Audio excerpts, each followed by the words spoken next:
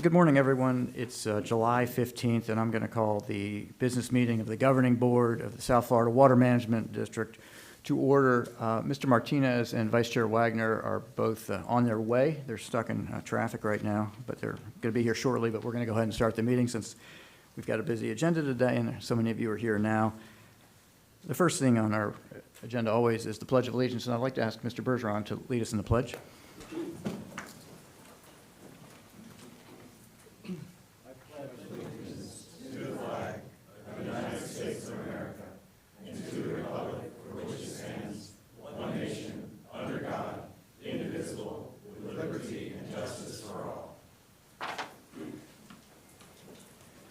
Thanks, Alligator Ron. It's nice to see you all in person. No plexiglass. It's very nice. It's nice to see so many people in the audience. The entirety of the meeting is going to be live streamed today, and board members, I'm going to ask that you make sure your microphone is on as always, and you please speak into the mic so the public can hear you. And if you turn your head while you're talking, please take the mic with you. For those of you who are joining us by Zoom for the first time, welcome, and some things you should know. Members of the public who wish to address the board may use the raise your hand feature in Zoom. If members of the public are having any trouble and need help, go to our website, sfwmd.gov, and click the Ask Us button at the top of the page, and staff will help you out. If you're using a phone and you'd like to comment, please press star 9 to raise your hand, star 6 to mute and unmute.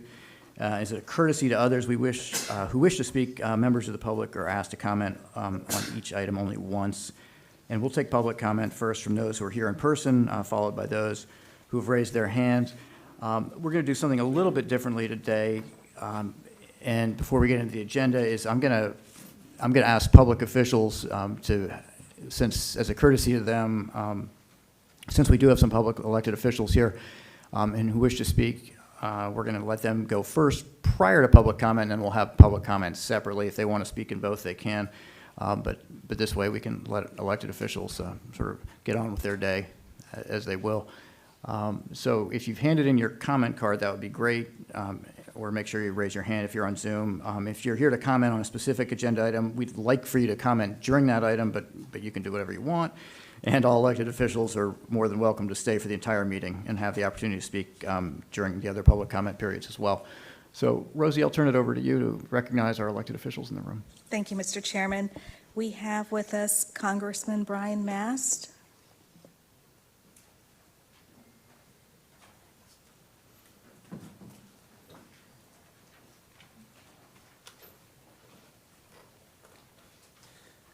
Good to see you all in person. I appreciate the opportunity to open up speaking today. I will be joining you all day, so thank you for accommodating us. We appreciate that as well.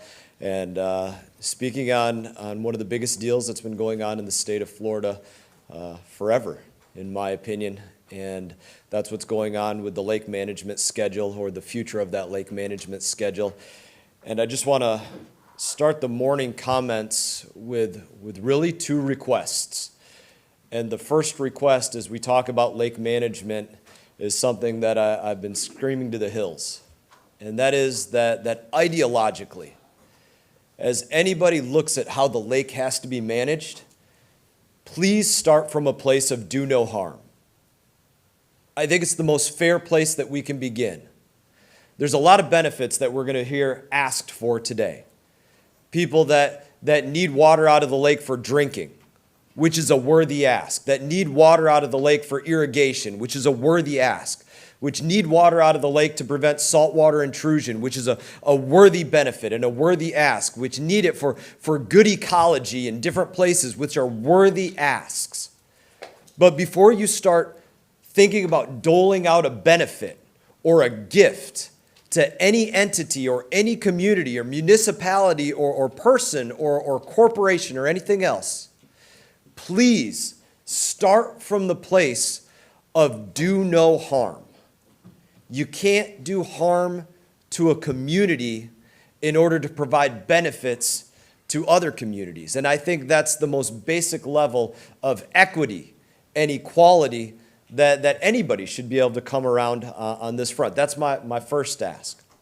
My second ask is this morning, and it's that we come under the acknowledgement that Florida does deserve better. Every community that's affected by this lake deserves better. Okeechobee shouldn't have to have ridiculously expensive systems that have to clean algae out of the water right off the bat so that they can drink the water because of the pollution that's coming in from the headwaters of the Kissimmee. They deserve better. Pahokee deserves better. They shouldn't have a marina that measures 800 parts per billion plus microcystin algae before we're ever even into summer. They deserve better. City of West Palm Beach deserves systems that can get that kind of algae out of the water that they're being exposed to, and microcystins and the cyanotoxins that they're being exposed to. People that work for the Army Corps of Engineers that have to sit on the lock and dam 10 hours a day when there's a wind pushing those toxic algal blooms up on top of that lock and dam in an unbearable state for 10 hours a day working there, they deserve better. And the people that want to enjoy those mandated purposes of the lake, of recreation and others, they deserve better. They deserve water that they don't get poisoned in. And so the second ask goes to that. I offer right now, my office or any office that anybody else wants to go into, to say that we need to get to the point that we're getting Lake Okeechobee to the same standards that we see for the Everglades. If we shouldn't send more than 10 parts per billion phosphorus into the Everglades, then we shouldn't allow more than 10 parts per billion phosphorus into Lake Okeechobee. And that helps get us to that point of better for everybody that's affected by this system. And I will open up my office today, tomorrow, any day, for anybody from any municipality, any city, any governing board member, or somebody that works in here, any resident. Let's not let another year go by where we're wondering why the lake isn't getting in better shape, but scratching our heads saying, how in the world did we let it get into worse shape? Those are my two asks this morning. As we move forward through this meeting, I appreciate consideration on all of those items. I hope people in this room and people that are paying attention online take our office up on that so that we can go present to Tallahassee and say, don't let another year go by where this lake is getting dirtier. So we can go present to Washington and say, don't let another year go by where this lake is getting dirtier, and everybody affected by it is going to have to deal in a worse way because of that. So that we have an easier system to manage for those that want the benefits out of the lake, and an easier system to manage for those that want reduced harm out of the lake. And in that, again, I appreciate consideration on every bit of this and the thoughtfulness that you all put into this. I've spoken to everybody on this board and many that are not on this board, and whether we agree or disagree, I fully respect the thought and deliberation that everybody is putting into this process because it is extensive. And in that, I'll look forward to seeing you all more throughout the day. Thank you. Thank you, Congressman. If I can announce, please, if you're an elected official who is joining us via Zoom and would like to be recognized, if you could please raise your hand. In person, though, we have Palm Beach County Commissioner Melissa McKinley. Good morning. Thank you for the professional courtesy. I would just add that I don't consider supplying drinking water as a gift. I look forward to a robust conversation this morning, and I will reserve my time for the appropriate agenda item. Thank you so much. Thank you, Commissioner. Next, we have Vice Mayor Merritt Madison from the City of Stuart.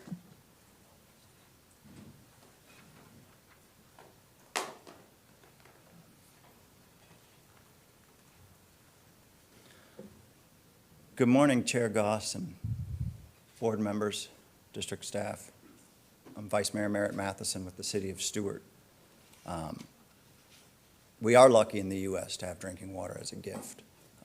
The city is actively seeking alternative water supplies, and I thank the district for their help with that, and the federal government and the state government for their help so that we can look for alternative water supplies from the Floridan aquifer as well as the Surficial aquifer, which City of Stuart currently draws its water from. A lot of the loathsome process has been about equity, and not to reiterate what Congressman Mast said too much, but that is an incredibly frustrating topic for City of Stuart residents. We are tied to a system that gives us no benefit at all. we see only harm from this system. That harm is how much regulatory flows will be dumped on our city in any given wet season to the benefit of others. And we want all of those others to benefit from that system. We want those beneficial flows to go, whether it's south, west, for water supply, for irrigation, for drinking water. We want all of that. But our stance is firm. We want that without harm to our residents. And as an elected official, I don't believe that's too much to ask from a system. That's it. Give everyone else that benefit, which we want them to have. But please, in giving them that benefit, how can you balance the scales of equality when one stakeholder is harmed to do that? We've taken a lot of sacrifice on behalf of the city to support Plan CC for LOSUM, and we do support that because that is the best overall balanced plan. And I do support some of the district's recommended policy changes to improve that plan. But Plan 3.5 increases the harm from what we've already sacrificed in supporting Plan CC on us. It increases more damaging discharges. Perhaps it reduces some stressful days of discharges, but those damaging discharges are almost a repeat of history. I grew up on the banks of the South Fork, less than 2 miles from the S-80 structure, downstream of that structure. Back in those days, high-volume discharges were fairly common. And those high-volume discharges come with exponential increase of damages. Not only do we have to deal with, too much fresh water, not enough salinity, over-nutrification.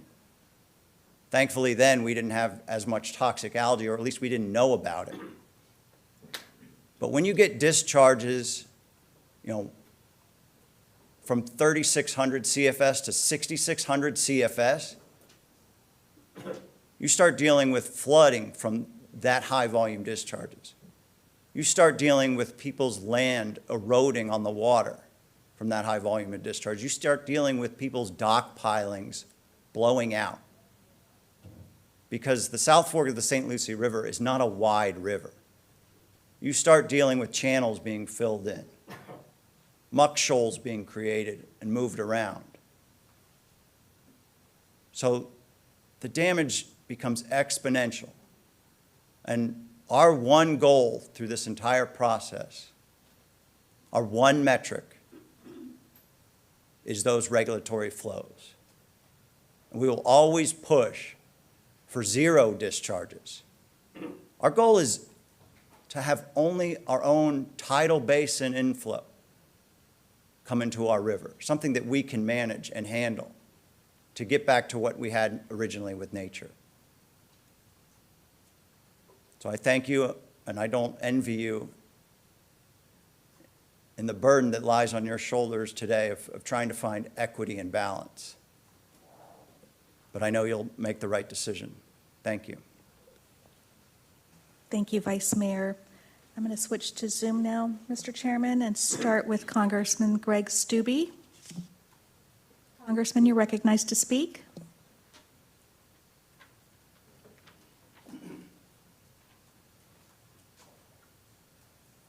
You hear me? We hear you. Okay. Members of the board, thank you for your time and dedication to this issue, and thank you for having me here today.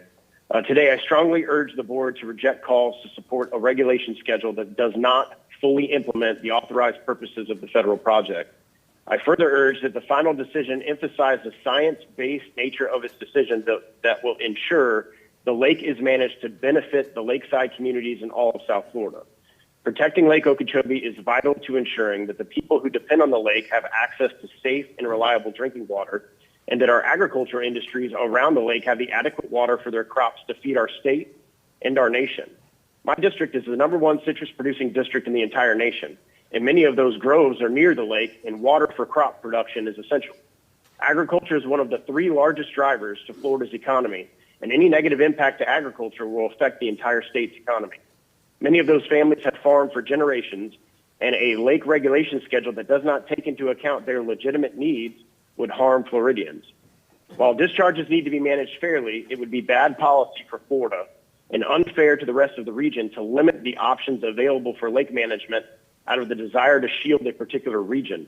The responsibility to meet all project purposes requires that a balanced and fair approach to the lake take precedence over political considerations. Anything else would cause undue hardship and harm to other areas in the region. Further, a drastic reduction in Lake Okeechobee operational levels would result in the Army Corps operating the lake outside of its authorized purposes of water supply, navigation, and preservation of fish and wildlife. Drastic changes to the lake level would result in damage to critical habitat of countless animals and vegetation that is vital to the health of the lake.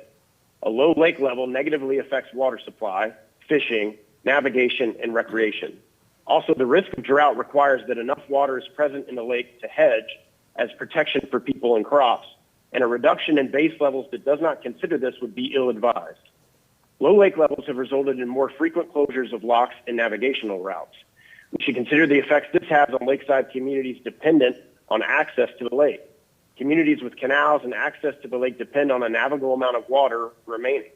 Drastic reductions in water levels would harm the viability of our lakeside communities to even properly navigate the water. Developing a lower lake schedule would disproportionately harm the economies of lakeside communities. The concern I express here today is for the people dependent on the lake for their day-to-day lives. While other concerns expressed may focus on lake management priorities that affect them occasionally, the lakeside communities are affected daily. Drastic reductions in what is a source of employment, water supply, and food without care to the way it would affect their way of life would be unfair to them and should be rejected. As you know, considering the effect of the lake on people dependent on it is essential to ensuring that whatever the final decision is protects their needs. Overall, a balanced Lake Okeechobee regulation schedule that meets the lake's purposes for all of Florida is vital to its people, agriculture, and the environment, and the final schedule should reflect that importance. Thank you for the opportunity to address you today. Thank you, Congressman. Next, I have Commissioner Mally Gardner. You're recognized to speak.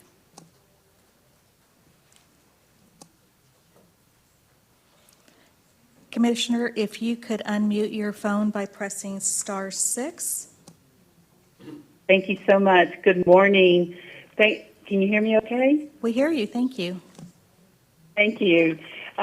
Governing board members, thank you so much. I know that input from all the communities impacted by the decisions that are being made are critical for our very future. We know that for the next 20 years, close to when the projects will be completed, we will live with the decision that's going to be made upcoming, and so that's why I felt it's so important for it to speak up. And I'm asking you each to please consider the support of a balanced alternative to the LOSUM. It will guide the decisions, as I said, for flood control, navigation, agricultural water supply, water storage, and salinity control for the next 20 years. I know that y'all are dedicated to serving the needs of all the 16 counties, and my hope is that you will support a lake schedule that fits the needs of most of the people and not just one certain part of the 16 counties. Like many rural communities throughout the district, Fulton, as a lakeside community, is built upon fishing and farming. That is our life. These are the two pillars that we rely upon as an abundant source of water from Lake Okeechobee. It ensures that our farmers grow crops such as sugarcane, rice, sweet corn, green beans, and other fresh vegetables to nearly 180 million Americans every winter. Providing enough water for our farmers is a national security imperative. I know that we've all been watching what's been happening in Cuba. My family fled there in 1961 and we moved to the Glades. I see what happens when there is not a food supply to a nation. And it is so critical for American farmers to have the support to supply the food that's necessary, and that it is a national security interest. We do not need to rely on any foreign nation for our farming and for our food supply. So please do not cede 1 inch of our domestic food supply to anyone else. It is a critical decision. It is our future. Fishing is a major driver of our tourism in our region. Plans that would create man-made droughts on Lake Okeechobee would threaten fishing on the lake. When we hear about a 13-foot lake, we're hitting at 1.5 to 2 feet on Lake Okeechobee in a boat. So a 13-foot lake does not mean that there is navigable waterways on Lake Okeechobee. And with so much rainfall, we must preserve water. The north of the lake project is critical with the ASR wells that we can store water and use it when necessary. Lake Okeechobee is a resource for all of us, the 16 counties, and it is critical that you as a board make a decision that preserves that water supply to send the water south. If there's no water in Lake Okeechobee, we can't send it south. We want a balanced approach. I believe that the board will make a good decision in that balanced approach, and I'm asking that on behalf of the town that I love. I've looked at the plans. I've not been able to be involved, but I do believe that a modified version of BB would help ensure that there's enough water for every purpose and will take the steps to limit the unwanted harmful discharges from Lake Okeechobee, taking into account the reason why we're in the LOSIM process, the investment that has been made by America into strengthening the Herbert Hoover Dike project, and for the safety of the communities around the lake and all of South Florida, we must take that into account. The Herbert Hoover Dike completion project will be a natural resource for Lake Okeechobee to help with water supply and to reduce, again, harmful discharges from Lake Okeechobee. We have seen what happens when there's a scarcity of something, whether it's water, whether it's food, and I'm asking the board not to inflict that harm on our community, and that we know without a doubt that our economy, our local economy, our state's economy, all depend upon having a balanced plan, like I mentioned, modified BB for Lake Okeechobee. I thank you so much for the opportunity to speak today. I wish I could be there with you, to stay there with you during the day, but I'm in hope that the right decisions will be made on facts and on science, and that it will provide a balanced plan for all of us for the future. Thank you so much for allowing me to speak this morning. Thank you so much, Commissioner. Mr. Chairman, that was our last elected official. Great. I'd like to thank our elected officials very much for weighing in. There will, of course, be time later during public comment for anyone to speak on the issues that are pertinent at the time. Now we're going to move to Mr. Bartlett, and we're going to do employee recognitions. Drew? Excellent. You ready? All right, so let's do our Employee of the Month. And our Employee of the Month for July is Robin Clemens. She is a section administrator for the Office of Counsel. That's Robin.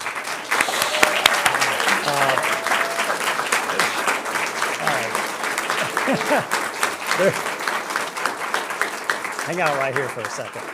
There's a reason Carolyn stood, because she stands on Robin's shoulders. Because while Carolyn is the supervisor, Robin runs the place. So she's been with the district for 30 years.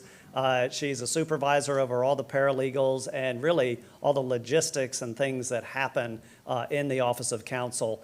And all the staff at the Water Management District, and me in particular, so depend on the Office of Counsel for so many things as we make our decisions. And then the Office of Counsel so depends on Robin for helping them get their job done for us. And so if it weren't for Robin, it'd be a mess over there, quite frankly.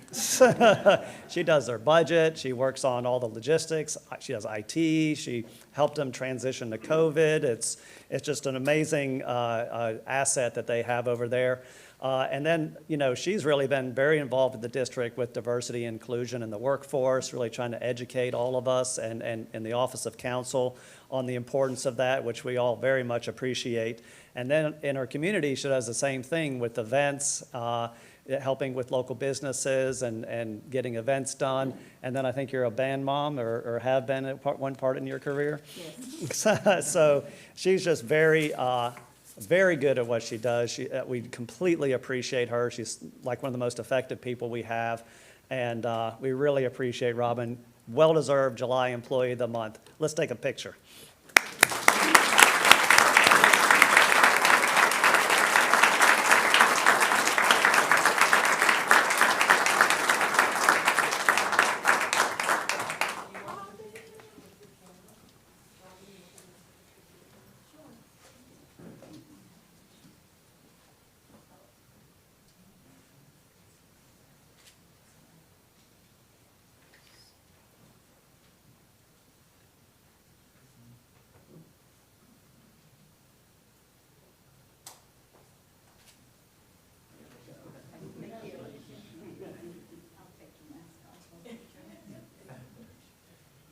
Okay, 3, 2, 1.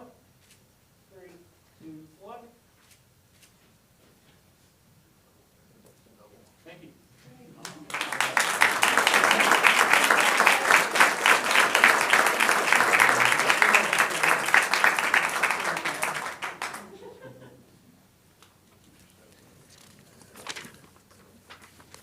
All right, Mr. Chairman, now we have our Team of the Month from Information Technology. This is our SAP S4 HANA implementation team. That consists of Eddie Blankenship, Tevis Brown, Johan De Bruin, James Gerlach, Renee Hammett, Nagaraja Jeshta, Vijay Kota, Madhu Kumeta, Christine McKeon, Anita Nyksatom, Avelio Quiros, Jared Revo, Justin Rivera, Dee Snowden, Manuel Tavares, Fitz Tice, Toby Westcott, and Krishna Yelamanchili. Come on up. Take a picture.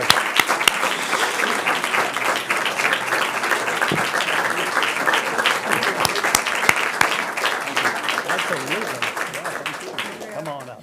Come on up. All right, we're going to do this. Everyone, let's do this. Yes. It's good to see you. Awesome. Yeah, thank you. Thank you. Thanks a lot. Yeah, thank you. Thanks, man. All right. So I bet the first question that's on all your minds is, what is SAP S4 HANA, right? If you work at the Water Management District, SAP, you know what that is, because SAP is the software system that makes us tick at the Water Management District. SAP is for supply chain, it's for logistics, it's for inspections, it's for personnel. It is our sort of hub system in IT for the Water Management District. And what they did was they modernized it. No longer do you have to go to a computer at a facility, log in, and use SAP. Now SAP is in the cloud. It can be used on mobile devices. It can be used anywhere you are. And for the district, we're in a lot of places, and this really modernizes our system to make it happen and get things done. We need parts, SAP on your phone. We need things to happen, SAP on your phone. You're out in an inspection, SAP on your phone. So it is, it's an incredible modernization. It was not easy, and it took this kind of team to make it happen. And they were, I mean, yeoman's job, yeoman's work on this thing, and I couldn't be more appreciative. If folks in the public, like, what is SAP, S4HANA? No one knows, but everybody at the Water Management District knows what SAP is, and it is such an important tool that we have. And thank you so much, team, for making it happen and getting us into the modern age. All right, let's take a picture.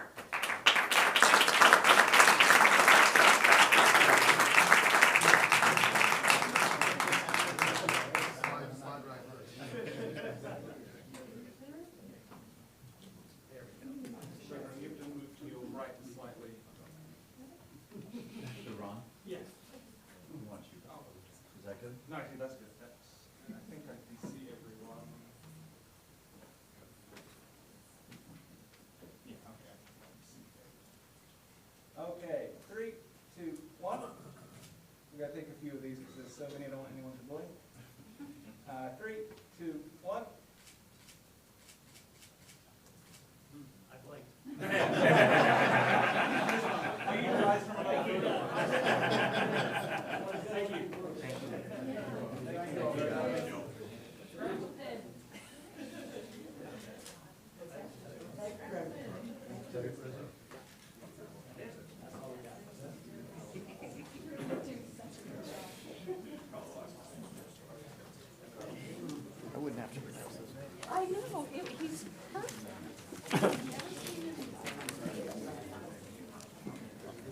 Awesome, guys. Thank you so much.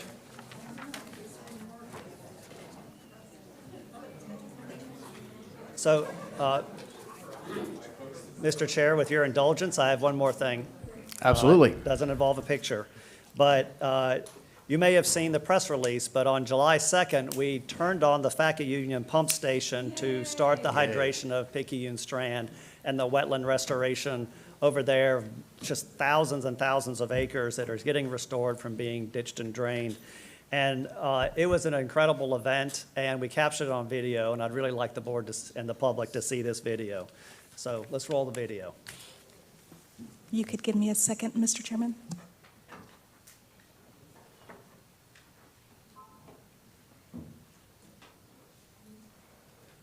Actually, Mr. Bartlett, would you mind if we came back to that? Thank you. Yeah, before the IT group leaves. We'll move to the next one because I think that's pretty quick. But Rosie, can you dual task? I need to know if there are any agenda revisions. Yes, Mr. Chairman. Item 22 was revised to add a termination order. Okay, thank you. The next agenda item is a agenda item for abstentions by board members. I'm going to poll the board, and I'll start with Mr. Bergeron. Do you have any abstentions? No. Mr. Steinle? Nope. Mr. Olipich? No. I have none. Vice Chair Wagner? None. Colonel Roman? None. Mr. Martinez? None. Mr. Butler? None, sir.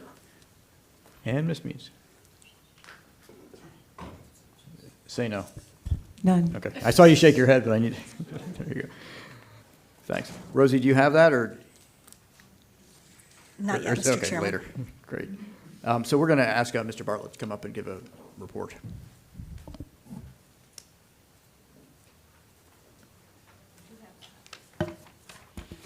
Thank you, Mr. Chair. Last month, we heard from the public a lot of concern about algae conditions, and so I wanted to basically give the board an update on some of our efforts with respect to dealing with the pollution problem and getting prepared in case there's some more algae conditions during the summer. And so really I got a 4-slide sort of update on algae conditions, and then, I mean, Mr. Chair, if you want, I can go ahead and just give my ED report now as well. Yeah, I think that'd be good, because I think that helps set the tone for the rest of the meeting, and you might knock out some of the questions that we have for you before Sure. our public or board comment. So that'd be Okay. great. I'm happy to do that. That way I'm not, it's Candy that's standing between you and dinner, so at the end of the agenda.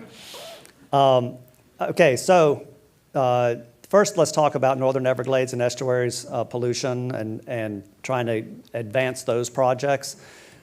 We have been having, staff has been having biweekly meetings with the two agencies to try to knock out the interagency agreement that you guys authorized us to open up and try to get in there and try to make sure that it's kind of emphasized and built up.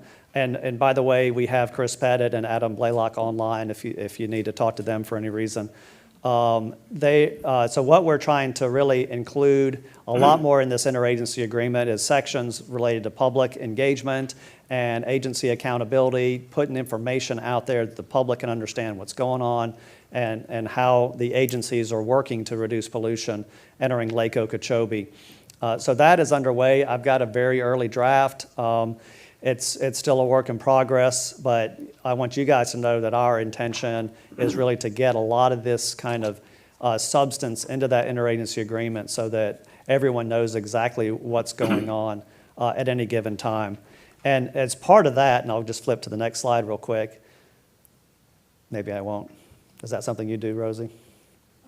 You did. No. I just use the arrows.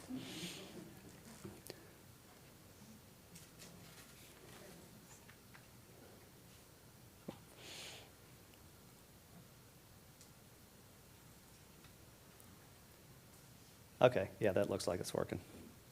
Okay, so as part of that, keeping the board informed, keeping the public informed, every governing board, we're going to give an agency update. This is in your board packet, I understand. an agency update about what each agency is working on and what they're doing to try to address pollution problems. And it will include FDAC's BMP implementation and verification when they go out and make sure the landowners are doing their BMPs. It will include FDAC's referrals to DEP for follow-up and enforcement. It will include DEP actions with respect to following up with landowners, getting them either signed up or progressing with enforcement actions. It, of course, will include our efforts on monitoring and projects and data analysis, and DEP's efforts with public meetings on the BMAP. So we really want to put something out there that keeps everyone informed on what's going on month to month with respect to Northern Everglades.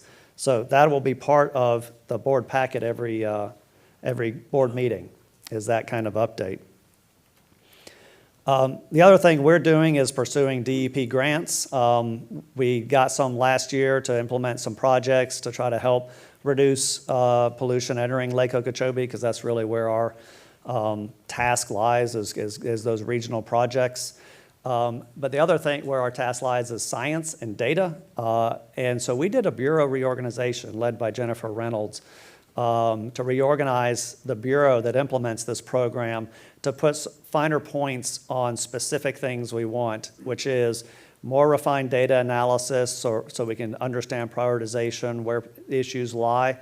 So we have a whole section dedicated to looking at the data that you authorize for us to collect and coming up with plans and information to help us take the right actions and inform the other agencies of what needs to happen. And then the other is we do have a lot of projects up there to try to reduce pollution. So we have, like we do in the SERP realm, a whole project management section also as part of that bureau. So we've got, it got reorganized to really put some fine focus on our efforts with respect to Northern Everglades and addressing the pollution challenges up there. The other thing we're doing, so we do still have algae concerns, right? Obviously in the lake. And we do a lot of... I'm sorry. Sure. Mr. Bartlett, may I please? Yeah. Could you go back one slide or two slides? First of all, thank you very, very much. So just because sometimes things get lost in the words and it's helpful to simplify, I think what we're talking about here is the triangle. It is, absolutely. We're Sorry, talking I should have about- used that term. Oh, that's okay, but I just, the triangle. And the triangle of the Department of Environmental, I think it's important to say the agencies, not just Right. put their symbols up on the screen. The Department of Environmental Protection, of whom we are under, the South Florida Water Management District, and the Department of Agriculture and Consumer Services. I think this is huge. I did want to ask, looking here, updating interagency agreement, biweekly meetings, include public engagement and agency accountability sections. Wonderful. Does that mean that you're holding those meetings here? And where's the public engagement? So the public engagement is what we're trying to include in the agreement itself, is a Okay. process for public engagement, but it's staff at the three agencies meeting biweekly to try to work on it. That's wonderful. Do you, could you please repeat, who is here from DEP? Adam Blaylock, he's on Adam. on Zoom. That's great. And who is here from the Chris- department? Chris Pettit. Would you mind asking them to say hello? Sure. Could you say hello? First, we're going to recognize Christopher Pettit. Good morning, Mr. Chair. Good morning, Board. My apologies for not being in there in person. Unfortunately, there seems to be the mother of all sinus infections that's going around Tallahassee right now, so if I'm a little muffled, I apologize. I do have my wonderful staff member, Rebecca Elliott, there in person today. Looking forward to any conversation you want to have, and always a pleasure to say hello. So I hope everybody's doing well. Thanks, Mr. Pettit. Adam Blaylock, you're recognized to speak. If you would like to unmute your mic, please.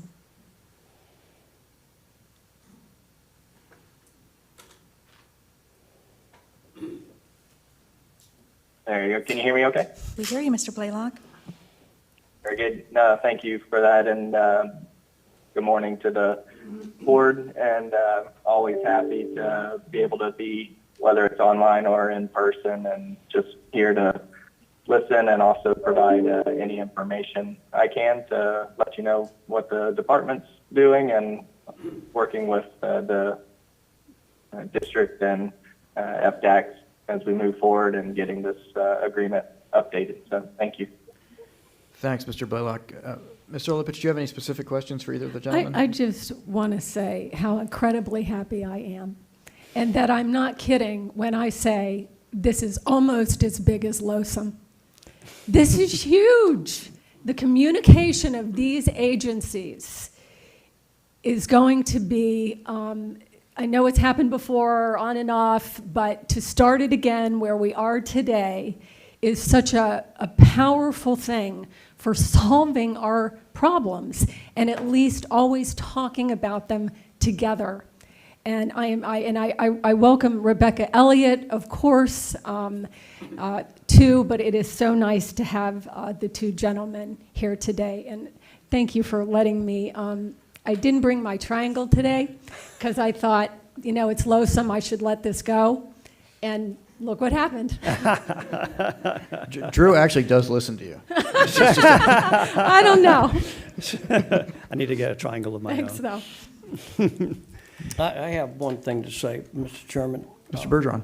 And I want to compliment Jackie for the triangle because that's so important that our sister agencies, and as we move forward to have quality of water, the most important resource on the planet, is that we're all heading in the right direction. And I think that the additional funding that we got to monitor certain areas to see if BMPs are working and, you know, where the hot spots are, so we can address the future of quality of water. And we have to do that together in the triangle. Extremely important. And whether BMPs are working, maybe working in some areas but not others, and in order to have quality of water in the state of Florida. Extremely important, and that we work with our sister agencies and find out the assumption of quality of water is one thing, but with this additional monitoring that we're doing, let's find out what is happening. Extremely important. Thank you, Mr. Chairman. Thank you, Mr. Bergeron. So on the algae front, so as you know, and Lawrence presents this every board meeting, agencies collect a lot of data. We collect a lot of data. DEP collects a lot of data. And there's there's data out there with respect to conditions on Lake Okeechobee and conditions in our system. And they do meet weekly and collaborate weekly with DOH, DEP, and talk about what conditions are, what we're seeing, what we're experiencing as far as algae goes.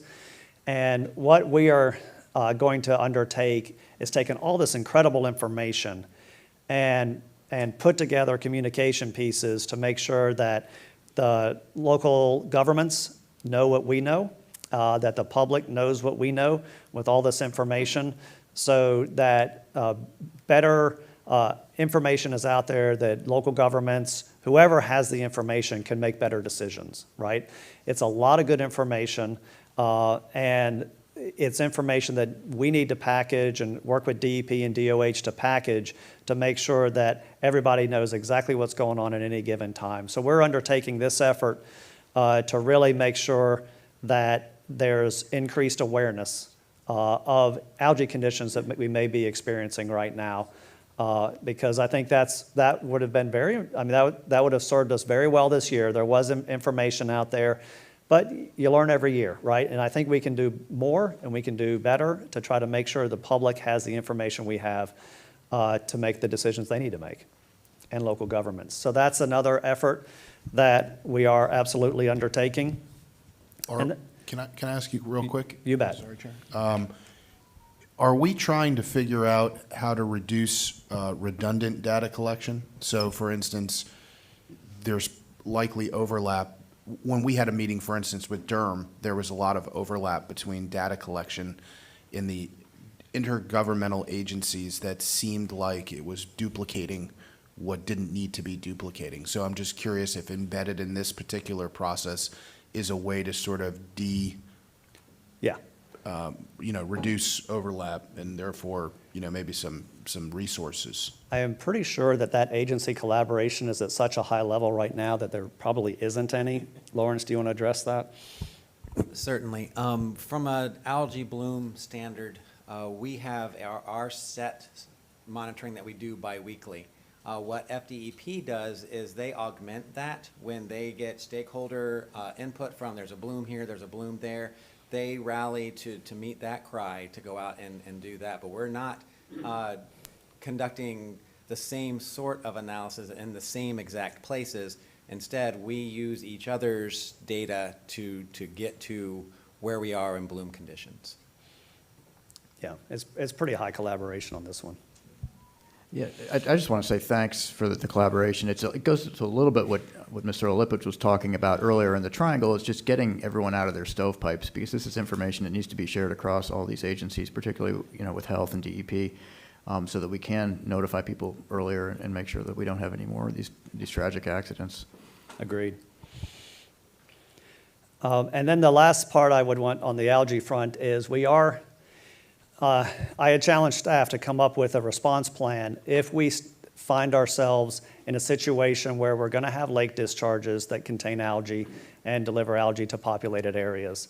How can we respond to that to make sure that we address it? And so the team is really in our land management section, headed by Rory Feeney, and his team kind of put together this sort of flow chart where we, of course, have all the information that we have, where algae is, what's happening. But then we will usually have a few weeks of notice on lake discharges that may happen from the lake. And so with that communication, we would first deploy our contractors and our monitoring crews to go look at the canals. Let's just take the C-44 canal, for example. First, before the lake starts discharging, look at the canal, monitor the canal, see if there's algae there, and try to remove the algae that if the lake discharges would get pushed downstream, right? Try to address that algae. And then, and using a hydrogen peroxide product. That's what we've sort of come down to as the safest product to deal with the unsafe algae. And so, first make sure the canal doesn't contain that unsafe algae, those harmful algal blooms. And then when discharges happen, it's really having a surveillance crew out there to see if you have algae accumulation in these populated areas, let's address it. Let's get it, addressed, remove that harmful algal bloom and the proximity it has with people, and then keep doing that until the discharges stop, right? So it's kind of spot treatments. And so that's kind of the cadence that they've put together for us. We've got everybody, we've got product, we've got contractors lined up in case it happens. We know how much notice they need to respond.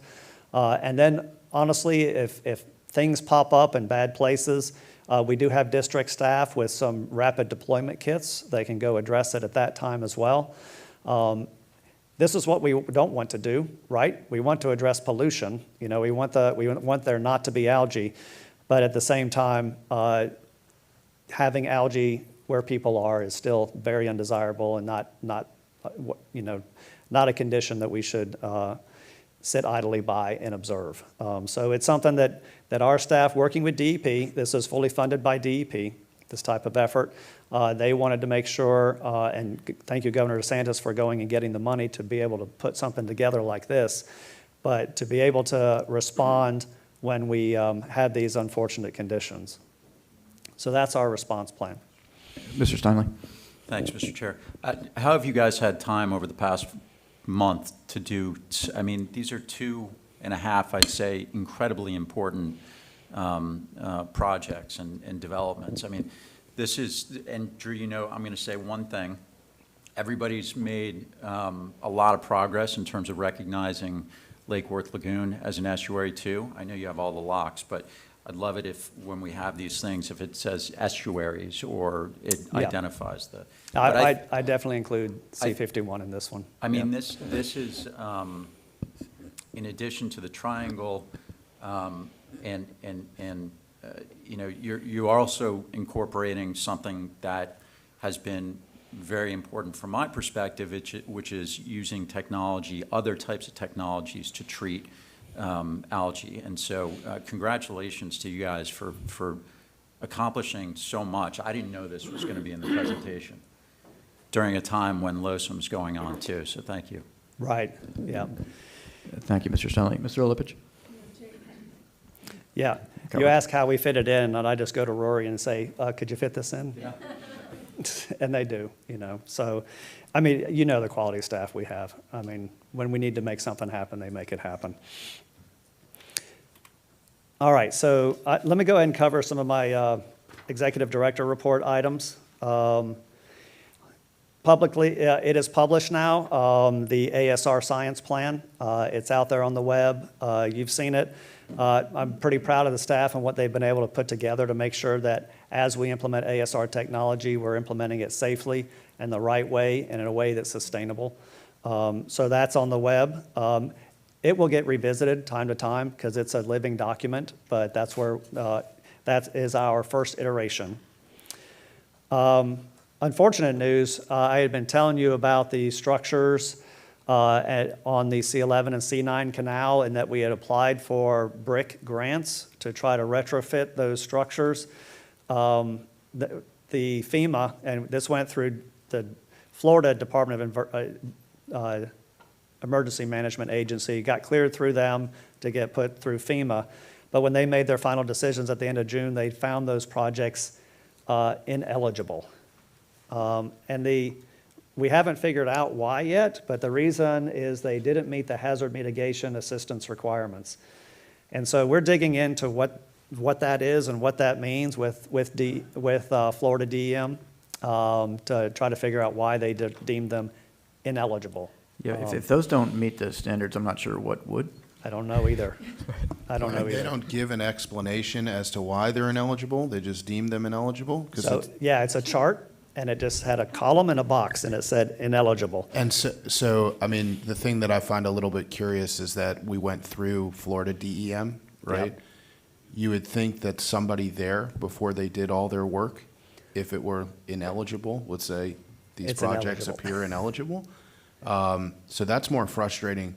I mean, it's doubly frustrating, right? You don't get the approval, but also, Don't even get as considered. Jay has just mentioned, we have so much going on here that to pull resources to do a bunch of work to submit an application on a project that is per se perhaps ineligible sort of drives me a little bit nuts as well. It absolutely does. And so once we saw the chart, and so we immediately contacted DEM. Contacting FEMA is really a hard thing to do. So we contacted DEM, and they did get the later information about the hazard mitigation assistance, but it was just those words. So now we're trying to dig deeper into that to try to figure out what this is. We have shifted over to, obviously, Governor DeSantis worked with the legislature to get the $500 million authorized for resilience.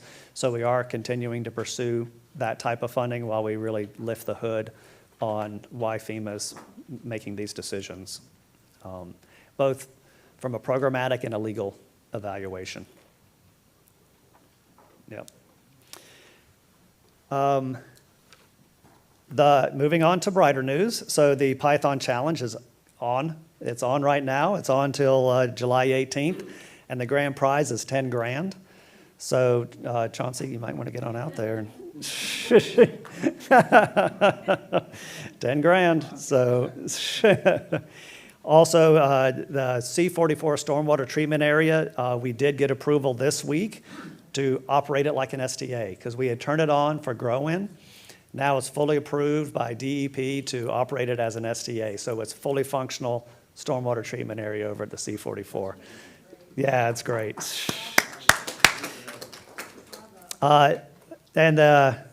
Next to last thing I have is the strategic plan. Staff are working on it right now. It's the annual update to the report. It's going to go out for public review shortly over the summer, and then we'll get that public comment. We'll certainly share the draft with you, and then we'll bring it to the board later this year. But that's the public process for our strategic plan will be happening shortly here. So that's all I have. Unless you have any questions, we might roll a video now. Mr. Olovich. Do you, off the bat, have any ideas of things that might be added to the strategic plan, or is it just going to be a stamp of, we have a great strategic plan, but Right. there are some things that have come up more in the past year and a half. Yep. So are we going to try to, Incorporate some of those, probably. Yeah, I think so. of course, there's public comment and all of that, Right. but I think sometimes, and in the past, sometimes it was just kind of a, strategic plan. It's Roll like, it over. Like, Yeah. check, or just, we have to do it again, throw it through. But, it's a powerful document, I think. It's your ship in the ocean, where are we going?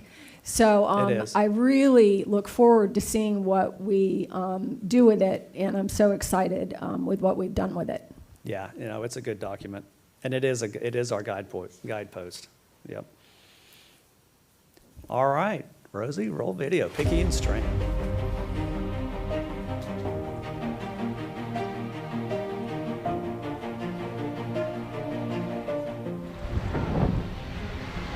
Well, as I look out, this is just an amazing sight. We're seeing the pump stations all turned on here at the Faka Union Pump Station, and to see this volume of water actually move and serve its purpose in restoring this 55,000 acres of natural habitat.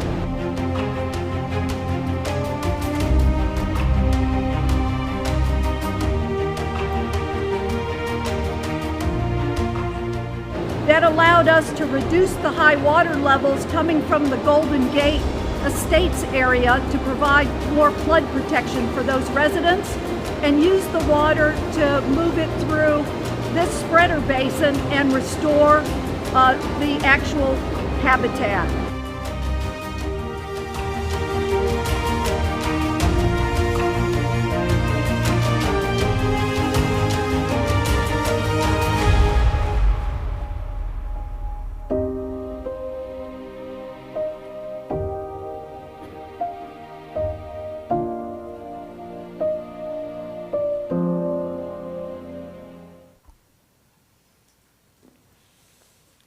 Thanks very much, Drew.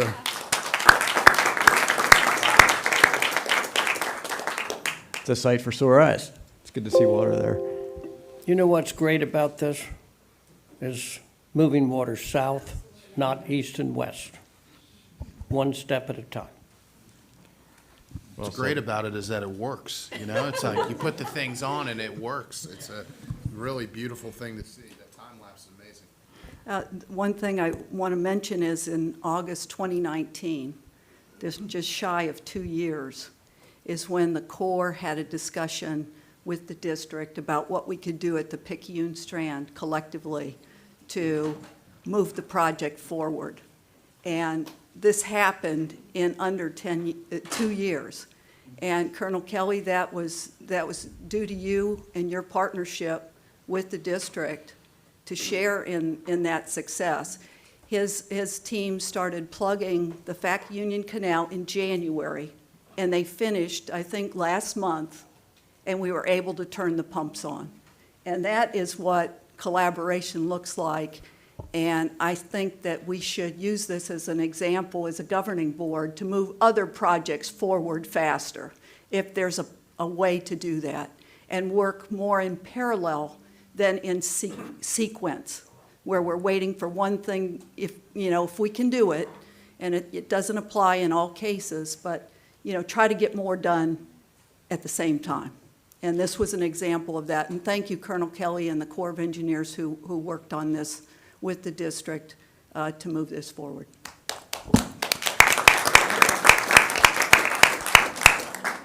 Mr. Olovich. I just wanted to congratulate Ms. Roman And I went and saw that place because you inspired me to go see it. And to see that water is just incredible. Thank you. It is. Congratulations to everyone, and thank you very much for the video. That was very well done. So we'll leave it with you now, and we can go over and listen to the chairman's report for the Big Cypress Basin.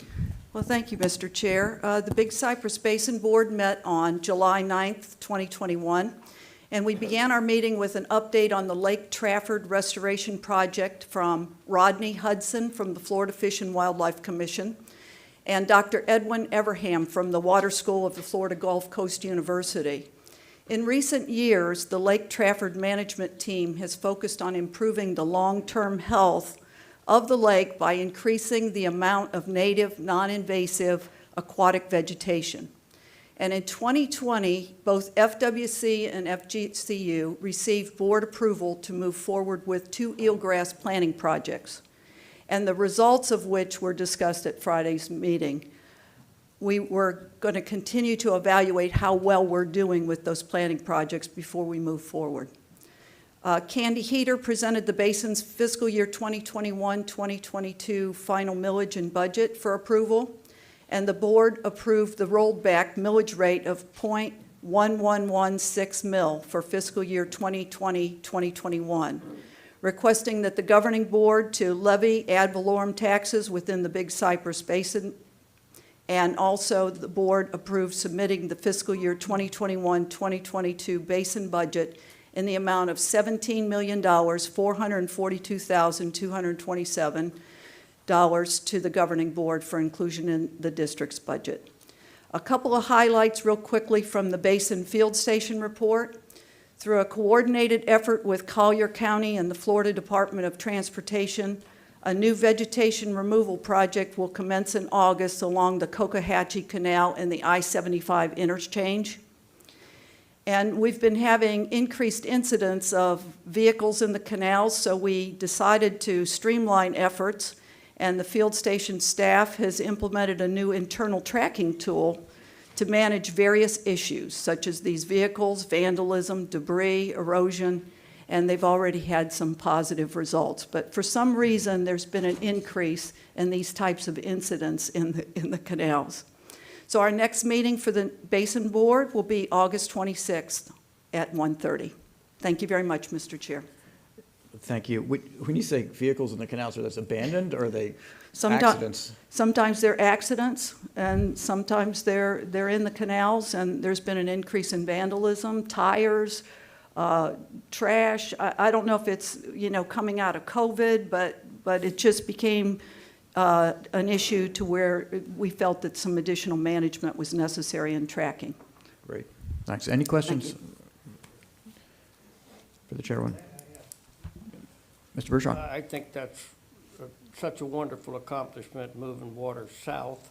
And as we continue water moving south, the next step is that we get it beyond the Tamiami Trail to its final destination, and that's Florida Bay and the 10,000 Islands. So we've got to step one, and looking forward that we complete it to its final destination. And thank you. Thanks, Mr. Bergeron. We're going to move now to item number 8, and that's the approval of the minutes from June 10th meeting and the June 29th workshop. Is there any changes, additions, deletions to those minutes? No. Could I have a motion? I'll move to approve. I have a motion to approve. I'll second, I please. have a motion and a second. Is there further discussion? If not, I'll call that question. Mr. Bergeron? Yes. Mr. Steinle? Yes. Mr. Olepich? Yes. I'm going to vote yes. Vice Chair Wagner? Yes. Colonel Roman? Yes. Ms. Meads? Yes. Mr. Martinez? Mr. Butler? Yes. All right, that passes unanimously. Thank you. We're now going to move to general public comment. We're going to move into our first public comment period. There are a lot of folks here today. I know a lot of people want to talk. If you're here to comment on a specific discussion agenda, we're going to ask you to hold your comment until we reach that item on the agenda, if you would. This comment period is for general comments not related to agenda items, and I know it's going to be hard, but I hope you would honor that. You've got comment cards that were submitted, and if not, you can raise your hands on Zoom as you were instructed earlier, and I'll turn it over to Rosie.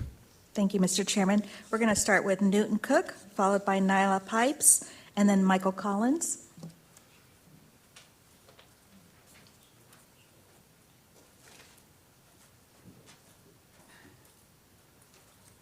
Sorry about that. I would have moved up if I'd known I was first.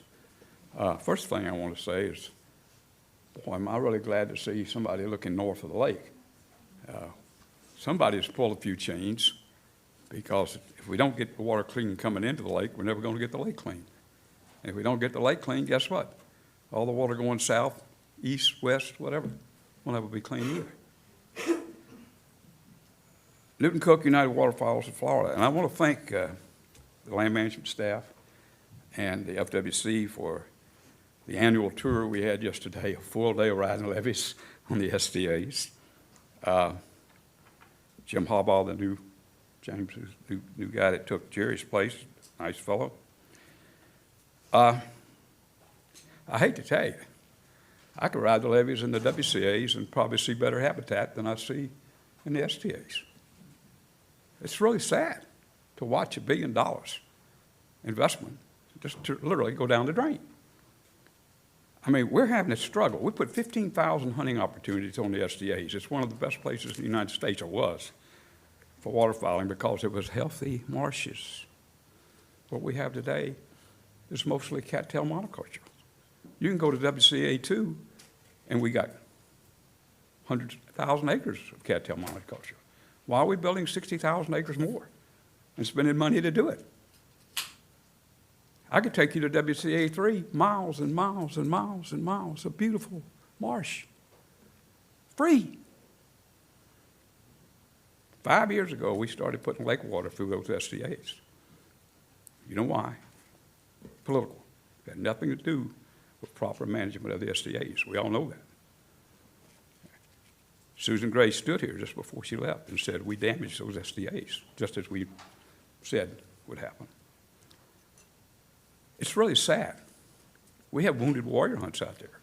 We have youth hunts out there. And at this point, the SDAs are not even functioning anymore. They used to get down to about 18 parts per billion phosphorus. One last year did 50. We can't live with that. Now, last year was an exception. We did have the rain, and we didn't put a lot of lake water through there. But we have a choice to make here. We either go to clean the water in the SDAs, or we just need to abandon them and let them go to cattails and quit spending money on them. It's just money down the drain. You ride out there and you look. That's all I'm asking you. You ride out there and you look. What used to be tens of thousands of acres of productive and good, clean, beautiful marsh that was taking the phosphorus out of the water is cattails. Cattails are for free. SAV costs the money. Thank you.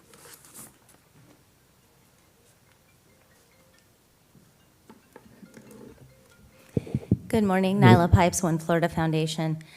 I want to start by thanking Jackie for bringing to everyone's attention that there's a lot more going on than just LOSUM. My comments today are going to be about that because we are facing a lot of problems at the moment. We've got a huge red tide event that has social media alive with all kinds of debate as to what's causing it. We have, headline news throughout the world about our manatee deaths. And I know that you guys are not responsible for everything regarding reduction of nutrients. I know that you share that with your other agencies. I know that you share that burden with the local, county governments and all the way through, each and every level of government.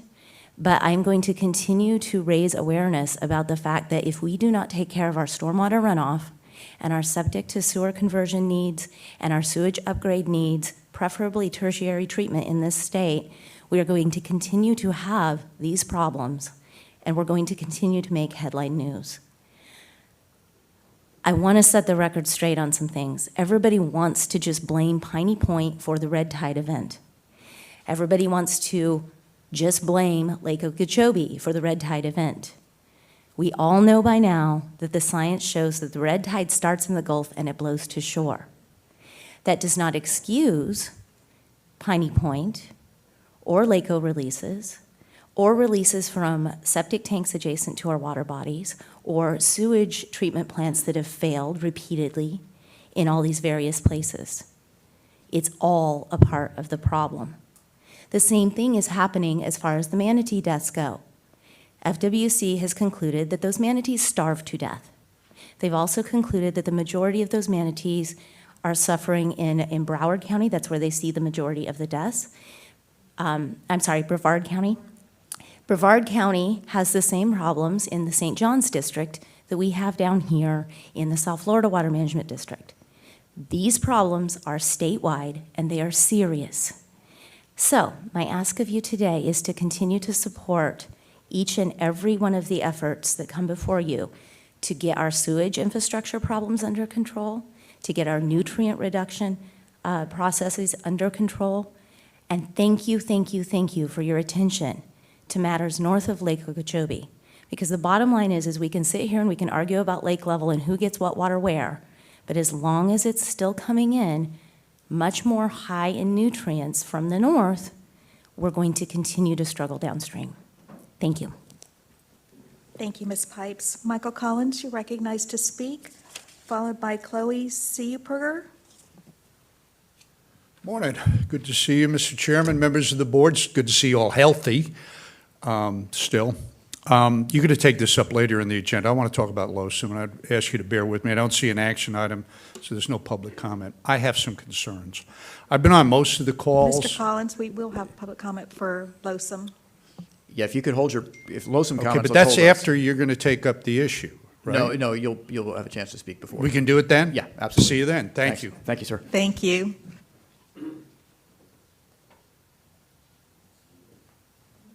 Good morning. My name is Chloe Seeperger, and I represent Martin County. And just for the sake of scheduling, I'm speaking to LOSUM, if I could just briefly do it right now. So thank you for taking up this critical Ms. Seeperger, would you mind speaking when we hear that item? I won't be able to be here, and we didn't have staff that was available at that time. I'm sorry.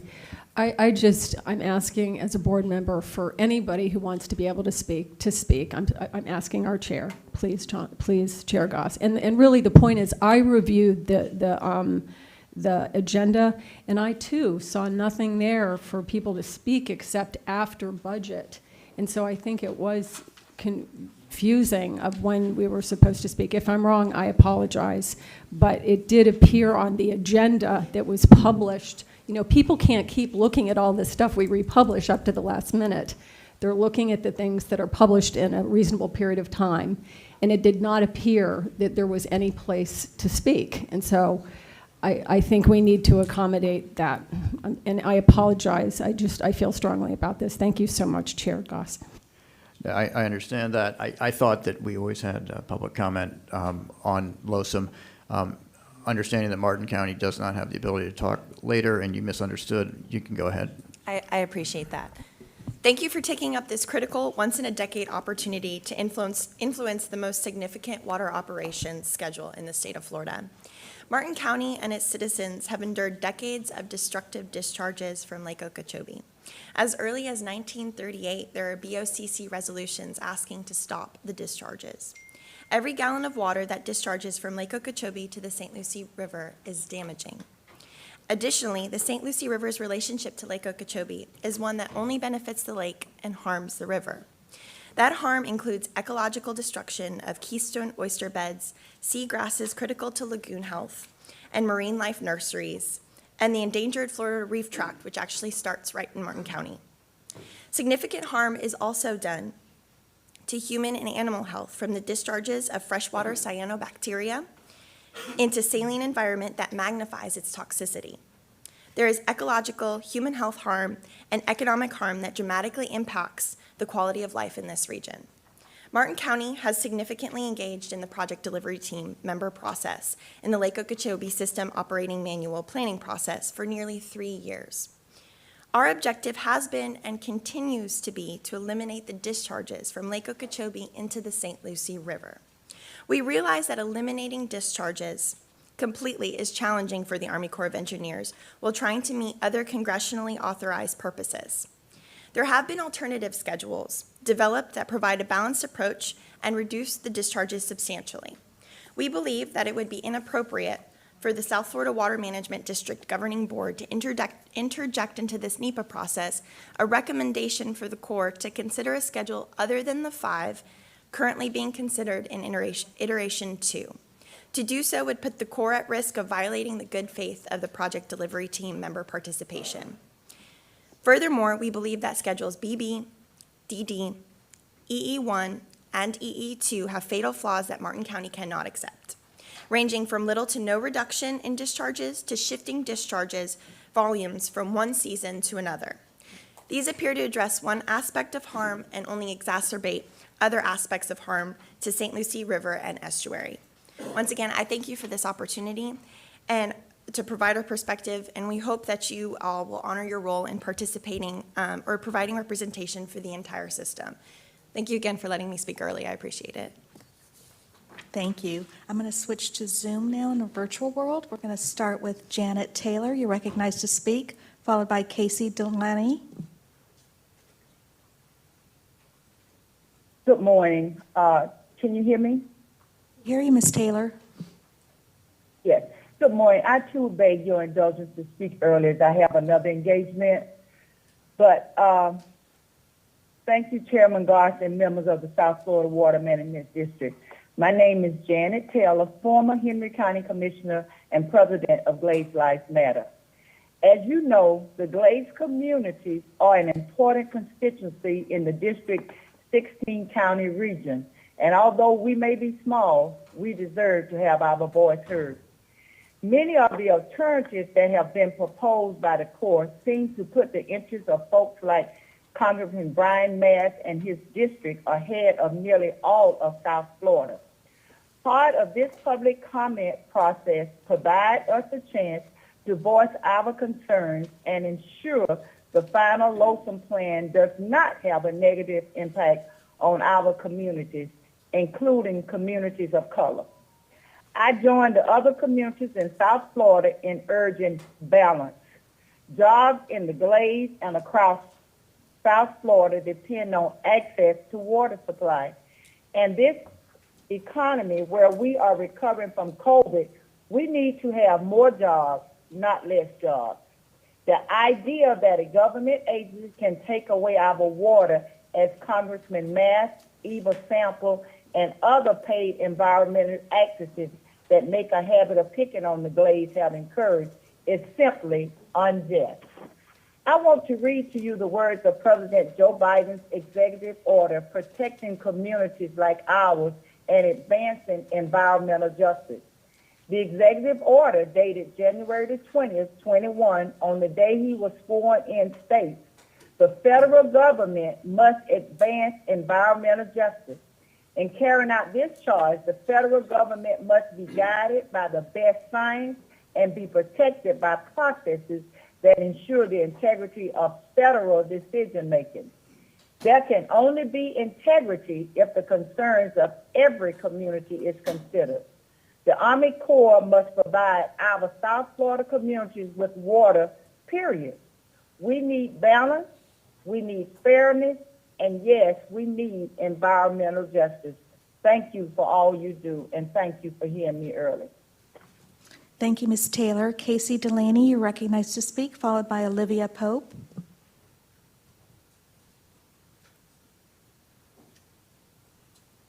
Good morning. Morning. Hello, can you hear me? Hear you, Ms. Delaney.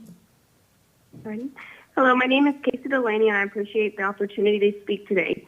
I'm here today speaking in support of Florida agriculture. I would like everyone to think back to the beginning of the COVID-19 pandemic, when food started to become scarce in grocery stores due to canceled orders and disruptions to our food supply chain.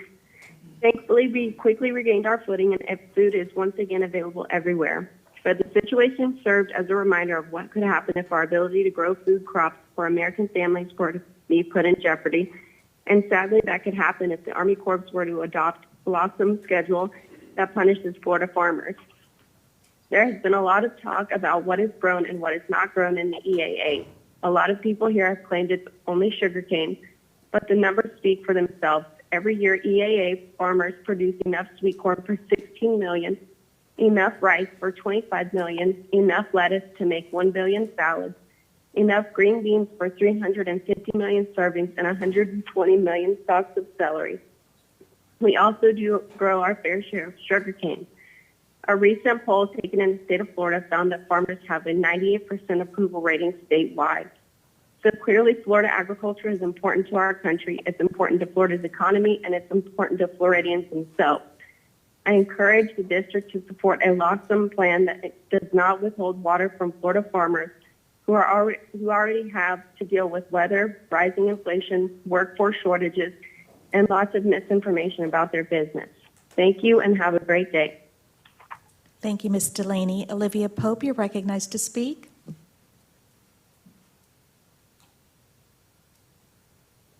Can everybody hear me? Hear you, Ms. Pope. Okay, thank you for your time. My name is Olivia Pope, as she mentioned, and I'm a resident of Pahokee. I'm a fourth-generation Floridian from an agriculture family.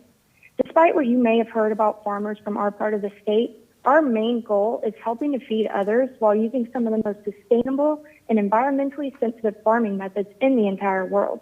We farm on naturally nutrient-rich soil during the winter and spring months when there's snow on the ground in almost every other place in America. As someone that is just starting my career in agriculture, I'm extremely discouraged by some of the negative and uninformed comments that are made about farmers before this board.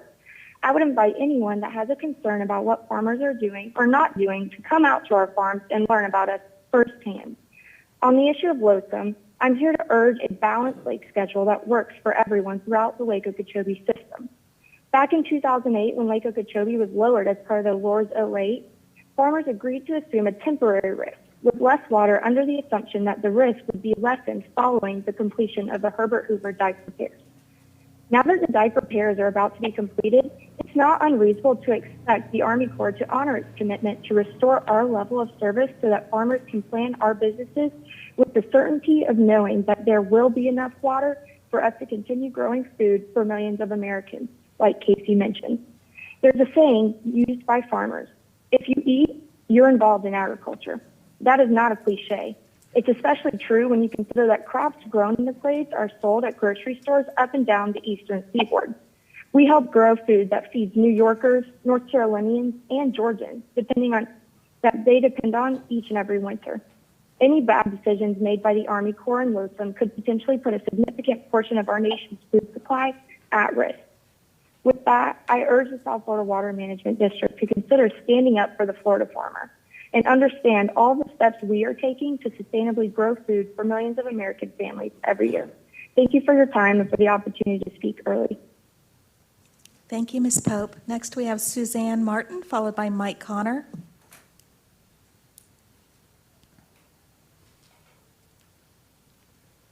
Ms. Martin, if you could unmute your mic.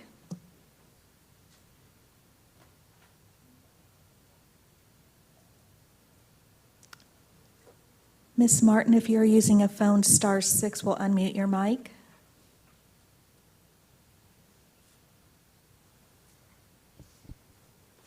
Okay, we can come back to you. Let me go ahead and move on to Mike Connor.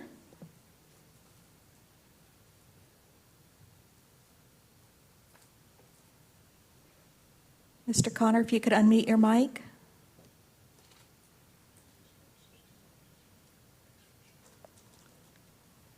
Mr. Connor, *6 will unmute your mic.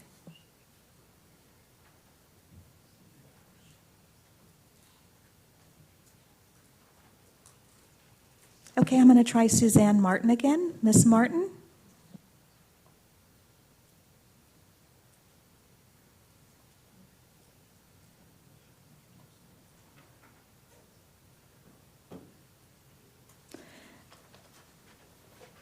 Mr. Chairman, they might be having problems connecting.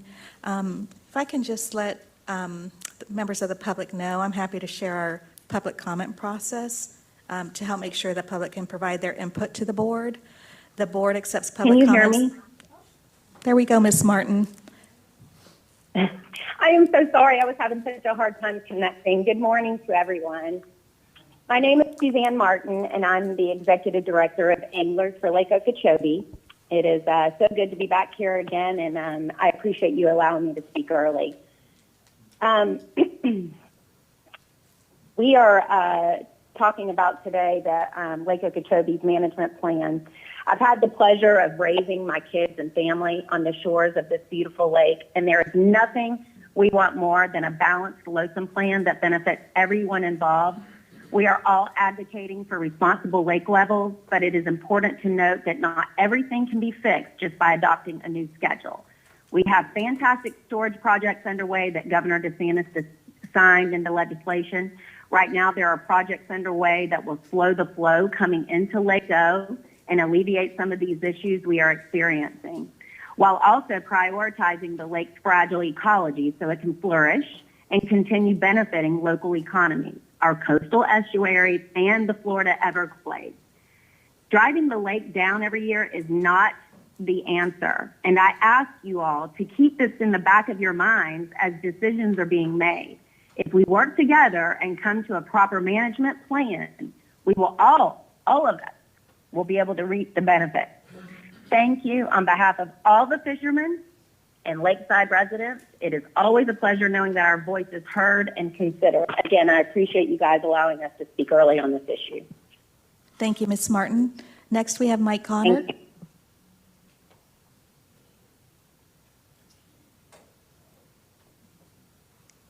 Mr. Connor, if you could unmute your mic, *6 will unmute if you're using a phone.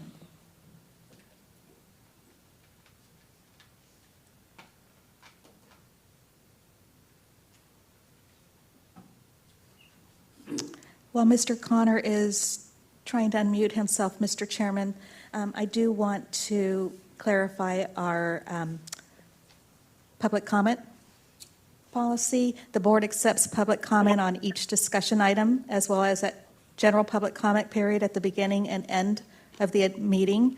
We're happy to print this on the agenda going forward so that it's really clear for the public on where they can Good morning. provide input.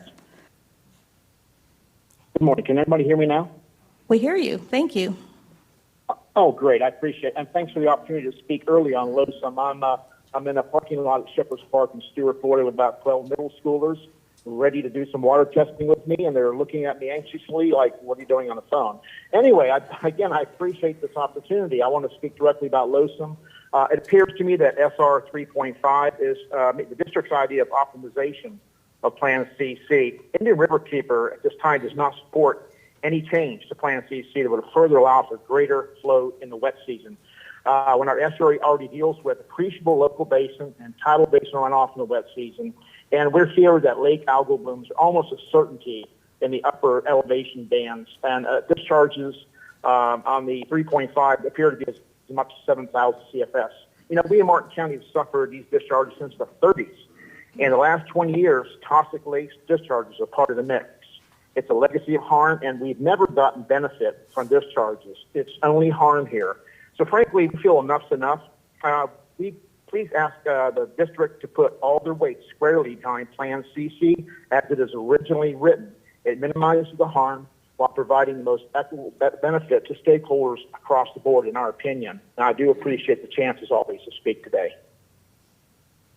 Thank you so much, Mr. Connor. Mr. Chairman, there are no raised hands. Thank you, Rosie. Since there was confusion on that, I appreciate those who did comment, and those comments you just made on LOSUM will count towards your commenting later on LOSUM, so you only get to speak once on it. And I do want to say, Mr. Collins, you've been very patient back there, and if you want to speak now, you may on LOSUM. I'll take it up when you take it up. Fair enough, sir. I just want to give you the opportunity. I think Ernie Barnett put in a card to speak. He would like to speak. Ernie, is it on LOSUM? No, sir. If it's not on LOSUM, I'd love to hear you. Actually, Mr. Chairman, it's a consent agenda item.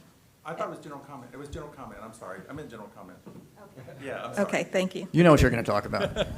I don't know if you do or not, but Ernie, could you turn off your shirt before you start, please? You know, this was the second one I picked out of the closet. I thought I needed to Right, tone you it look down. good in green. Thank you. It's not easy being green. Actually, Ernie Barnett, I'm here speaking for myself. I wanted to, I appreciate the board's forward visions, and I think y'all are doing wonderful work, looking forward and doing things for Florida's water resources. But I was moved by Board Member Roman's presentation on Picayune Strand. I wanted to share a little bit of history. 1985, Governor Graham had the Save Our Everglades program. And in the Save Our Everglades program, he identified some key land acquisitions, and he had the model lands in southern Miami-Dade County, but he also had Picayune, well, let me take that back, Southern Golden Gate Estates. It was a failed land acquisition, 52,000 acres of land, mostly in individual parcels of land. There were, I think, 18,000 individual owners. A lot of them were sold parcels sight unseen, anywhere from 1 acre to 5 acre parcels. People were all over the country, all over the world. They were sold to folks in Germany and Europe and Wisconsin, Nova Scotia, sight unseen. I was at the Department of Department of Natural Resources at the time. We took on that challenge and began to buy the parcels one by one, piece by piece, and so forth. Well, when SERP came along, the Southern Golden Gate Estates restoration got added to the myriad of projects that would ultimately become the SERP package. And I just wanted to stand up and compliment you for moving it forward to getting it across the finish line, but didn't want to let the moment go by and not pause and look at, we had 52,000 acres, 18,000 individual owners. And there was a young lady named Nancy Payton from Audubon who stood tirelessly advocating for it. My colleague John Outland and I at the department and others worked tirelessly to get the funding. We closed on every one of those parcels till we got down to one last holdout, which was painful because we couldn't do the restoration and flood that entire area without owning every parcel of land. And it's just a monumental moment to see that the switch gets flipped, the water is flowing, and it's going to be a magnificent piece of restoration. And from knowing where it started to where it is today, without knowing that full arc in history, and all the people at the Division of State Lands, the people at the South Florida Water Management District, the local environmental groups like the Conservancy of Southwest Florida, Rookery Bay, Audubon, it couldn't have happened without it. So thank y'all for getting across the finish line, and thanks for indulging my comments. And I will be back to talk about Losom. Thanks, Mr. Barnett. Thank you, Mr. Barnett. Mr. Chairman, there is one additional raised hand. It's Mike Elfenbein for general public comment. Good morning, everybody. Happy Friday Eve. Great to be here with you all. Wish I could be there in person. I'll make it brief. You know, all of us, you guys included, the community, politicians, leaders, stakeholders, everybody from the little guy with a 1-bedroom, 1-bathroom efficiency to the folks living in 10,000 square foot homes on the edge of the water. We're all desperate for resolution to discharges to the coastal estuaries. We're all equally frustrated. Some of us have to experience it firsthand while others just watch it in the news. And over the years, especially in the last year, I and others have been sure to express to you to manage expectations. And I think it's clear today and in the last couple of weeks listening to PDT calls with the Army Corps that everybody believes that Losom and SERP and Everglades restoration are somehow going to magically end discharges to the coastal estuary. And that's what I meant by managing expectations is none of these plans, Losom, SERP, or any other Everglades restoration plans that we're working on, you're working on, that we're all working on together, are ever going to stop discharges to the coastal estuaries. There are 3 things that you guys can work on, we can all work on together to get there. One, you guys have finally addressed, which is storage north of the lake. And the other 2 I don't think are being addressed as readily, and that is to remove the legacy nutrients that are in the lake, because if we stop the water coming into the lake from the north today, there's still another 50 years worth of nutrients in the lake.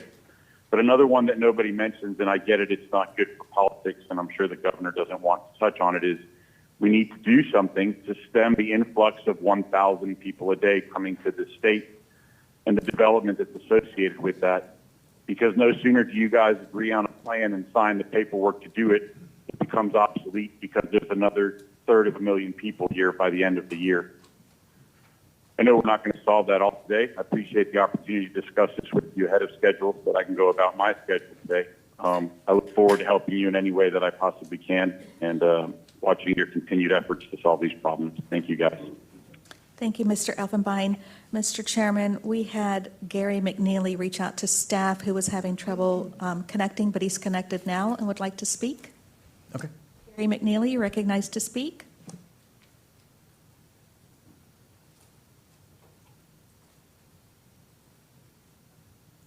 Mr. McNeely, if you could unmute your mic.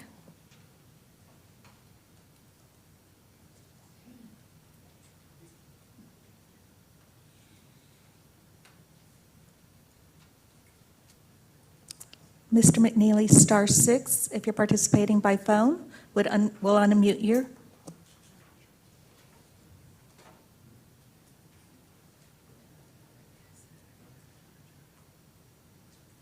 It appears he's still having trouble, Mr. Chairman.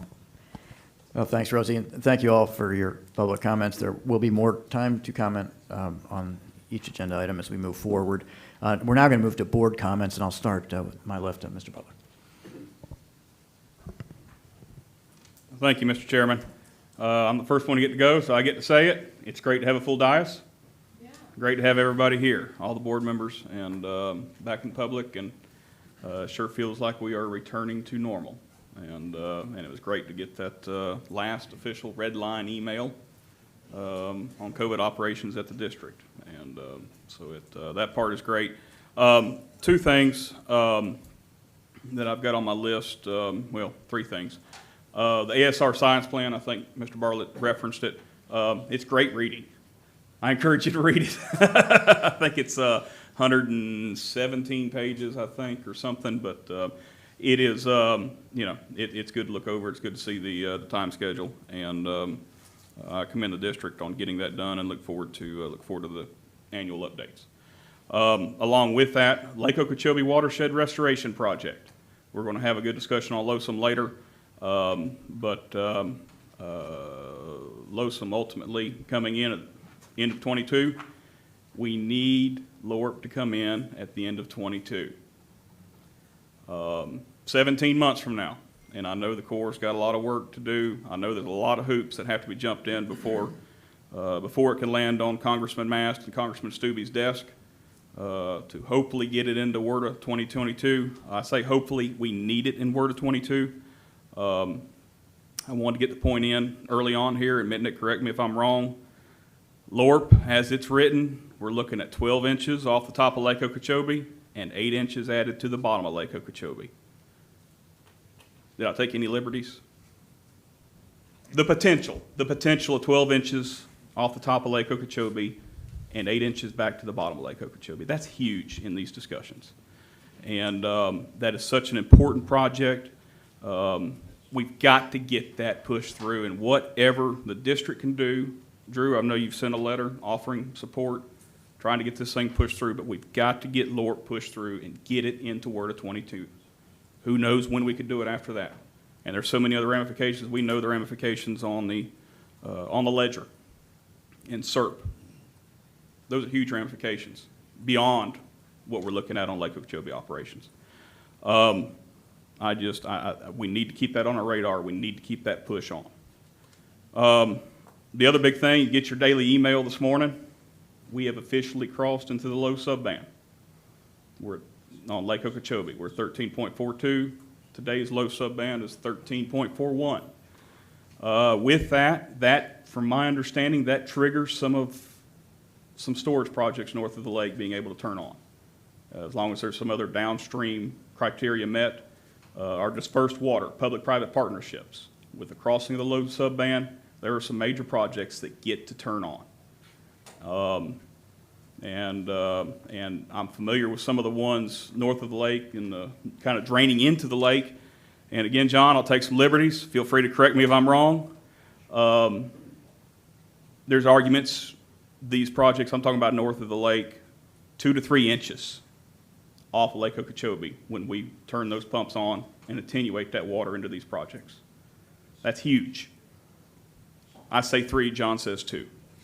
But we need more projects like that, but it's kind of neat that, we have these projects, we have that available to us. That's huge in some of these discussions. These projects are getting a turn on about 2 months earlier than last year. I'm sure we'll hear it in conditions report. See it at my farm. I'm already an inch ahead this year over last year in rainfall.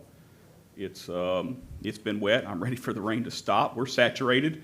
We're finally, we collect stormwater on our farm, but it's finally to the point stormwater is running over the risers. There's only so much I can hold, and we've got oak trees at the bottom of the place that are about 6 inches above the ground. I'm going to have to drop it a little bit more to save those oak trees, but we've tried to hold back as much as we can. And we're saturated. It's coming. It's rainy season. We know it. It's the things we deal with. But the 2 points I want to get across is we've got to get LORP across the finish line and disperse water. We got projects turning on, but we need more of them. We need more storage north of the lake. I'll leave it with that. Thank you. Yeah, Ms. Solopich, you have a question? I always want to say Ben, but Mr. Butler, great to see you here. Can you just answer a couple of questions because I didn't understand? What do you mean by 8 inches back on the bottom? So with the way the ASR works, the ASR puts water underground, and if you figure 400,000 acre feet, I figure Lake Okeechobee 400,000 acre feet. I know these are rough numbers, so I call that a foot of water that you can put underground with the proposed project. Recovery-wise, with some of what the science plan looks at, I've taken little liberties there in my calculations, but somewhere between 65% recovery of that water that we store underground, we can recover back. And I just took it kind of 66. I took it to 2/3 and said we could recover 8 inches Okay, I've off just the never bottom when the heard lake it gets low. put like that. Thank you so much. And what, do you mind naming these projects that could take so much water north of the lake? Well, the ones off my mind are Brighton Valley, West Water Hole, Nicodemus Slough. Thanks. Those are the 3 that I add up that I talked to. It's arguable 2 to 3 inches of what they do in attenuation. I appreciate it. Thank Yes, you. ma'am. Thanks, Mr. Butler. Mr. Martinez. Thank you, Mr. Chair. Just one quick thing. I'd like to ask Director Bartlett, in the future, and we don't need to do it today, you already did your director's report, but in the future, could you, when you do your director's report, could you give us an update on the BBC project and where we are along with that? There's some things, a lot of things happening down in South Florida and Dade County, and it's important that BBC keep going full steam ahead. So I just, if you can keep me updated as to what's going on, and if there's any questions along the way, we'll have Colonel Kelly and Ava or whoever, and we can get them on board. But it's really important for my folks down there that BBC moves to full steam ahead. Thank you. Thanks, Mr. Martinez. Ms. Meeks? So as we prepare to move more water south, I just wanted to remind Drew that we need to protect the farmers in Homestead. So at some point in time on our agenda, if we could bring up a discussion about how to do that, whether that's a curtain wall. And also at some point in time, maybe I can talk to you one-on-one about the conversation. There's a section of the South Point there in Miami-Dade that maybe can be cleared down a bit to help water flow to the troubled parts of the bay. Remember that conversation? There's a section there where water doesn't come in that direction, and at a meeting you said, well, you know, there are some things that could be done, and I can just talk to you. Do you remember? Okay. Yeah, I got it. If we can just talk about that. And the last thing is Ernie Barnett and I, we did coordinate our clothes today. Ernie, we look great in green, buddy. We do. Thank you. Thank you, Ms. Meeks. Colonel Roman. Yes, thank you, Mr. Chair. I'll save my comments for the end. Thank you very much. Vice Chair Wagner. I wasn't ready for the mic so quickly. I wanted to note that it's important, I think, when you live in a particular area, and the district is made up of board members who really have their own sort of turf that they're extremely familiar with. You know, sometimes when you're at home in Miami-Dade County, you're thinking about Biscayne Bay. Last year, I know we had the fish kill issue, and there were things that were really coming up that we engage in, and then, you know, you tend, because there's so much on the plate, to maybe not be as in the weeds or in the details of what's going on elsewhere from time to time. But then, you know, when things like Picayune Strand come up, that board member Roman, this is her home turf, and she's, you know, deeply involved in that. And it's just so, it really is a very comforting thing to know that all the members on the team sort of have their own places staked out, and everybody's got it covered, and that was very nice. I mean, it was. I saw the video earlier, one of the pictures earlier of Colonel Roman, and I was happy to see the video today because it really drives home how many important things we're doing. And when these things turn online, you know, to me, there have been years and years of people putting their minds together and massive amount of resources to put these projects in place, and they still seem to continue to hold true. The people who put these things together 20 years ago or whatever it may be, they start to come online now, and they're working, right? The switches come on and they turn on, and these projects are doing what they're supposed to be doing. And to me, when they start syncing up with one another, you know, the whole is greater than the sum of the parts, and you're starting to see that you're really getting momentum and benefits. And so it's very encouraging, as opposed to, you know, when we joined the board, I don't think there was a single CERT project that had come to completion. And to be honest with you, when you look at those projects, you start to say to yourself, these are 2 decades in the making. What happens if they don't work? Like, what happens if something comes online, it's not doing what it's supposed to be doing, or conditions have changed? Or so that would be extremely discouraging, right? You know, this is very encouraging, and so hopefully we can continue to capitalize on this momentum. I also wanted to comment and really thank staff for helping me, I'm sure the other board members as well, power up on the LOSUM issue. Obviously, this is a massive issue. It's been a massive issue since we joined the board. Every single stakeholder I wanted to thank for engaging with us. I've had a myriad of Zoom meetings with stakeholders, sometimes more than once. People make themselves available. Had some really, really nice conversations with Congressman Mast and his team, and you know, the other stakeholders from around the area, including the agricultural community and some of the other environmental stakeholders and whatnot. But I really wanted to give thanks to the staff, because without your support, this could not be possible. We could not be sitting up here. I think everybody's probably keen and powered up right now, at least with the information that we have. I want to thank the modeling department here at the district. I know they've been working tirelessly to try to figure out how best to optimize these things. I know we're sort of fighting with an arm tied behind our back, because we don't have all the storage projects online. We don't have all the, you know, all the other CERT projects that'll help us in the future. But it has been such a pleasure to be engaged in this and try to figure out this Rubik's Cube, you know, and get it right in the right way for everybody involved. So I just wanted to say thank you. Thanks, Vice Chair. Mr. Lipich. Thank you very much, Chair Goss. First of all, I too would like to honor and thank Congressman Brian Mast and his staff for being here today. The river movement in Martin County I was looking back at my very old notes from 2013, and the first thing we called it was a riverlution, like a revolution, a riverlution. And looking back over those notes, I was reminded of how just painful it was, and how desperate we were, and how sad we were. And what happened over time was that people rose up. And Facebook was new, and back then, if you put something online, one young surfer guy put something online, 5,000 people showed up at the St. Lucie Locks and Dam. You know, grandparents, kids, every type of person, every mixture of person, and that's when we knew that this was something different. And in that time, someone came to that 5,000 person gathering, and it was Joe Negron. And Joe Negron saw in the people the message of the people and his area, and he did what he did for the EAA reservoir, which was monumental.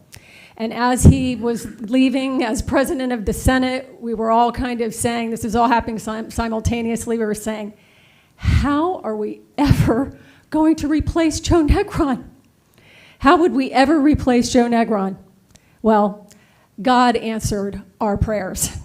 And you may like everything Brian Mast says, or you may not like everything Brian Mast says, but I can guarantee you one thing, you probably wish you had a congressman that great for your area. And he stands up for our area. And it is a dream come true, and never in the history of the St. Lucie River have we had anything like it. And we are grateful. We are grateful. Thank you very much, Congressman Brian Mast. Myself, I don't think I said it. Life's become kind of a blur lately. But I did go up in the helicopter with the staff to see Mark Cook, Dr. Mark Cook, and to see the birds. And this incredible thing happened. There weren't that many birds when we went on the flight. But why there weren't that many birds was because this year, more birds have fledged than perhaps any other year, even including the year after 2017 with Irma. So it was incredible. I got a prescription because I get motion sickness. I'm like, I cannot puke in the district helicopter. I cannot puke in the district helicopter. And I didn't, and it was, I didn't want to go in the helicopter because so many times I've gone with my husband in the plane. And I thought, I don't need to go in the helicopter. You know, I've been in the plane 100 times. Well, I'm telling you what, it was a totally different experience. I saw things in a way I had never seen before. I understand now, I think, Water Conservation Area 1, 2, 3, the Flamingo, the Everglades. And my gosh, is this an incredible land that we are protecting? Is this an incredible land from our Creator, whatever that is, to any different person? What an incredible place that we have. And that's why, I almost cried when I saw the water going south. I'm like, is it because I'm upset about all this Losum stress? Or is it really because the water's flowing south? And I think it is because the water's flowing south. Like Mr. Bergeron said, this is our goal, and this is what unites us. And even though we have these issues about what we want and how much and this or that, we all share the same goal. We all have the same common interest. And that is what I will be working for today. Thank you, and I really appreciate everything. And last thing, thank you, town of Palm Beach, Florida, for writing your letter. So the town of Palm Beach, the fanciest place that I ever knew as a kid, is now sending us letters in support of certain issues. Praise the Lord. Thank you. Thanks, Ms. Dolopich. Now we'll go to the guy from Palm Beach County. Well, and now I feel like I should say something, but I was going to say, yeah, exactly. But thanks, Mr. Chair. I'm going to reserve my comments for the discussion and plenty of questions, I'm sure, for the discussion items. Thanks, Mr. Steinle. Mr. Bergeron. Well, first of all, it's nice that we're back to normal, and it's wonderful to see all of our stakeholders here. I certainly enjoy listening to all stakeholders, whether it's industrial, residential, commercial, agriculture, all of the environmental groups. It's all about we as we continue to go forward. And I do want to thank Congressman Mast, too, for his tremendous involvement.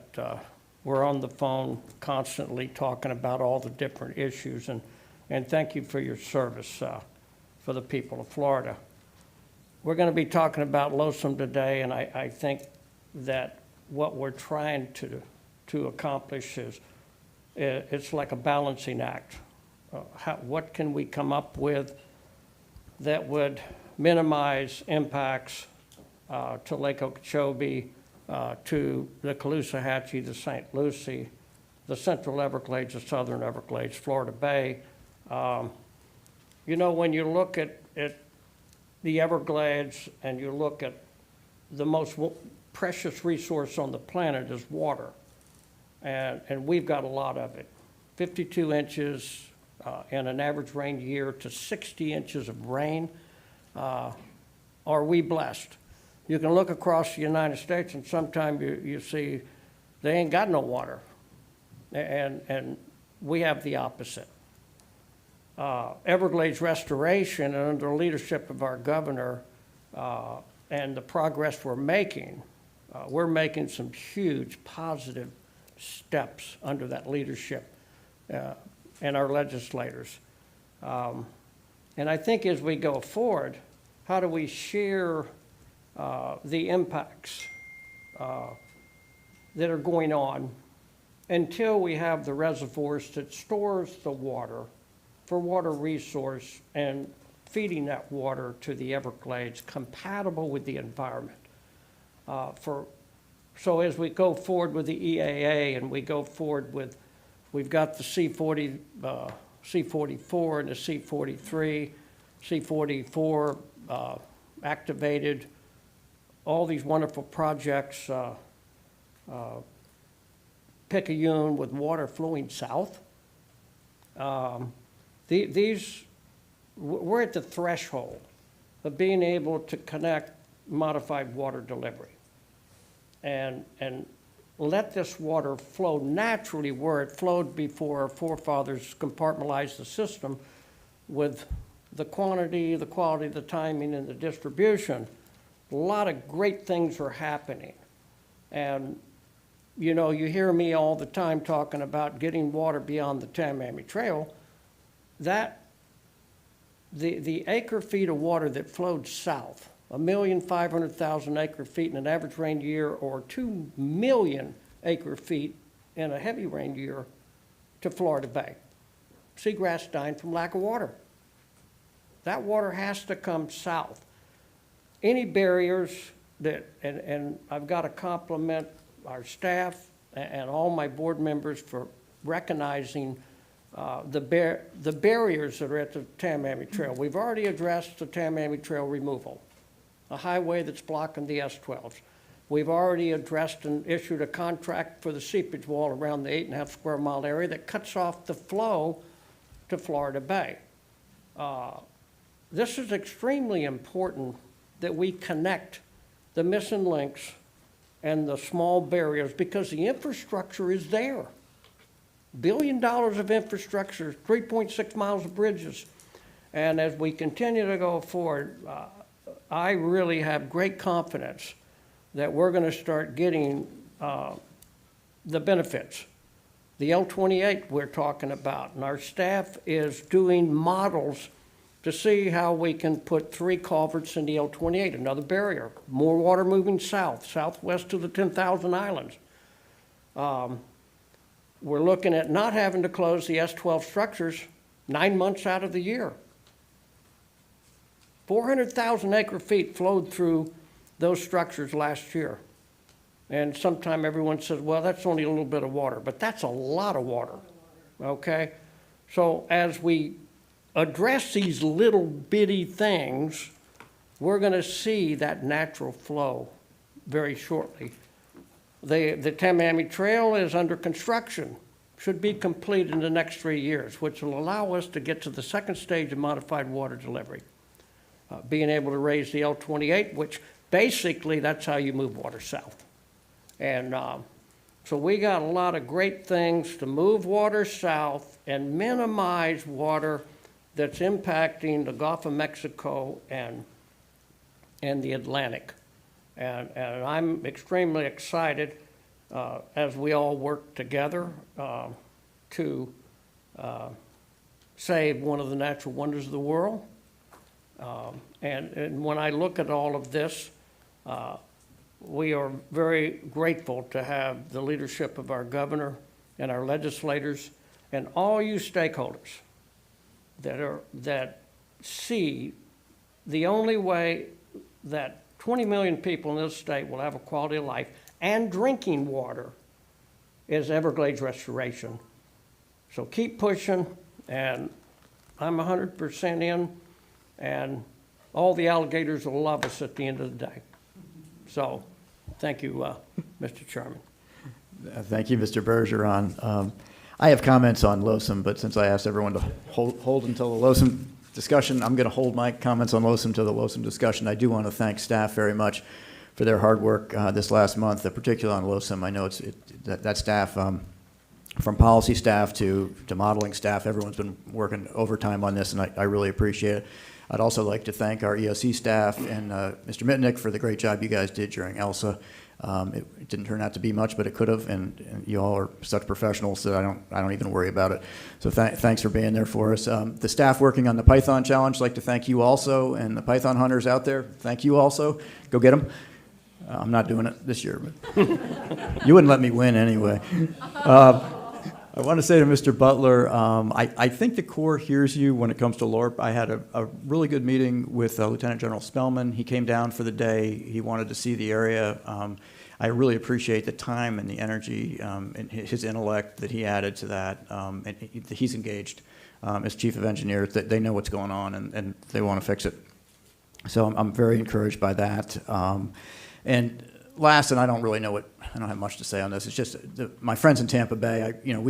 We went through red tide a couple years ago in the Southwest Florida, and I know exactly what you're going through right now. And my heart goes out to you, and I hope it ends quickly because it is awful. So there's not much we can do as a district for you, but it's we're thinking about you. And if there's anything we can do, let us know. Those are my comments, and now we'll go to the consent agenda. Is there any board member who wants to move any item on the consent agenda to discussion?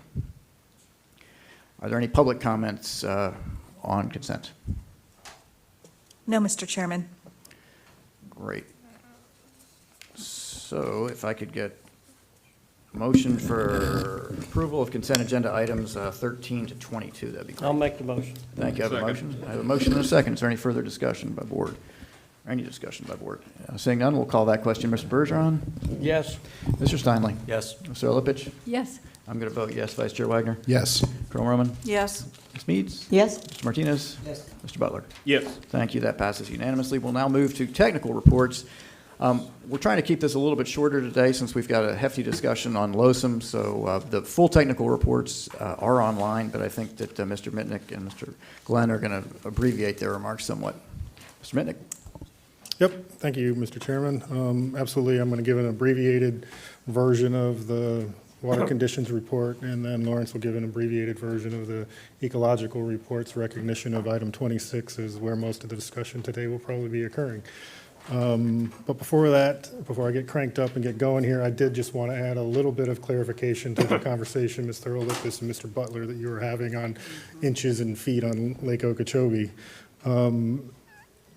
The 2 to 3 inches that you and I had talked about previously, Mr. Butler, that comes from a compendium of Northern Everglades projects, not just those 3 that you had talked about. So there's a little bit more than just those 3 that get you into those inches category. But with that, I'll get this cranked up and get going. So starting with Lake Okeechobee, this month we did a mid-month projection for Lake Okeechobee. We wanted to try to capture some of the rains that occurred during Tropical Storm Elsa, and not just have it start back here on July 1st like we typically do. So we did a mid-month projection. That's why you see it starting up here. So as we typically do for this slide, this is just a projection of what potential lake levels may be as we go forward in time. And you generally want to focus in on this purple shaded region in here, and that's the likelihood of how the lake will respond as we go forward through the rest of the wet season. And again, recognizing that this is just a mid-month update, and hopefully it captures as best we can any effects that Tropical Storm Elsa may have brought to the district. As Mr. Butler already alluded to, as of this morning, the lake is sitting at 13.42, which just barely puts it back up into that next higher band, this yellow shaded band in the current Lake Okeechobee regulation schedule. So with that, I will fast forward to the southern portion of the system. Just talk about some of the rains that we've received across the district. As you can imagine, with the onset of these rains, Conservation Area 1 has started increasing in its stage, and you can reasonably expect as we go through the rest of the wet season, you'll see Area 1 start to work its way back up to roughly this point on October 1st, and that's the management practice for Area 1. Area 2 likewise has also started to increase in stages from the rain and as well as inflows coming into Area 2. The Corps of Engineers has begun moving water from Area 2 down into Area 3 and opening up the S11s to be able to move that water and start transitioning it down the system. So as you would expect with those additional inflows as well as these rains up here, Area 3 has started increasing in stage, and that will continue throughout the coming weeks and months. Looking at the very bottom end of the system and moving water out of Area 3A, although this graphic here has two little red dots on S12A and B, I will tell you as of today, those restrictions are removed, and we now have the ability to utilize all four of the S12 structures, A, B, C, and D, and there are no more limitations that we typically have during certain portions of the year. Having said that, for the amount of water that is currently in Area 3A and the Tamiami Trail flow formula, which dictates how to move that water out of 3A and down into Everglades National Park, we don't have a real need to be able to use all of those four structures. That capacity would exceed what the flow formula is calling for. So primarily speaking right now, today, we are only utilizing the S333 North structure to be able to move water into the L29 and then Northeast Shark River Slough, and there's some water being moved through the S12C structure here.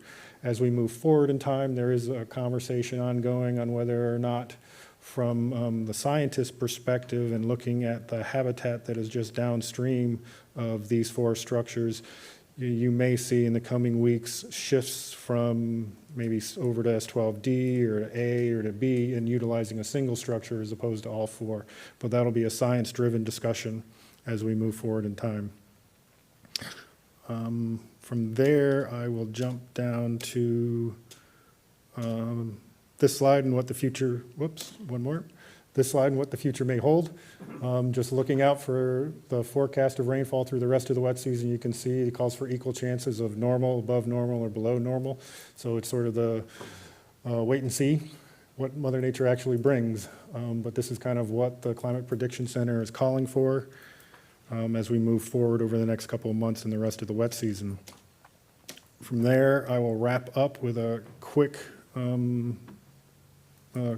discussion on Tropical Storm Elsa. As you can see, the majority of the rains occurred over here on the west coast. Mr. Chair, you're probably all too familiar with that, given where you come from. It was a bullseye right over there. So in total, we got district-wide just a little bit less than 3 inches of total rainfall throughout the entire district. As you saw in the consent agenda, we issued a couple different emergency orders that during that time. They have since been terminated and ceased. Because quite frankly, we never had to really use them. Following the storm, district staff inspected the entire flood control system in all 16 counties, and we didn't identify any damage or appreciable need or harm to our flood control system anyway. So Tropical Storm Elsa was a good, I guess, intro to what will be the hurricane season.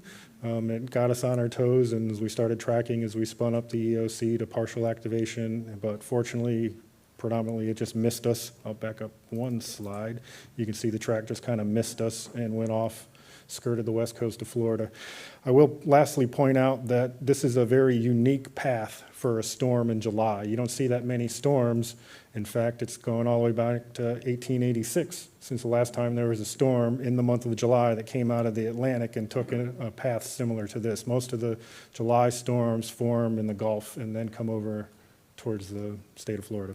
But anyway, like I said, that's all I had on a very abbreviated version of the water conditions report. The full version is out there on the website. I know we talked with each board member individually during your board briefings and answered any questions you had had at that time. But with that, Mr. Chair, I'll turn it back to you.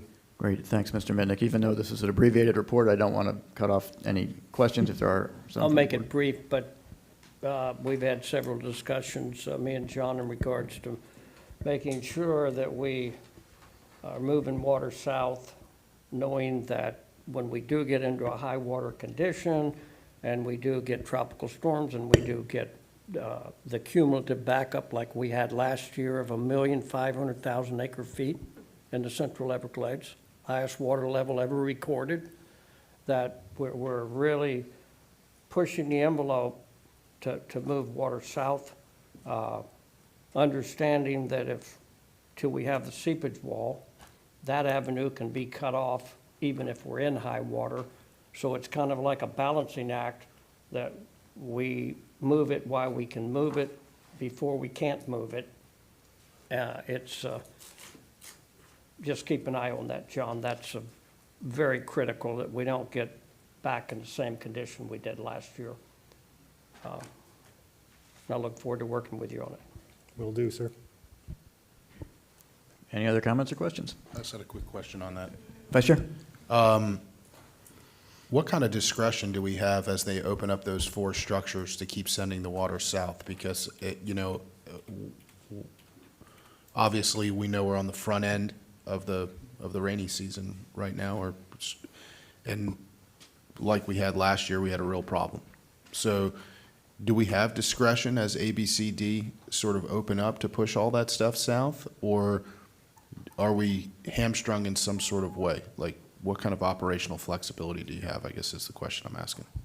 Yeah, so when we talk about moving water south from Lake Okeechobee down through the system into 3A, opening up those 4 structures gives you that additional capacity, should it be needed, to be able to move it out of 3A and be able to manage the levels within 3A. As I said earlier, right now, given where the stages are in 3A, there's not a need to open up all 4 of those structures.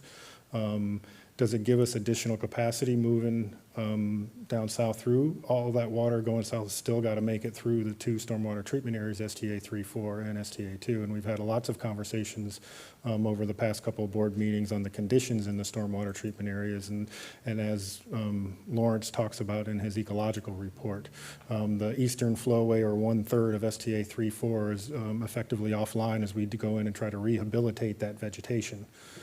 So there are still capacity issues trying to move it all the way south. But at the southern end, right now, we don't have a need to be able to open up all 4 of these structures, given what the flow formula is calling for at this time. That flow formula will start increasing, and we'll start moving more water out of Area 3 into the park in accordance with the operating plan, combined operating plan, as stages begin to increase. And you'll start to see that as that area water coming out of Conservation Area 2A starts making it down to the southern portion of Area 3A, and those flows will start increasing. That's actually one of the barriers that we've been negotiating, because the S12s close in November. They open July 15th. There's been documentation that Zone A of the Cape Sable Sparrow is exculpated. That means there's no birds there. So we've been negotiating, and there's kind of a blueprint being put together on a global management of multi-species endangered, and so we're hoping that in the next year or so that those gates can be open year-round, where you have a natural flow by gravity, ridge and sloughs. That's one of the barriers that we're working on. Also, DOT has given us an additional 120 days to raise the L29, or an additional 30 days to the 90 that we can stay at 8.5. That's the level of Stage 1 of modified water delivery. Once the road is finished, we can go to 9.5 or 9.7, assuming that we remove the 7 barriers that we are working on. And so water will flow naturally year-round, not just off, on, shut this, open that. And so we're heading in a very good position that, like I said earlier, 400,000 acre feet of water flowed through those S12A and B, and 343A and B, and 344 last year. That's a lot of water. That's nearly a foot of water on Lake Okeechobee. And that water needs to come south. And that's what's going to really help our rivers, getting more natural volumes of water going to the Gulf and the Atlantic. That's a big, big step.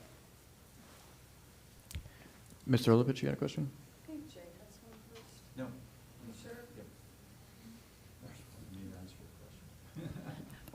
I noticed we were looking at the same page. Could you please turn to page 11? So this is the new chart, wonderful chart.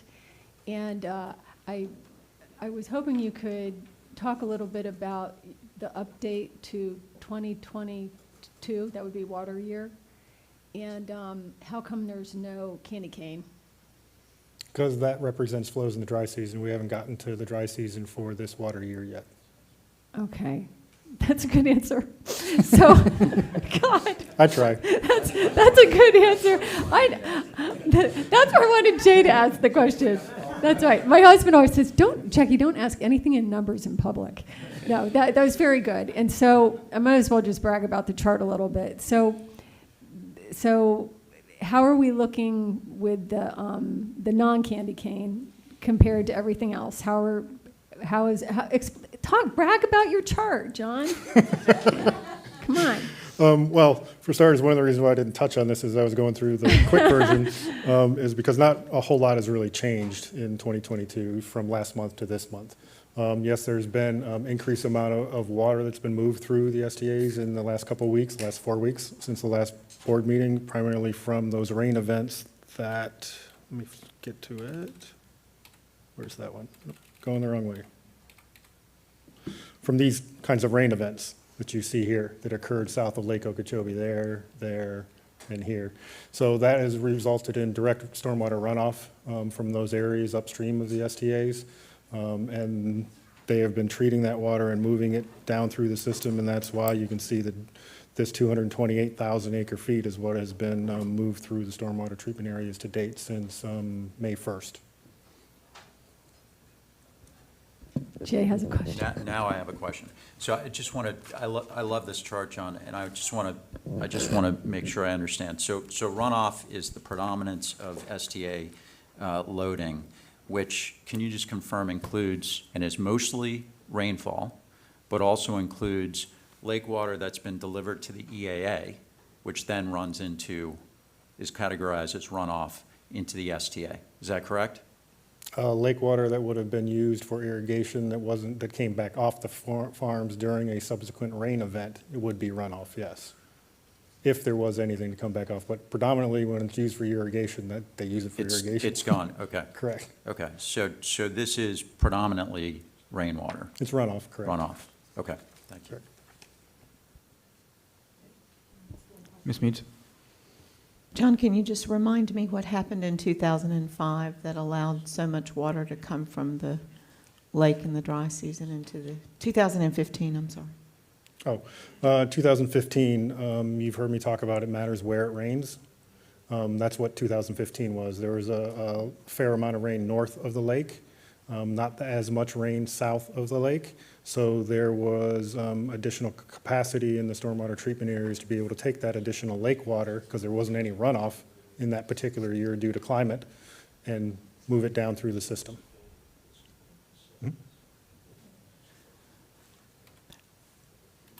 Any more questions for Mr. Mitnick? If not, thanks very much. Mr. Glenn, go on to an environmental conditions report.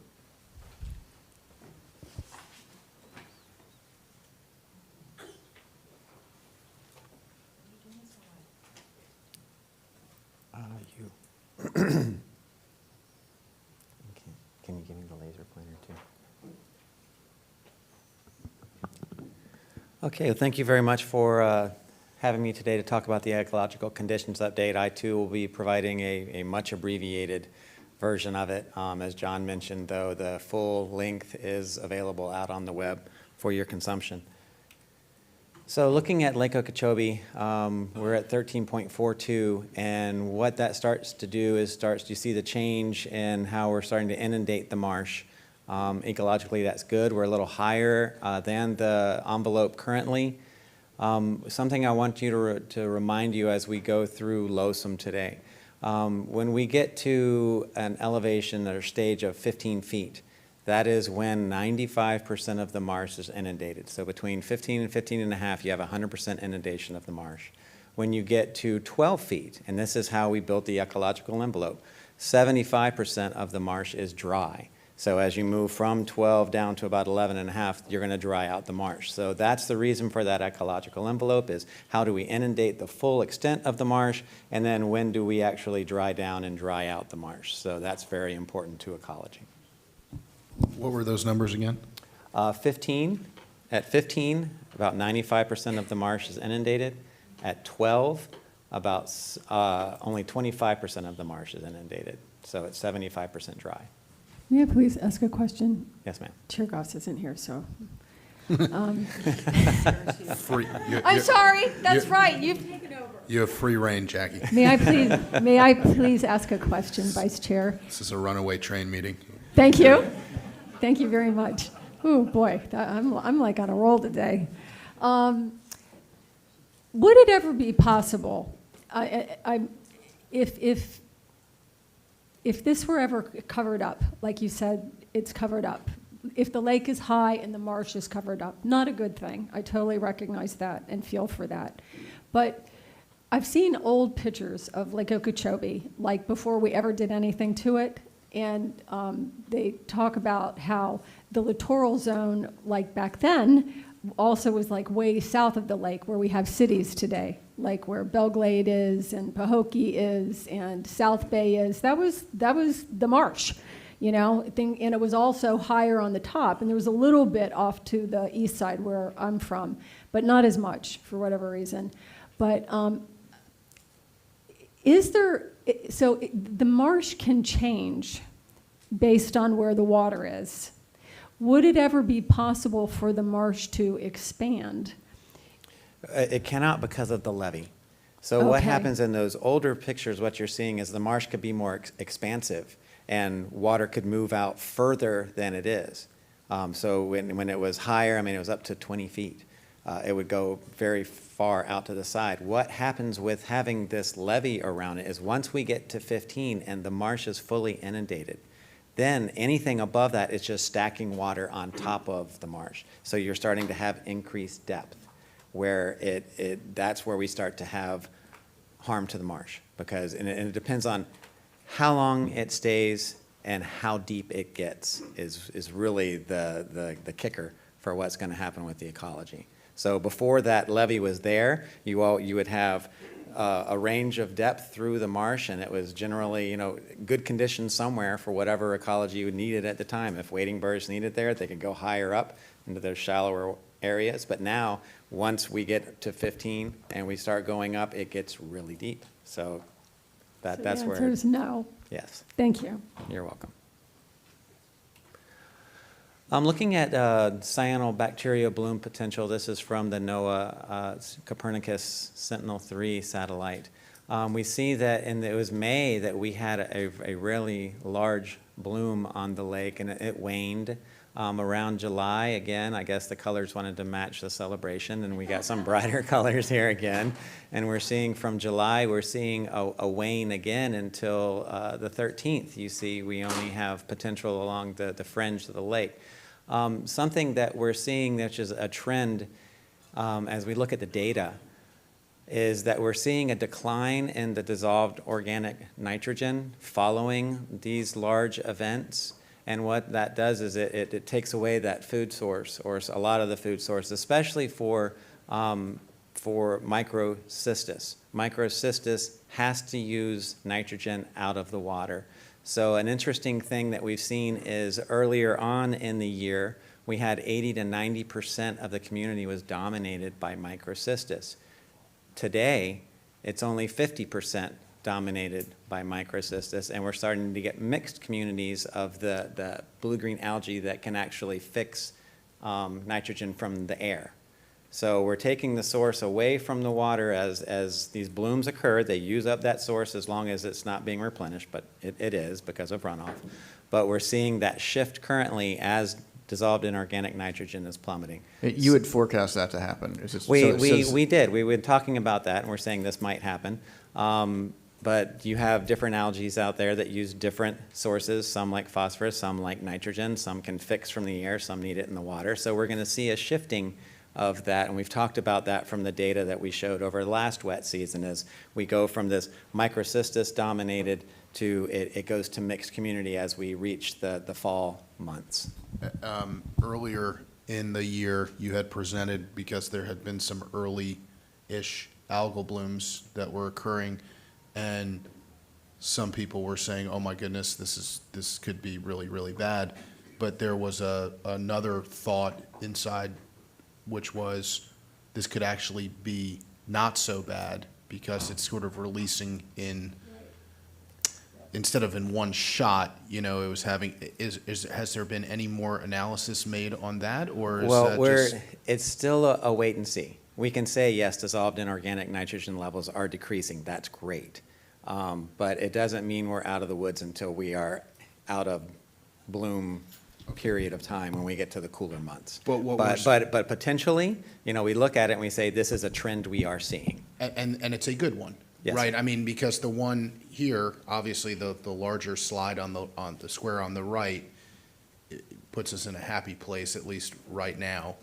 And but I guess what I'm saying is, when I look at this slide, it is correct to say this is something that is a good thing.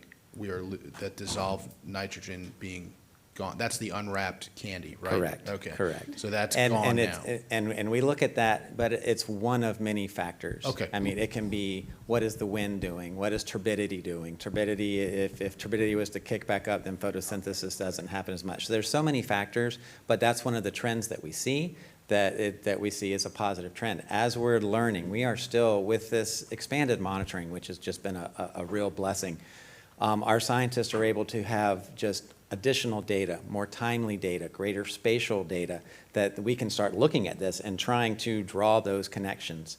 We'll be working with the Army Corps and other groups on trying to come up with a predictive model as this data becomes robust enough for us to say, how can we build a model around it to say, if these things happen, what would we project to happen? So we're still in the part of we're collecting data, we're getting it, we're getting our arms around it, but great things are coming. So the bottom line is, if we start reducing the amount of nutrients coming in from the north, should start reducing the amount of algae blooms? Is that a The direct nutrient loading is a major factor in bloom production, yes, sir. And one last thing to note here is that 85% of the 32 sites we have on the lake have a microcystin level less than 8 milligrams per liter, which is the EPA's recreational standard. So that's really good. Going to go to snail kite nesting. You see through the whole state, there's 453 nests. A large sum of that is in these three basins, in the northern STAs, in Lake Okeechobee, and in the Kissimmee Basin. Northern STAs, C44, Lake Hicpochee, seeing just a good year. We have some in the southern STAs now, and a thing that we haven't seen in a while is they're nesting in the Everglades. This is down in Everglades National Park, so you had conditions that were proper and correct for nesting to actually happen in the Everglades this year, which is a good news story. Looking at the wading bird summary, and as Ms. Thurlow-Lipich said as she went on her flight, it was pretty incredible. We're looking over here at this table right here, and in 2018 is when we had the largest. But this is the second largest nesting season since the 1930s and 40s. So it's pretty phenomenal. And we're talking about 80,000 nests. That's a conservative number. Something that's really neat that University of Florida is doing that we get most of these data from is they're starting to use drones in their analysis, and they can take footage. They can actually they have a supercomputer they've built to go in and recognize what is a nest, what is a bird.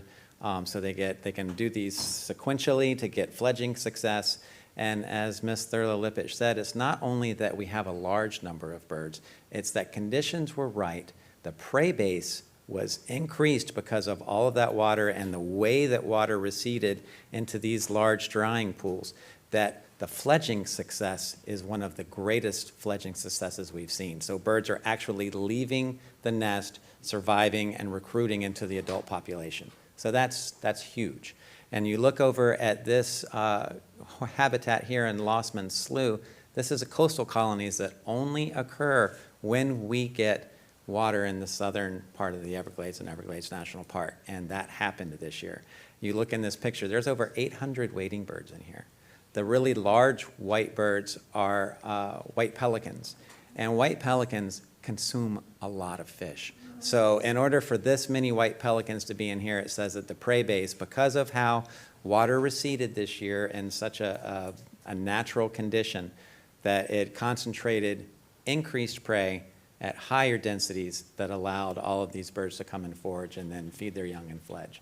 So there's so many factors that went into why this happened the way it did this year, and it was just a real banner year for nesting in the Everglades.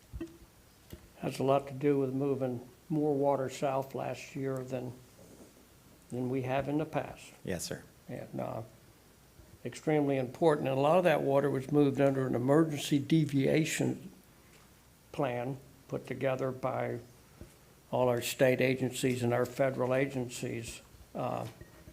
In October of last year, we must have moved over a 4-month period, over 1 million acre-feet under an emergency deviation. So thank God for the leadership. I know we're kind of micromanaging till all the barriers are removed where we don't have to have emergency deviations to move water south and less water east and west. So I want to compliment the Corps and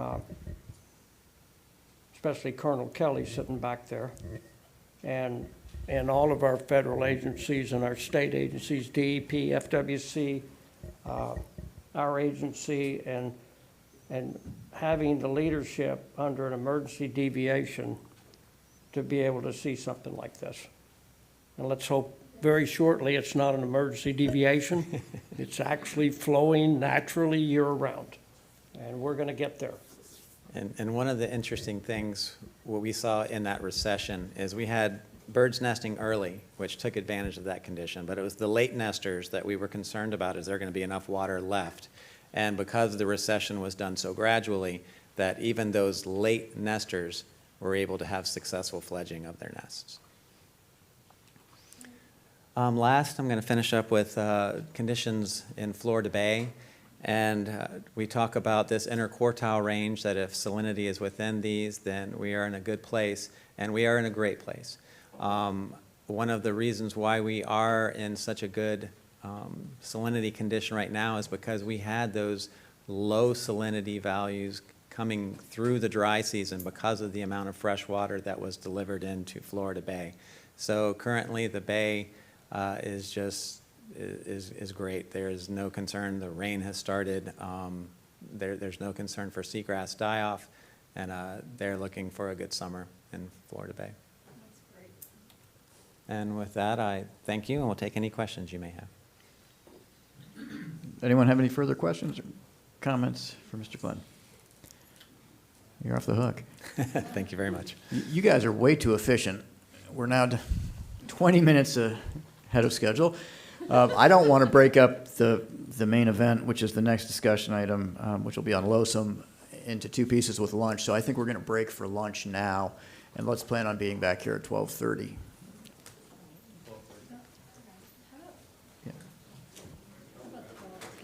All right, 12:15. I don't think it's that.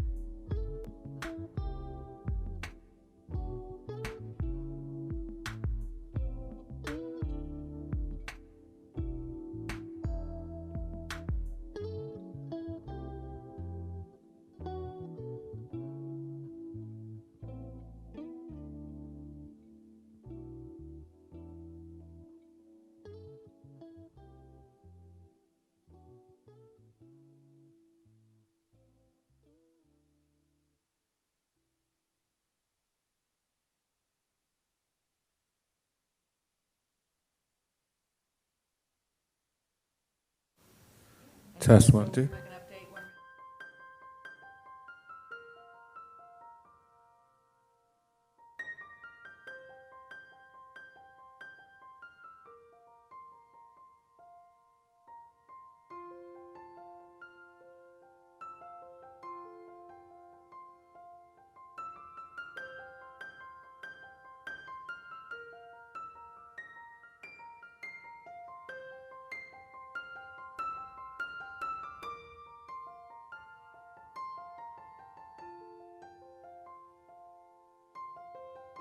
Making sure that I can see Test that 1, 2. 50 people have access.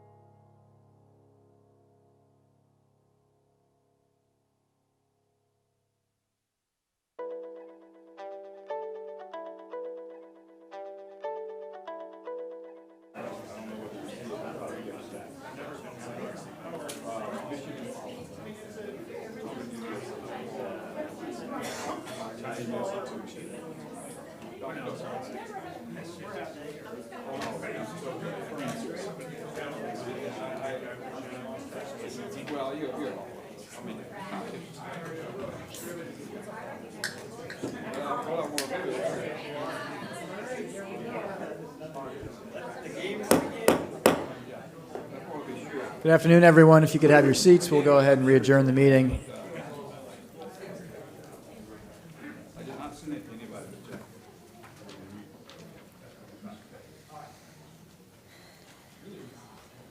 Thanks. We're going to continue with item number 26, which is the Lake Okeechobee System Operating Manual discussion. We're not going to be taking a vote on this item. After hearing from Ms. Reynolds and after hearing public comment, the board will have discussion and will provide input to staff at that point. So, Ms. Reynolds? Thank you, Mr. Chair. So I'm glad to be with you today, this afternoon. I'm glad that everybody was able to have lunch before we go into this discussion, because I only have 20 slides for you, but I gave you 162 slides in your backup packet, right? But I wanted to take a minute to remind you of what we're doing today, what my job is today. And so we're not taking a vote. We're not asking you to vote on anything. We're not asking for a board decision. But we are asking to make sure that staff is headed in the right direction and that we are understanding your policy statement and that the things that we're doing and working with the Corps and working with stakeholders is aligned with the policy statement that you've provided to us. And so I wanted to remind you also about what we're doing with LOSOM. This is really hard. The lake schedule is really hard. As you guys have heard from multiple stakeholders over the last month, people really care about this. And people are really dedicated to making sure that the lake schedule is something that we're involved in, and we are. I also want to remind you that this is not the only thing that we're involved in, and this is not the only thing that's going to help all the problems that we're trying to solve. And so some of the things that we're working on and some of the things we're going to talk about today are absolutely about the lake schedule. There are some of the other things that we're talking about that are better served to solve those solutions with things like infrastructure and building storage and improving conveyance and opening up the pathways to make sure that those flows are going south that Mr. Bergeron always talks about. And those things all have to come together. It doesn't minimize the importance of the lake schedule, but the lake schedule can't solve all of our problems. But the lake is a huge freshwater resource in the middle of our state. It is the heart of the Everglades. It is 730 square miles of fresh water that feeds our Everglades system, that provides the fresh water for 9 million people in South Florida. You have a daunting task of managing our programs across 11.5 million acres. The lake is 500,000 of those acres.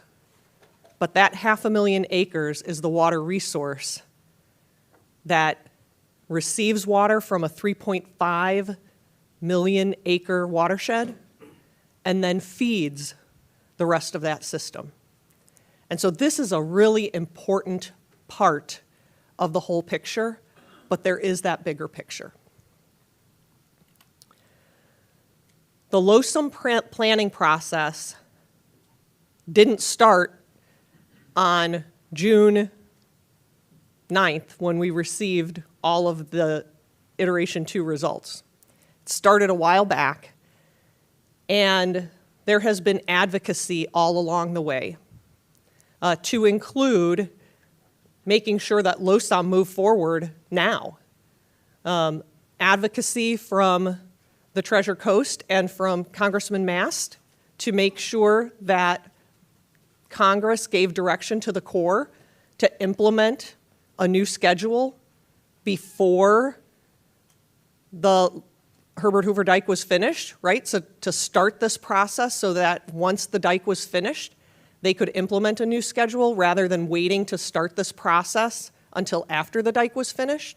And so that's why we're here today. And the Corps has really tried to incorporate the public and stakeholders into this entire process. And so they started with public scoping meetings, have done countless webinars, multiple meetings at the technical level with technical teams in order to really dive into the data to make sure that people are being heard and that things are being evaluated along the way. And so we are in the middle of that process right now. We've come quite a long ways, but we're at a critical juncture. You know, we're starting to move into where are we really headed? Where are we really headed with this process? And so the schedule to what is being called as the preferred alternative is where we are now and where we will move into the step of really building a real schedule. So on Monday, the Corps with Colonel Kelly will make the preliminary identification of that preferred alternative. Following that, he plans to move around South Florida and conduct listening sessions to hear one more time from all the stakeholders, here's where we're headed, here's what we're bringing into what's been called optimization, but I think that that's maybe not an ideal term, because I think when people hear optimization, they think minor tweaks. I would say what iteration 3 is more akin to is a fusion of the policies, the things that we're hearing from people, and the Corps taking one of the alternatives and making modifications to it that incorporate all of the lessons that have been learned throughout this process into an alternative that will become a preferred lake schedule. And so after this listening session that Colonel Kelly is going to conduct for about 2 weeks across the state, then their leadership, the Corps' leadership, will identify a preferred lake schedule alternative on August 4th. So we don't need to make a decision today. We don't even need to make a decision on August 4th, but at the August board meeting, I get to come back to you guys again and let you know what the Corps said on August 4th, and then how you feel about that, and make sure that if we have additional comments at that time, we can provide additional comments to the Corps at that time, as well as give guidance to our staff and our technical teams who will be working through the modeling all the way through to October, when we start to have words wrapped around an alternative that will help us describe the schedule in greater detail. So there's still a lot of time for us to have input into this process. I know, Ms. Meads, you talked about at the workshop, always having this slide to kind of remember, how does this fit in? How does this fit in with our mission? How does this fit in with all of our programs that we're responsible for? How does this fit in with the CNSF schedule, this massive flood control system that we manage? You remember last month how Tom DeBold talked to us about our canals stretch all the way to Los Angeles, but those are what provide flood protection throughout just South Florida. How does that all fit in with the objectives of LOSOM, and how do we meet those requirements of our programs, of our projects, of our processes, and balance that with the objectives of LOSOM? And so you gave us a policy statement back in April, and we took this policy statement and we've been working with the Corps on the alternatives. Additionally, Governor DeSantis gave us a policy statement that helped us understand the direction from the state, and promoting, both statements talked about promoting more flows south, making sure we're looking at those dry season flows.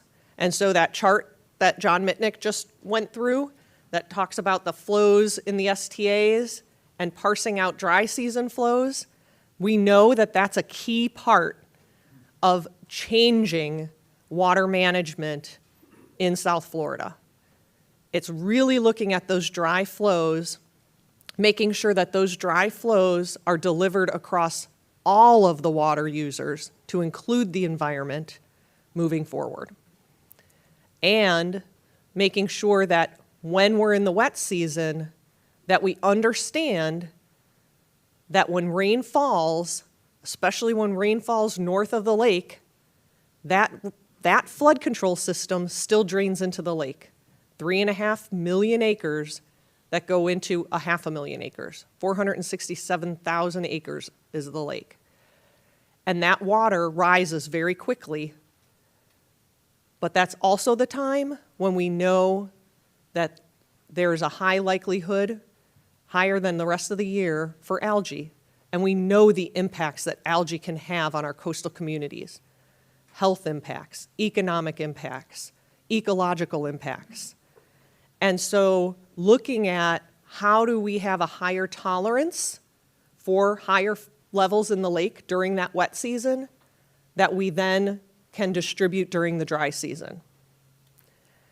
And so the Corps put together some different alternatives to take a look at.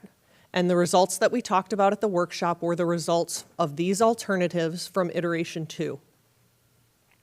And what we heard at the workshop is none of these alternatives quite get us to where we want to be.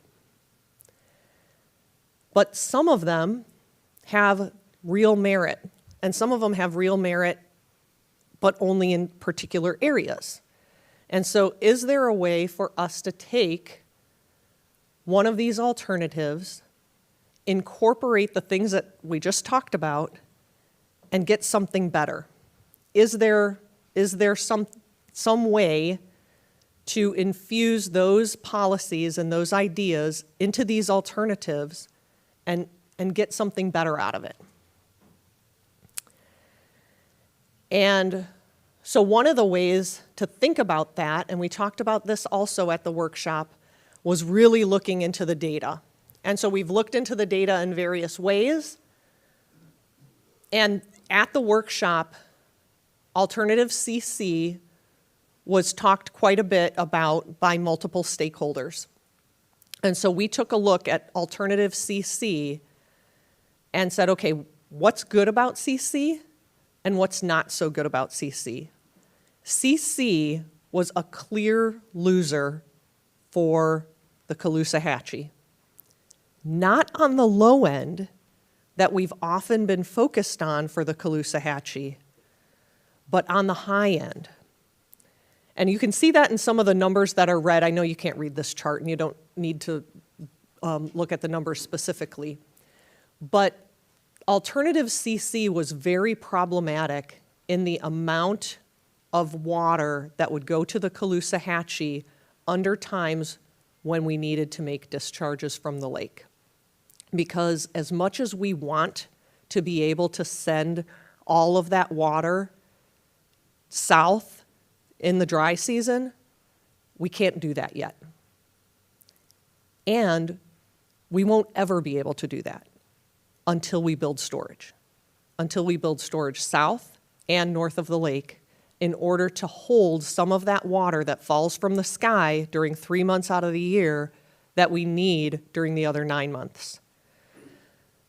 So we took a look at these numbers, and since the workshop, we tested these different policies. We explored some approaches to doing this, and so what we did is we took the model and we turned some of the bigger knobs. And we took a look at what could we do. What I'm going to show you is an example run. We called it SR 3.5, Sensitivity Run 3.5. It's not the only run we ran. We ran several others, a bunch of others, some of which we stopped halfway between because we realized it didn't do what we wanted. And we tried to layer in the different policies.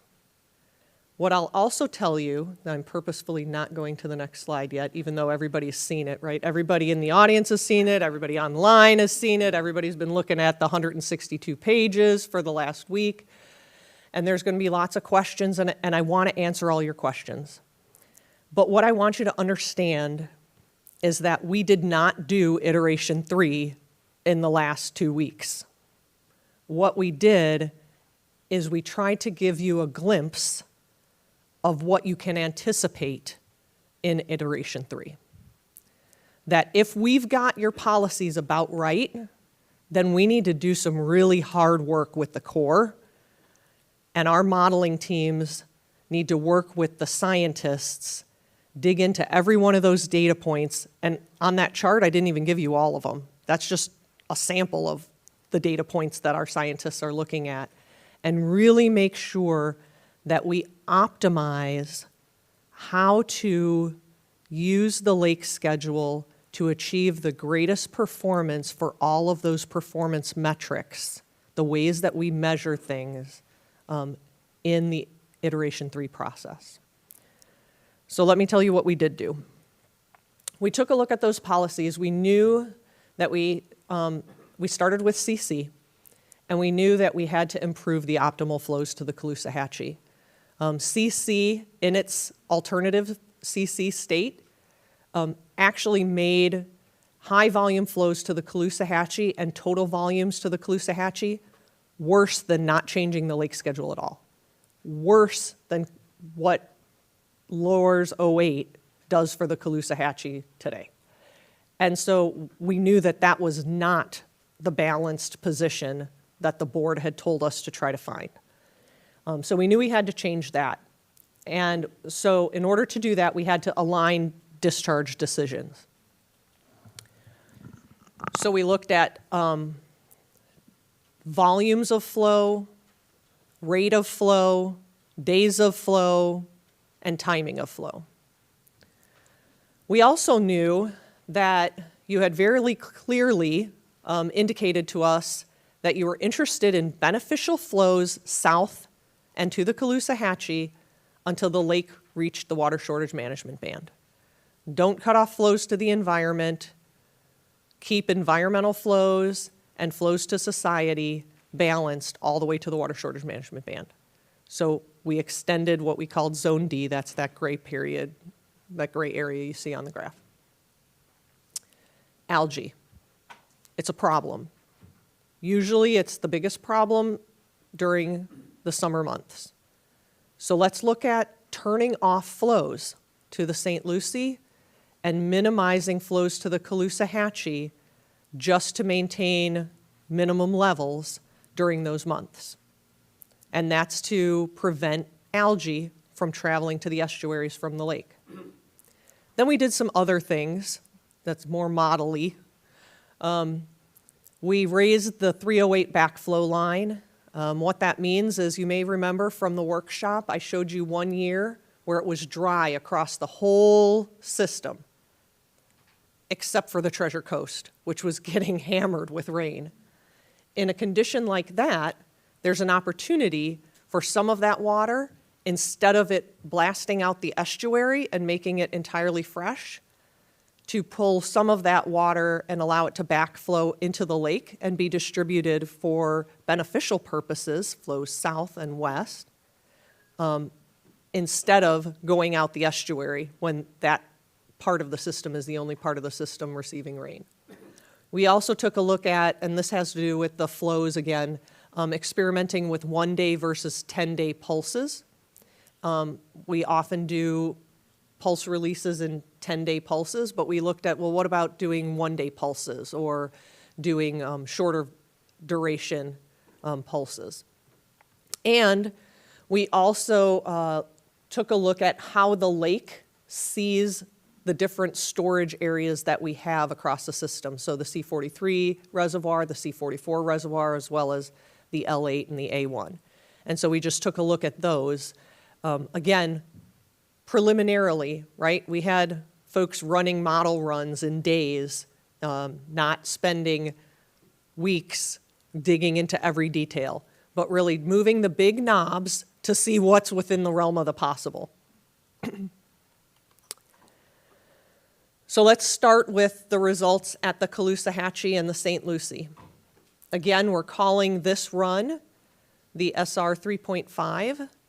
It's built off of the CC run, trying to optimize or improve some of those areas that we just talked about.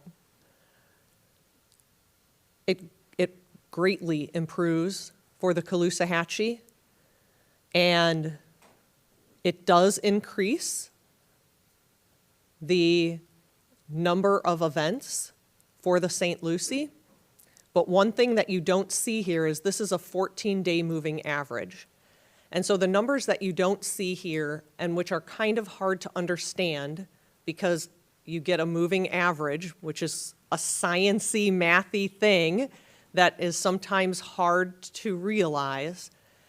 So if you have one day that meets the criteria, it'll show up as a 14-day event in this chart. So what we did is we wanted you to understand, well, what does that really look like? What does that look like in terms of lost summers? What does that look like across the period of record? What does that look like compared to what we see today? So we built a chart that takes those 2-week stress events and gives you a pictorial representation across the period of record. Again, these are simulated results, not observed results from the period of record. So this is simulated results. The orange and yellow bars is current condition. This is what folks have been living under.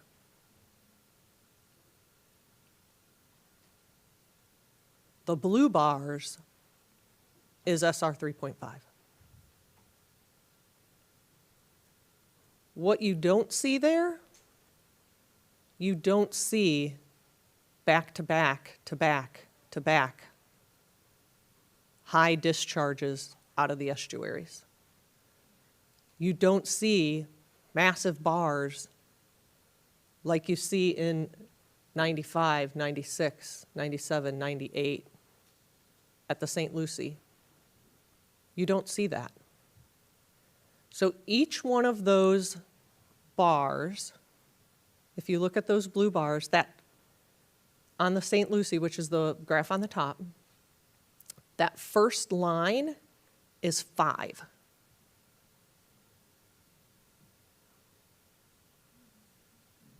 That's less than 2 months. Is it possible for you to use a cursor or something to point to what you're referring to? Yes. Thanks. You know, just to go, thank you. Okay. So this graph up here is the St. Lucie. This graph down here is the Caloosahatchee. These are the years of the period of record across which we did the simulation. These orange and yellow bars represent the events of high discharges to the estuaries from the lake. Under existing conditions. That's what the orange and yellow bars are. This is existing conditions, basically what you've been living under lately. Do you mind saying the numbers they're associated with? And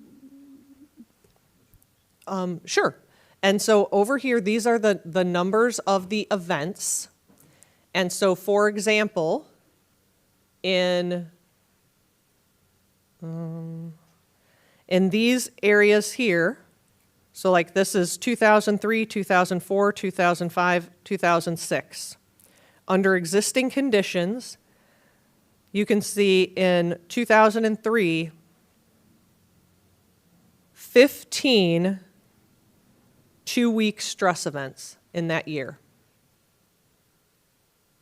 what is that CFS for a stress event? What is that defined by?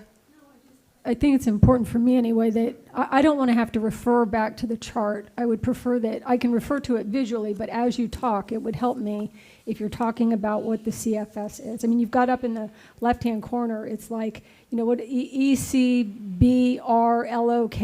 triggered Right. 14 to 17,000, what are those? I think part of it is, and I may be wrong, but I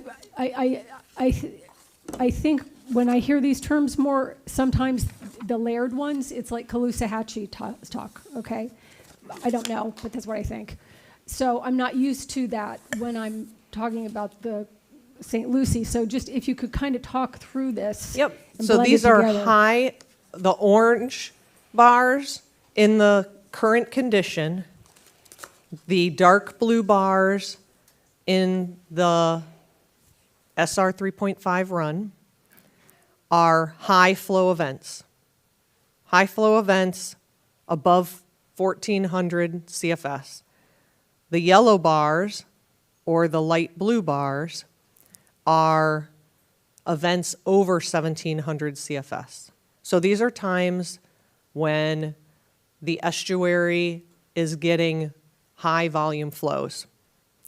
And you can see under the current condition, it's really quite frequent. Under SR 3.5, it's not. It's not. And these bars, so like let's look at 2013. 2013 was one of those lost summers, right? So let's look at existing condition, lost summers. In SR 3.5, that's not a lost summer. That's less than 2 months of releases, and that's not necessarily 2 months of consistent releases. This does not reflect back-to-back release events. It's not intended, to represent those kinds of consecutive events. And there are only 5 2 consecutive 14-day events over the simulated period of record in those damaging flows for the St. Lucie. So over the entire period of record in SR 3.5, there are only 5 times that the release event lasts more than 14 days in 52 years. And you can see there are a lot of years of zero events. Jackie, are you, have you completed your questions? I just didn't know if I could, is it all right? Would it be correct to say that, for instance, when I look at from the last 15 years that are on this period of record, that's 2002 through 2016, okay? It seems that under existing conditions, you would have damaging discharge events in 14 of those 15 years under the existing. But under 3.5, you have 6. Is that right? I'm not counting the bars as quickly as you are, but yes. I mean, Okay. that's the takeaway message, give or take 1. Yeah, so you go from 14 out of 15 to 6 out of 15 over the last 15 years, and in the years that are one of the 6, they're all seem to be significantly lower than what they would have gotten in that year. Yes. Okay. I didn't know if I was reading it correctly.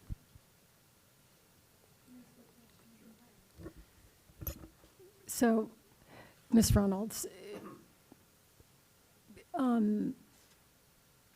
this is kind of bringing in things that we may not have talked about, but I don't know any other way than to ask the question. So, on the St. Lucie side,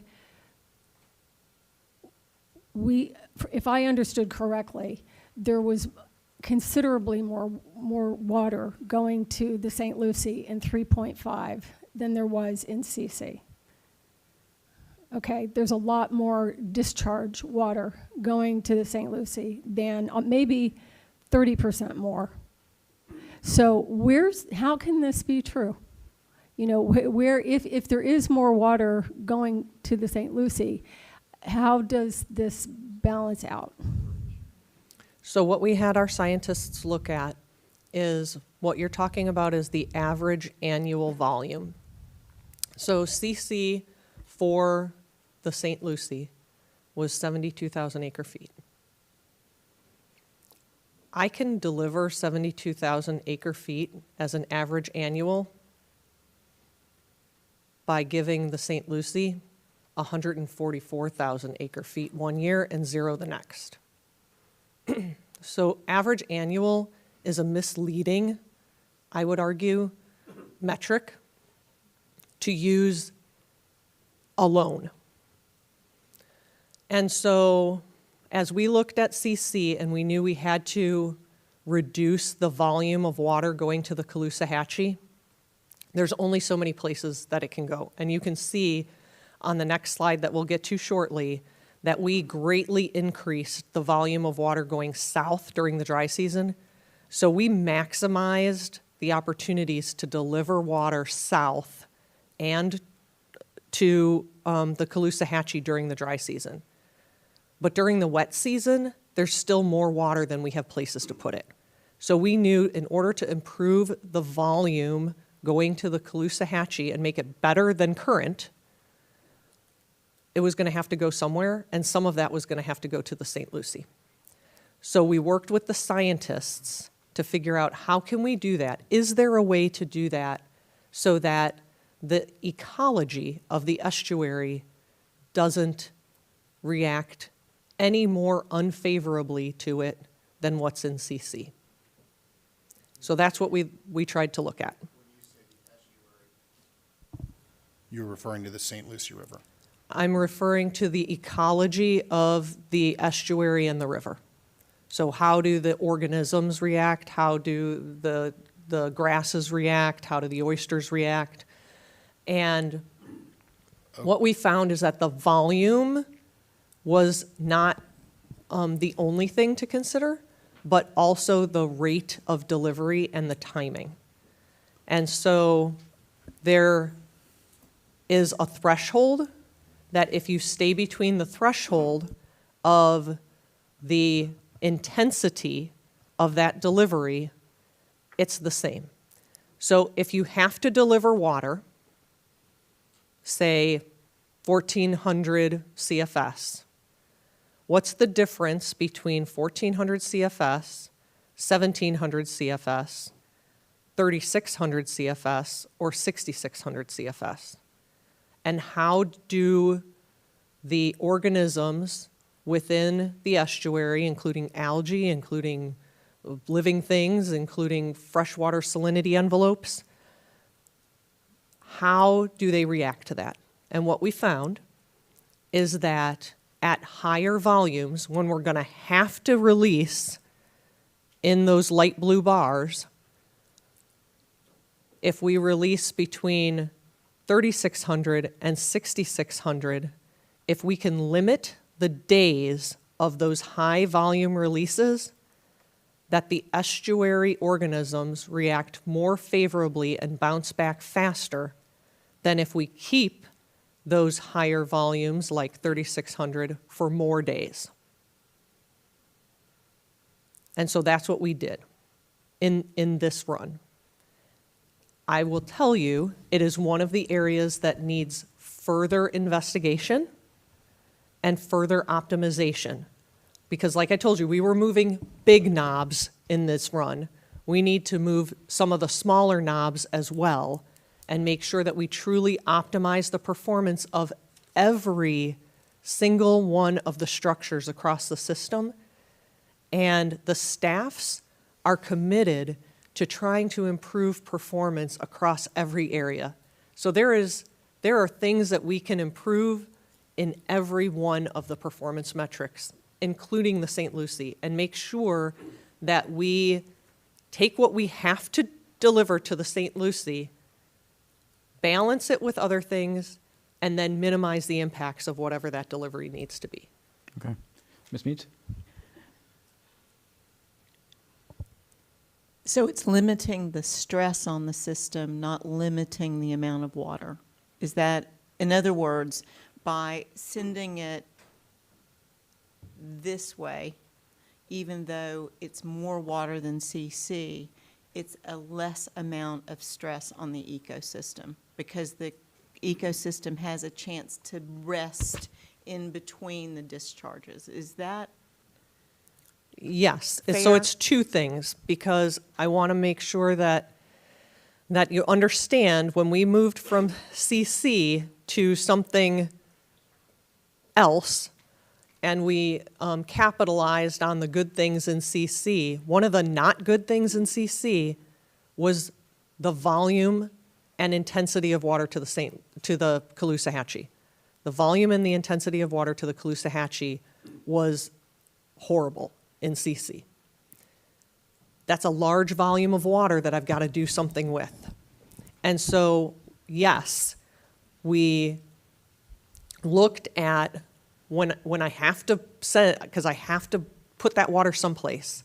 And so I tried to put it as many places as I could before I gave some to the St. Lucie, but some of it's got to go to the St. Lucie. Then we took a look at what the St. Lucie had to take and how can we deliver that doing what you said. I struggle with this too, Jackie. I have struggled for days. I mean, really been upset about it and been unkind to staff, sorry. But it's really tough. It's tough, but I understand it now. It's like if you stress any organism, whether it's a plant or an animal, as long as you don't stress it past a tipping point, I think, is what I understand, then it. That's the goal. I can't guarantee that there won't be some time in the future that either estuary goes beyond their optimum stress. I can't guarantee that because I need more storage in the system. The Corps doesn't have any place else to put the water until we build more storage. And so until that time, there may be climatic conditions under which water has got to go east and west and in volumes that we don't want to send it, but we have no place else to put it. But in those times, we are absolutely figuring out how to deliver the water for the fewest amount of stressful days and give those organisms the greatest opportunity to bounce back as quickly as possible. Every one of your staff members, both from the district and the Corps, is 100% committed to that. Clarification, I think that might be helpful maybe for you, Jackie, is that you're looking at the period of record, and that's what you're comparing this to. You're not comparing it to CC. So I think that may go to your first question of sort of trying to understand where we are. You're looking back over the last however many years it is, and saying the blue is what, the orange is what happened, the blue is what will happen, our model predicts, if we do what we're planning on doing with your 3.5, right? Yes, Okay. it's an example of what the schedule could look like and So could perform that, like. clearly that's a lot better than what happened, because what happened. My second, I guess, not a question, but my first one was a point, the second one's a question. Do you know what the breaking point is? You know, you said you've got 3,500, you got 6,000, you can push it to a point. Do you know what that point is for either of the estuaries? There's a couple of different points. So there's a structural capacity point, as well as then there's also an ecological conditions point. And the ecological conditions point has a couple of different metrics. So we have like salinity metrics as well as how different keystone organisms react. Well, I'm assuming your structural capacity was one that's a firm limiting factor because you don't want to blow out your structures. It is, and You don't need to worry about that. Yeah, that's what I We're- was thinking. we're I'm more worried over-engineered. about the ecological. Yep, we're over-engineered on our capacity, Okay. and we're not going to go there. Okay, so the ecological, you don't know, but that's one of the smaller knobs that you're going to be plying around, or you may know, but you're working on that. That's right. Okay, thanks. Mr. Vice Chair? No. Jackie? I have one question. Mr. Bergeron? You So want the really next what you're slide. trying to do here is balance, you have certain volumes, and you're trying to do a balancing act in regards to the Caloosahatchee and the St. Lucie. And inside that, you're trying to minimize the amount of days, the duration of the impact. So those are the two factors you're. That's Because the right. duration is, of the volume is very, very important to the environment. That's right. Yeah. And so this is all, it's complicated for us, it's complicated for people on the phone looking at this data. And I think, so the concerns that I hear and the concerns that I have is, like Chauncey, like what you said, this is a historical perspective. I think what people are now doing, running in their head, is relative, and you'll show these on the next couple pages, relative to CC, relative to CC, water volume increases for not just the St. Lucie, but the Lake Worth Lagoon. What you're saying, as we've heard reiterated here, is that longer duration, lower volume is more harmful than higher duration, longer duration, lower volume is more harmful than shorter duration, high volume. Once you're within the Or high equal. volume discharges. Yeah. So that wouldn't be true at really low volumes, but when you have to open the gates and release a high volume discharge, we want to minimize the duration of those high volume discharges. And so by upping the high volume to a little bit higher volume was one of the ways that we incorporated reducing the duration of those high volume discharges. And does the science, do we have data that proves this out? I mean, and if we do, how come we haven't sort of leaned on this during operational flexibility times as well? So we have, and that's where we learned this. So you may recall that we've done sort of 10-day pulses. How we did that, or one of the reasons that we did that, is because that means that if you're doing a pulse and the average amount of flow that you're needing to move is, say, 1,000 CFS, but we do it in a pulse fashion, we actually increase some of those releases to way above 1,000. So it might be 3,000 to start for one day, and then it tapers off. And we found that that the organisms and the salinity envelopes reacted more favorably to that type of a release than to just a steady release at a volume in the middle. So instead of releasing 1,000 for 10 days, we would release a much higher volume and then taper that volume off, and the organisms could react more favorably, as well as the salinity envelope could recover quicker with a volumetric release in that fashion. And so we use that same concept in 3.5 in order to look at the volumes in terms of intensity and duration. Would it be correct? No. The way that I looked at it, and tell me if you think this is wrong, but the way that I looked at it was that once you got to a certain level, this high level, and you're forced to release, and you do release at those high levels, whether it be 3,600 or 5,500 or 6,000, whatever that be, inside that 36 to 65, when you do that, the estuary gets tense and goes on defense, so to speak. Anytime between 36 and 65, it's on defense, so to speak, from what is a damaging discharge. But if you increase the amount, but when you don't do it, the days you don't do it, it allows the estuary to go on offense.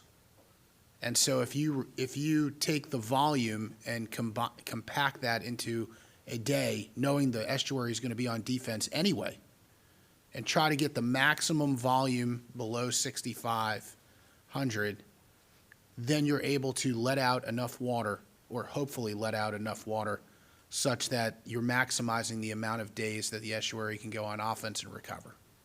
Would that be kind of Yeah, that's a reasonable description. Again, so I have all kinds of scientists that are on the phone and in the room and listening and are going to listen to this later that are cringing. And they're like, well, there's so many other factors and you have to think about these other things. And that's absolutely true. Yeah. So yes, in a simplified, Sure. probably oversimplified way, and I am oversimplifying all these discussions as well. So there are lots and lots of factors, and that's why we make water management decisions on a weekly basis, not on an annual basis or on a decade basis, right? Because our water managers take a look at what's going on in real time before we make final decisions on actual releases. But also by elevating the trigger level on which you have to make an initial release anyway, right? Because my understanding is under 3.5, you're not even going to release to the St. Lucie until you get to like above 16 and a half feet. That's right. We're talking about, remember when we talked about 75% of the schedule and 25% of the schedule and, Yeah. you know, so we're up in the 5% of the schedule. Yeah, That's what we're talking about here, is this is 5% of the water management decisions. But they're important ones. Because I think also, when you started, Cheryl alluded to it, which was you start getting into 3.5 and now you're, suddenly it's like, oh, there's something going on. There are folks on the St. Lucie who are, now they're upset or they're looking at this and saying, how does this affect us? And we're trying to figure this thing out. So I asked, well, when do these things start triggering? And it was like 16 and a half feet. And then I was we get our daily lake emails, every morning. And you look at these things and I said to myself, I can't remember a time where we have been at 16 and a half feet. That seemed really high to me. So I did ask John when the last time we were at 16 and a half feet was, and it was right after Irma in September of 2017. So it's been 4 years. We've never reached 16.5 feet. So I think that's important also. It's just, And that's what you see on this graph, right? Like a period like this. There's no events, yeah. right? Lots and lots of years of really great conditions in the estuary. 1971. There's another one. Yeah, 1971 and 1992, you would have like 2 years. Right here. Amazing. Okay. Can I do a reset Let's- real quick? I want you to get to this slide, but as we talk about 3.5, remember, that's just a model run. We're not just choosing or deciding on 3.5 or SR 3.5. So just for folks listening in, just remember, we're looking at a model run and what the potentials of a model run are. But at the end of the day, it's like we're talking about which iteration to go forward with for optimization. So this can be optimized even further with volumes and times and so forth. So there is still opportunity to even do better in optimization. So this is just one model run, but at the end of the day, we're taking input on move forward with building upon, as we're recommending CC, with some policy considerations for changes there. But all this will get worked on and optimized and so forth. So just want to do a little reset, and I may do it again later. I warned you about that hazard, right? That we were going to dive into numbers, but I wanted you to remember these numbers are just representative. They're just representative of what's possible to be done in iteration 3. Thank you. Do you mind going back just for a second? Yeah, I think this is as good as any. So when you first started out, you said the district, I think, had to make decisions. The district had to make decisions because there wasn't any other place to put the water. Okay, so you're trying to get this damage down to the Caloosahatchee, theoretically, and do something with that water, but there was no other place to put it except on top of the St. Lucie. So can you just explain to me why that is? I mean, I'm looking at a chart, but what are the, and we all know there are limitations and expectations and whatever, but what are the options? What are the options and why do they stop in certain places? The reason that there ends up with too much water in the lake in the wet season is because we still don't have other storage places to put it. And so during the dry season, we deliver as much water as we have in the lake, and we distribute it across all of our water users, the environment, society, Caloosahatchee, and we distribute that water all dry season. And what about the people who need, the farmer people? Yep, they're part of need it who we too, deliver. right? Okay, so Yep. let's talk about them too. Okay. And so we deliver all the water to the environment and to society. So I just was lumping all of our water users societally. So whether they're for drinking water or agriculture, for canal levels in order to recharge well fields, all of those water supply needs, as well as our environmental supplies to the Caloosahatchee to flow south, moving water to the Everglades. We deliver that water all dry season. So however much water we have, we distribute it all dry season until we run out. And hopefully we run out about the same time that the rains start, right? That's the goal. So let's say we perfectly do that. And when the wet season starts, then the rains come, and we start getting the runoff from 3.5 million acres north of the lake. And we get more rain, even in an average year, than we have places to put it. And what we heard in the workshop was, let's prevent algae from going to the estuaries. So we don't release any water to the estuaries in June, July, and August. So that lake level starts creeping up because we're sending water south, but it's also raining south. And so there isn't places to take the water. And So this is like a theoretical hope that like there's room to send it south, right? It's not raining? yes, so remember when John showed 2015? And you asked, how could we send so much water to the STAs from the lake?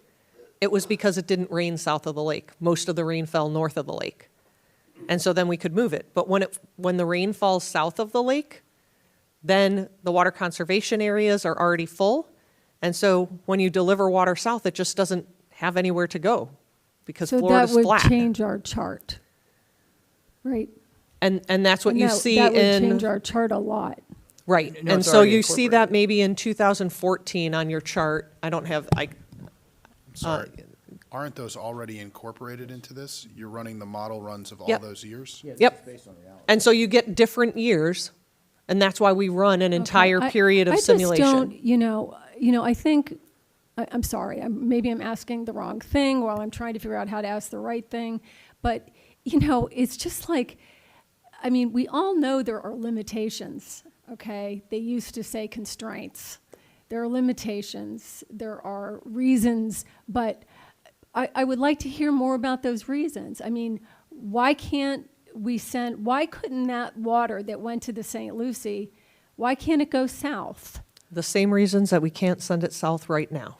So all those reasons that John Mitnick always talks about in the conditions report are the same constraints that we have until we eliminate more of those constraints. So And as much as I like Lake Worth Lagoon, how come Lake Worth Lagoon is now like taking hardly anything compared to what it was before, and now the St. Lucie's taking 30% more. I mean, I'm sorry, and it's not good that we're all pitted against each other here, but this is, and we have to talk about this, and I would appreciate a type of narrative as well, because it's just hard for me to believe with 30% more water that it could look this good. And it's kind of like statistics, how they can make it look good when it's really not. It's hard for me not to be suspicious, I'm sorry. And I know we're trying to do the right thing, and I want nothing more than for it to be balanced for all of us.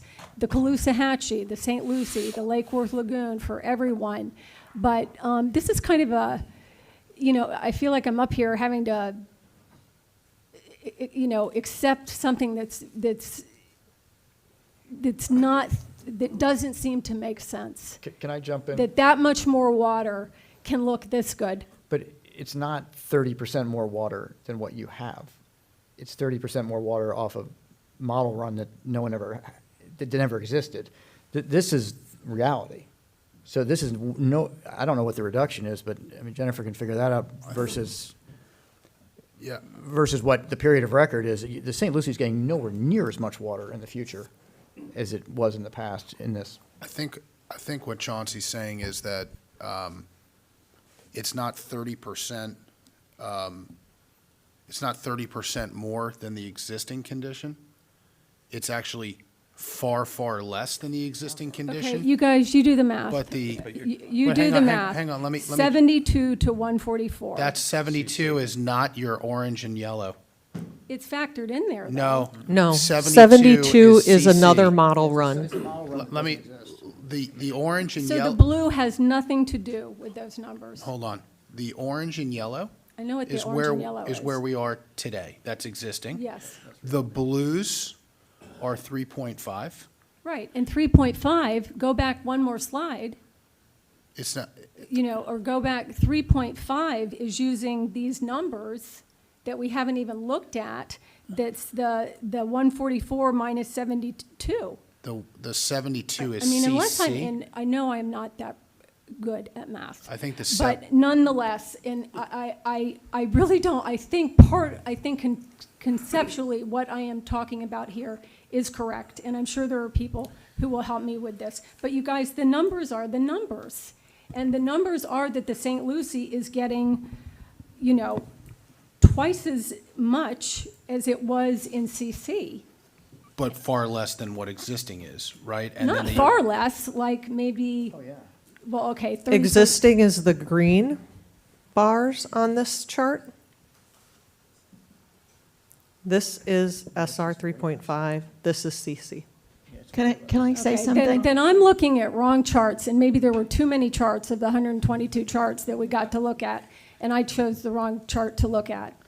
But I think the spirit of what I am trying to deal with is, I think part of it's right.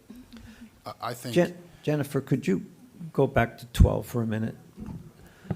So I think I This did one? some quick numbers. So between the year 2000 and the year, between 2000 and 2016, the St. Lucie, if you take the number of 14-day events, which would be the yellow and the orange, and then you take the number of 14-day events using the SR 3.5, quick numbers, I mean, I did it literally, but you're down to like 10% of what the existing conditions are with the SR 3.5.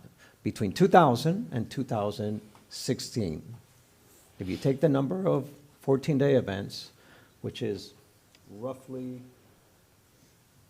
about 110 of them, and that's how many of the orange and blue, and then of the orange and yellow, and then if you go and you do the blue, you're roughly at 11. So you're down to 10% with the SR 3.5 versus existing conditions, not CC, versus existing conditions now. And so, I'm sorry. I was going to come to Jackie's defense. Go. So, you know, this is a model run, which is why I tried to reset it. And Yes, the model run really, and I've communicated this with the congressman and folks in the St. Lucie. So we did hyper-focus on days, right? And hyper-focused on trying to push water to the estuaries in as few days as possible. And so what you end up averaging, and the chart that's very popular that goes from 72 annual average to 144 annual average, you're averaging, of the years or days, 97% of those days are zero discharge, with 3% of the days which have high discharge. And so it's a strange thing to do an average on because of all those zeros. But So it's a weird number. That doesn't mean it can't be improved, right? That doesn't mean that you abandon it, right? So you can still consider, when you go to optimization, like I said, it's one model run.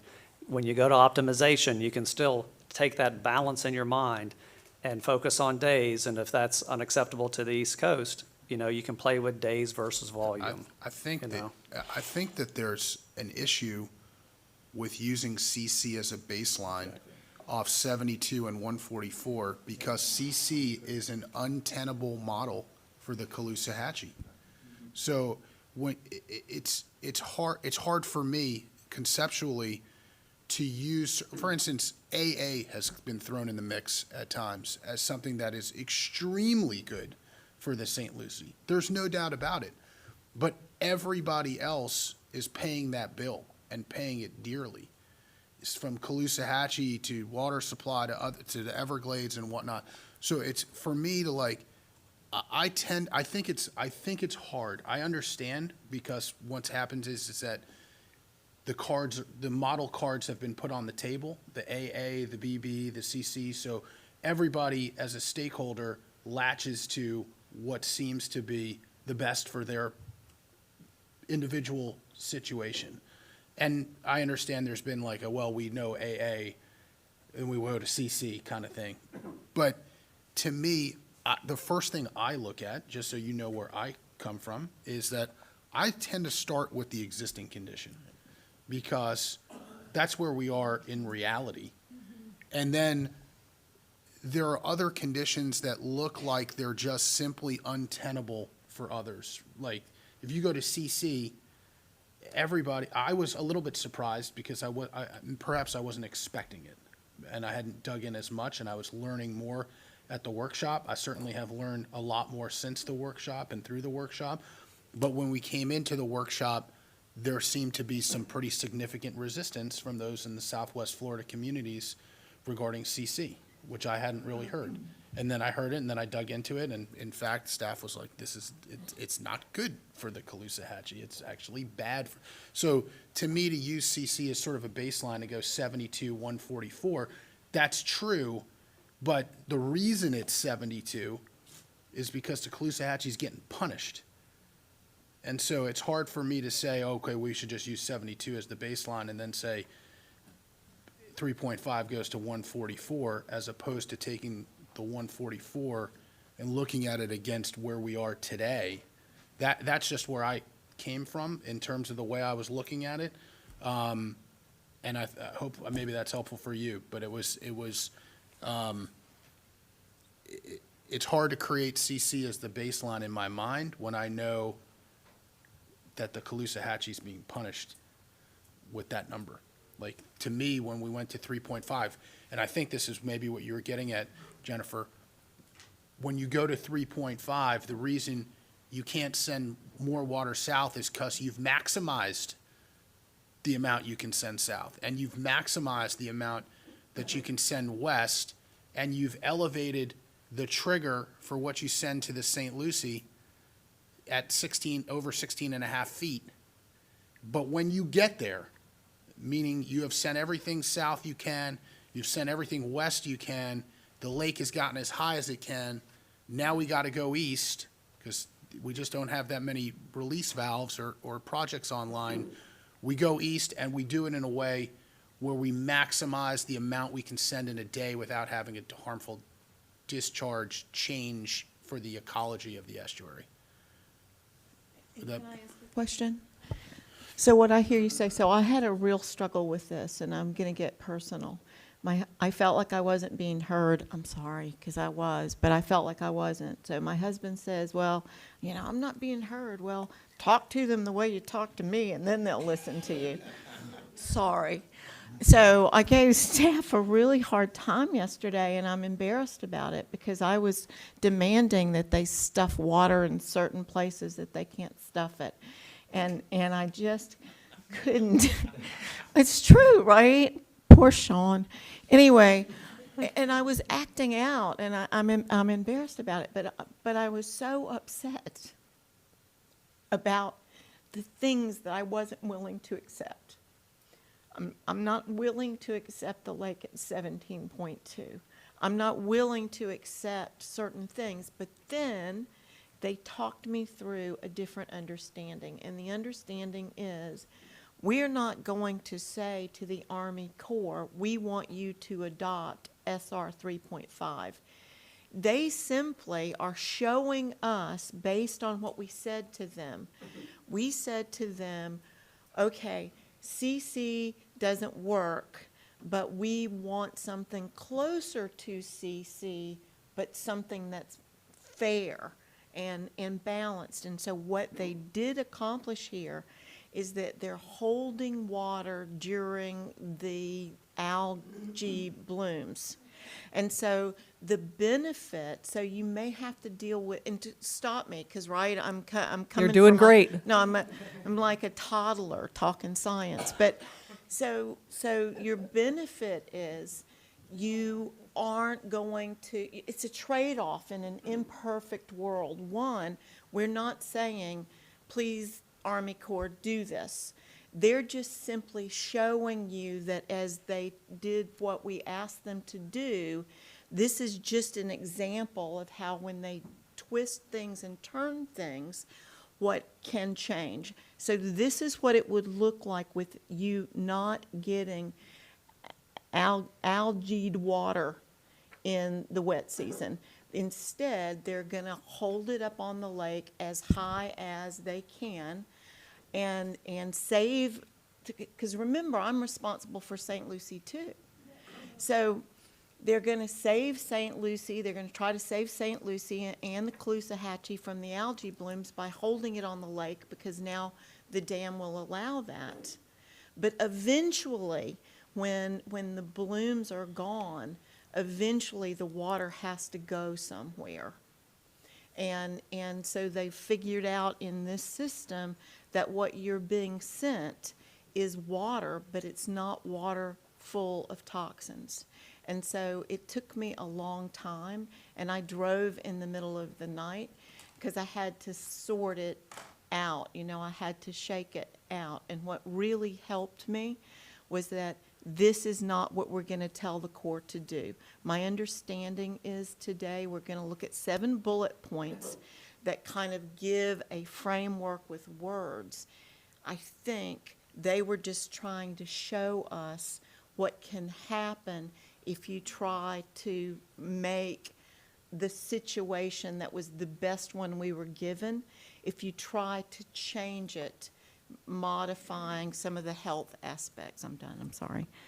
But I feel better today. I'm not excited, but I'm at Thank peace. you for the narrative Yeah. is helpful. I'm at peace moving it forward, because the one thing that I do not want to do is I don't want to get stuck. I want to move it forward. This now makes sense to me because I banged around on every corner of it, and I'm at a more peaceful place. Mr. Chairman? I'm so loud, sorry. Yes. We're receiving comments from the public that the board members are hard to hear, so can I ask you to please, please speak? I was on Zoom during the workshop, and I could hear you guys very well at the podium, but even when you were speaking into the microphone, it was hard to hear. So I understand what they're saying. Thank you. That sounds like an IT issue more than I'll yell, but. I was going to say, I always talk really loud because I hear poorly, and so I assume everyone else hears as poorly as I do, so I yell at everyone. So I'll continue to do that. so that at least you all can hear me. That's why, I can't remember if I said it earlier or not, but I'm one of my biggest concerns, I had two big concerns going into this presentation today. One was that we would end up getting fixated on numbers, because I really didn't want to end up there, because this is just a representation. It's not, we're not saying this is the answer. But what I didn't want to do was come to you all today with just 7 bullets and the alternatives and say, trust me, we've done some math and there's a better thing out there, but not give you something to look at so that you could understand the magnitude of some of the changes possible from CC. And so that's why we ran the model runs, is to give you a flavor of what's possible, but not to try to give you the answer. And so the numbers themselves can absolutely be tweaked. And this discussion is really important, because this is what the team will take back and say, okay, you know, we've really got to look at those St. Lucie numbers. We've got to make sure that we're doing everything possible, you know, and we can have that discussion with every one of the areas so that we're really clear on your priorities and how to take your guidance and apply it operationally as we move forward through iteration 3. Quick comment. Jennifer, I mean, I understand what you're saying, but, and you know this, there's angst out there based on timing. I mean, there's a bunch of requests that we need more time. Very few people have the resources and technology that the district has to sort these numbers. And so, and that was just with the old plan. So now we have another iteration, which is moving us in the right direction, but it layers on top of that angst that the process is moving away from people in terms of their ability to assess. So, I think it's you're saying that we have more time to work on this, but people already think that they've lost all the time to work on it. So if we can somehow convey that that there will be time for people to continue to get involved and to influence the final decision, I think that's very important, because I don't think that's where people think we are right now. I think people think where we are, well, this is the problem. Many of us were wedded to a single plan already, and now we see this, and you know, I had the same issue, Jackie, because Lake Worth Lagoon in CC got X, and in SR 3.5 it gets X times 1.4. So I fell into that trap of getting wedded to a program, even though each iteration is better than what we've lived through. So I think we just need to convey that things are changing rapidly here, and people hopefully will still have the ability to input in a meaningful way on the direction we're going. And part of the process is this meeting, too. And I heard you say that, though, Jennifer, at the beginning, which is the colonel's going to take a preferred alternative, then shop it around the district, listen to people and see where that goes, and come back, and then we're going to take a look at it in August, or I'm sorry, in September, or August. Yeah. Yeah, to be fair, and I'm going to let Colonel Kelly jump in here in just a moment. To be fair, he is briefing his leadership, and they are making a decision on which alternative to move forward into iteration 3 on August 4th. And so our board meeting will actually be after that, but we will be able to talk about that decision at that board meeting. Okay. Colonel Kelly, if the chairman is Yeah, I'd like to amenable hear to from you Colonel Kelly. talking. Absolutely. Yes, sir, you're spot on. So, so we, over the last week after the PDT and everyone has kind of come online with their preferred alternative, I think I've got pretty much a quorum. I mean, I think I've heard just about everything I need to hear, minus what I'm listening to today. So I'm confident that we can kind of give the array. The alternative, I think I'll be able to give on Monday. And that's just the, AA, BB, CC, DD, EE, right? One of those. And then, again, go listen and figure out what are the objectives and what can be fine-tuned in optimization, which is kind of where you guys are talking about right now, the optimization part. And then so in August, my goal is to have it's plan whatever, and then here are the goals for optimization. Here is what we have heard in terms of this is the plan going forward, and here's what we're going to focus on in optimization, resulting in a kind of fully developed option by the end of September, October timeframe. Is our discussion today helpful to you as you're going through your deliberations? Yes, sir. Okay. Yeah, I mean, if you want us to talk about something else, Nope. or nope, I'm good, sir. okay. Glad the answer wasn't no. I think, Jay, to address what you had commented on, it could be argued that by getting sort of the district getting ahead of the curve on iteration 3 and doing what they did with 3.5, we actually, it could be argued that perhaps we're relieving some angst for people, because it's almost like a preview of what iteration 3 will become.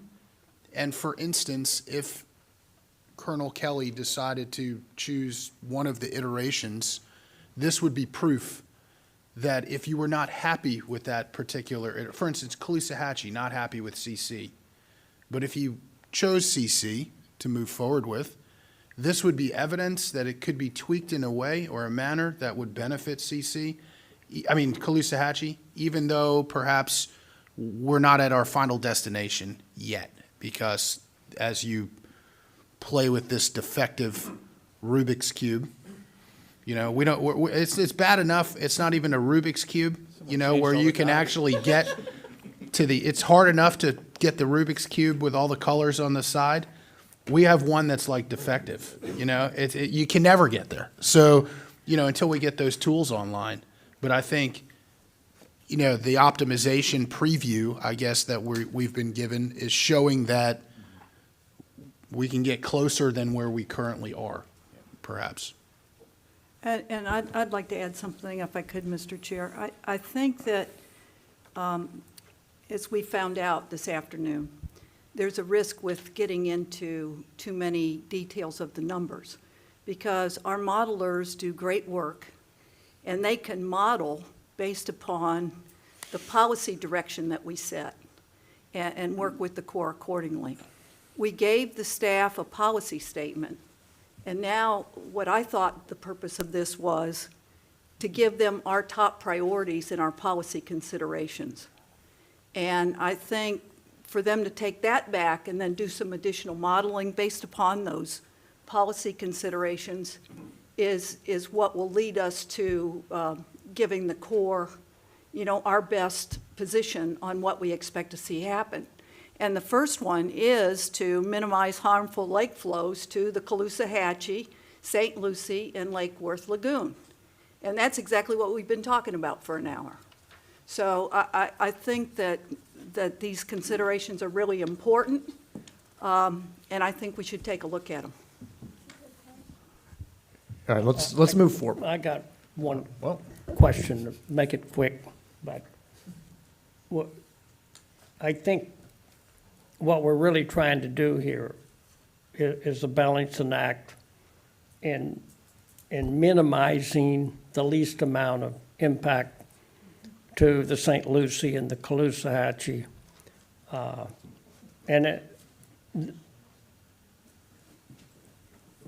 For the benefit of the environment, as best as we can. The resolution to minimize impacts. Now we're sitting here trying to balance the impacts. Minimizing the impacts is as we go forward with Everglades restoration, it'll resolve this wonderful resource we got that can be stored in reservoirs for the benefit of the environment and the benefit of water resource and supply, because this water's being wasted. I mean, it's a resource, and as we're wasting it, we're impacting the environment. So what we're trying to make sure as we move forward that we're not getting more on the Caloosahatchee and, or more on the St. Lucie. And I think that as we move forward, that's why Everglades restoration is so important, that we can build these, we can open up the bottom end of the system where we need water. Things are dying because we ain't got enough water. And, but it's, the bottom line is that as we move more water south, which we hear everybody saying that, and remove the barricades and stuff, that's gonna help. You get the EAA built, that's gonna help. All these projects we're building, that's what's gonna really take the impacts away. Now we're just trying to share them in a more equal way, and I hope we can get there. Thanks. Okay, we've got 8 slides left. Okay. So let's talk about flows south. One of the ways that we try and move more water south is to move more water south. And so we did that in 3.5. And that's by increasing the amount of time during the year that we try to move additional water south. Lake Worth Lagoon, we talked about briefly. The main change that I wanted to address with you all about Lake Worth Lagoon, because there's this huge improvement in numbers from the current condition, what we changed in Lake Worth Lagoon is on the policy side. And so what we did is, and this happened in CC, is we changed from treating the Lake Worth Lagoon as part of the flood control system to treating it like an estuary. And so making Lake Worth Lagoon receive flows only at the same time that the St. Lucie was receiving flows. So treating those both as estuaries. Instead, previously, the Lake Worth Lagoon had been treated really as part of the flood control system. And what does that mean? I mean, I think I know what it means, but clearly being treated as an estuary versus a flood control, you're taking ecological conditions into account. Yes. I mean, Anything that's else? from a policy perspective, that's it. What it means to us is a lot of changes in operations and structure coding, and when those structures get opened and closed, and instead we timed the decisions of those structures opening to the same timing that the St. Lucie estuary has those considerations. And so that's the big change. So where does, it seems if that's the change, then where does that water go? Is it going south? It's got to go somewhere, right? Is it held back more in the lake? So yes, all of those things. So it becomes part of the pie, just like the water that would normally, that starts to stack up in the lake, and then it has to go east or west if we can't deliver it south. Very good. And so previously, how the Lake Worth Lagoon was treated was if we can't deliver it south, well, before the Lake Worth Lagoon was part of that mix. And so when we delivered water south, we also delivered it to the Lake Worth Lagoon with not as many considerations about estuary impacts. And so now, instead, it's considered as having to move water east, and that's the change. And is that a change, is that a district change, or is that incorporated into the Corps' models as well? It was incorporated into some of the models, but not all of the models, but it was incorporated into the CC alternative. Okay, thanks. So first of all, I'm very happy to hear that the Lake Worth Lagoon would be recognized as what it is, which is an estuary.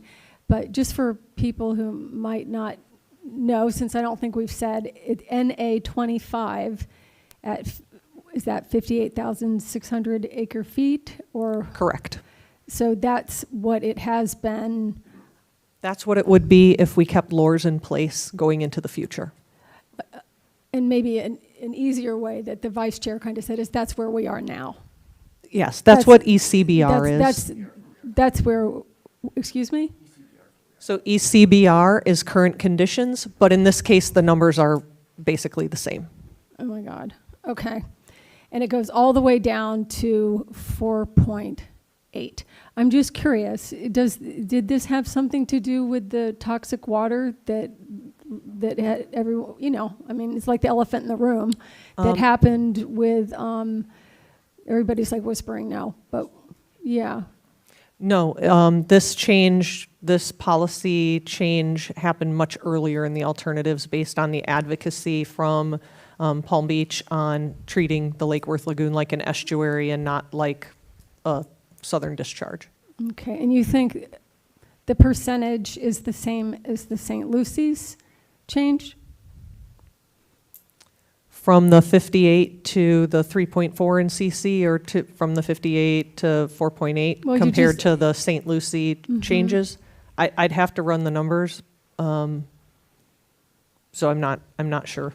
Well, I think it's fair to say that the degree of change is much higher. The benefit is much higher in not being considered, because it wasn't previously considered an estuary, where the St. Lucie was. So I would anticipate, I don't know, but I would anticipate that 58 to 3.4, 4.8, that degree of change is much greater than the St. Lucie degree of change. Right. But I know what you're, I And mean. it seems strange, and I want to, I support the Caloosahatchee, I support the Lake Worth Lagoon, I support the whole system, but sometimes you look at these differences and something just doesn't seem right, you know. Sorry, and so I think it's if we're going to talk it through, we need to talk about it now. And if it's because they're an estuary, well, then obviously it doesn't have this kind of effect on the St. Lucie. But we want all good things, okay? And I want all good things for the Lake Worth Lagoon, especially because of the drinking water situation, honestly. Just thought I needed to bring that up because this is the only time I'll have a chance to bring that up. Thank you.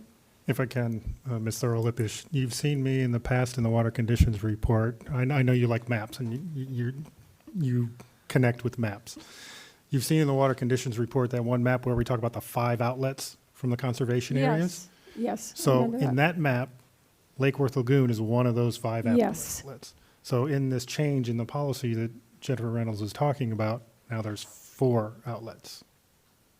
That's all that policy change is So doing. there's It's treating only Lake Worth 4 Lagoon- pink lines. Correct. It's treating the Lake Worth Lagoon as an estuary and not an outlet. And that's great. And so one of the things that we would need to do in optimization, and we haven't done this, is what does that mean for how we operate all the structures?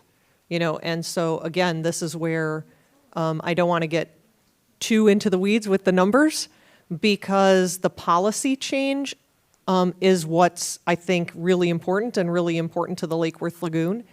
And whether the number is 3.4 or 4.8, that it's not 58.6 is the big deal. And so that's the policy that we think is aligned with your direction. And so that's what we're validating. And then we'll have to wait and see what the actual numbers are that, come out of the iteration 3 process. But, by the way, I don't think that there's that much of a difference between Lake Worth Lagoon's reduction and St. Lucie's reduction in the previous one that we had seen. Like I said, if you take out the 4.8 of the 58.6, that's about 9% of the 58.6. And against the numbers that I came up with in the last 16 years of the 14-day events that happened between existing conditions and the SR 3.5 is roughly 10%. So the reduction is pretty similar. And again, those are real rough numbers that you can corroborate later. Thank you. Okay, so another program area for the district is water supply. This one, I know we had quite a bit of discussion at the workshop.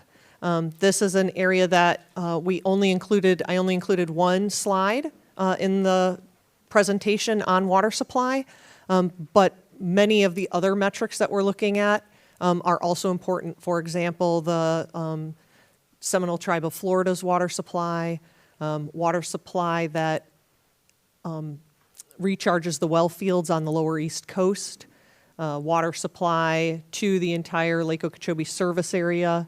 That's what this represents, the demand cutback volumes. And so there's a whole package of things that make up water supply. And that package of things is what moved into LOSOM. Now, that package of things has all kinds of other responsibilities and requirements for the district. And we can take a look at those. And we're happy to sit down with any of the board members and dive into that package. But that package is what we took into LOSOM and what we worked with the Corps, because that package is our responsibility here at the district. And so the Corps took that package into LOSOM, and we treated that package the same across all of the alternatives. And so anything that you would want to dive into that package, we could do separately, and it would cause comparable change across any of the alternatives. Just for the public's benefit and for anybody listening, the lower the number on this particular chart, the better for the water supply folks. That's correct. Okay. So what, I'm sorry, not to dwell on this, but it is interesting, looking at 73, 74 period, that's the only period there where both CC and SR35 perform worse than what actually happened. Do you have any idea why? So first, I just wanted to correct, not with what actually happened, but what happened in the simulation. Oh, okay, what So happened I in the just wanted to simulation make for- sure that we don't confuse that, because ECBR. it is, I make that error sometimes in talking about it myself. And so every one of the years has different conditions. And so some of the drought conditions have, it matters what happened in the previous year or in the following year. And so that's an effect that you see a difference in the policies of the alternatives compared to the climatic conditions. And John, I don't know if you remember off the top of your head what that change was. I know we've talked about it before, but now I can't remember the change in 73, 74. Sorry to put you on the spot, but. No problem. Actually, I think 2 slides from now, you'll get a better feel of why. And the short version of it is, you can't always manage your way out of a drought. Understood. Thank you. Oh, we did include it, yeah, okay. And so what we haven't talked about yet is the lake. And so the effect on the lake. We talked about in the policy statement that we were willing to accept some higher volumes, higher stages on the lake in the wet season in order to be able to deliver water all dry season to all the places that need and want it. Well, the impact of that is that you have higher stages on the high end. So you have higher highs, but also because you're delivering all that water through the dry season and you're not stopping the flows to the Caloosahatchee and you're not stopping flows south, you have lower lows. And so that's what you see, and that's increased in our 3.5 run from the CC run. So the higher highs and the lower lows are even higher highs and lower lows than what you saw in CC. Can I ask you a quick question about the highs? How do you normalize the last 13 years where the highs haven't been able to be as high, if you understand what I'm saying? I'm not sure I Okay, do so understand. your period of record is how many? 52 years. 52 years, but over the last 13, your high could only be, it was lower than it has been over that period of record. Climatic data. What's that? Climatic data is what we're using, the PRR, right? That's correct. As opposed to how the lake was actually operated. Correct. Okay. So the period of simulation looks at the rainfall data, not at what the Not at the past actual lake level. levels. Right, it doesn't look at how the lake was actually operated. Yeah, but how do you do that? How do you look at the lake's ecological envelope without looking at the lake footage? And if the lake footage over those 13 years has been held artificially lower because of the dike situation, how do you run that model against these particular charts? We run the model, we don't include anything that happened in reality. So we run the model as if reality. Can you say that again, please? Can you say that again, please? That's awesome. We run the model not based on anything that happened in real life. We run the model based off of the rainfall that fell, and if you had operated the lake using these rules, what would have happened in that rainfall event? All right, Jay, you can talk about angst now.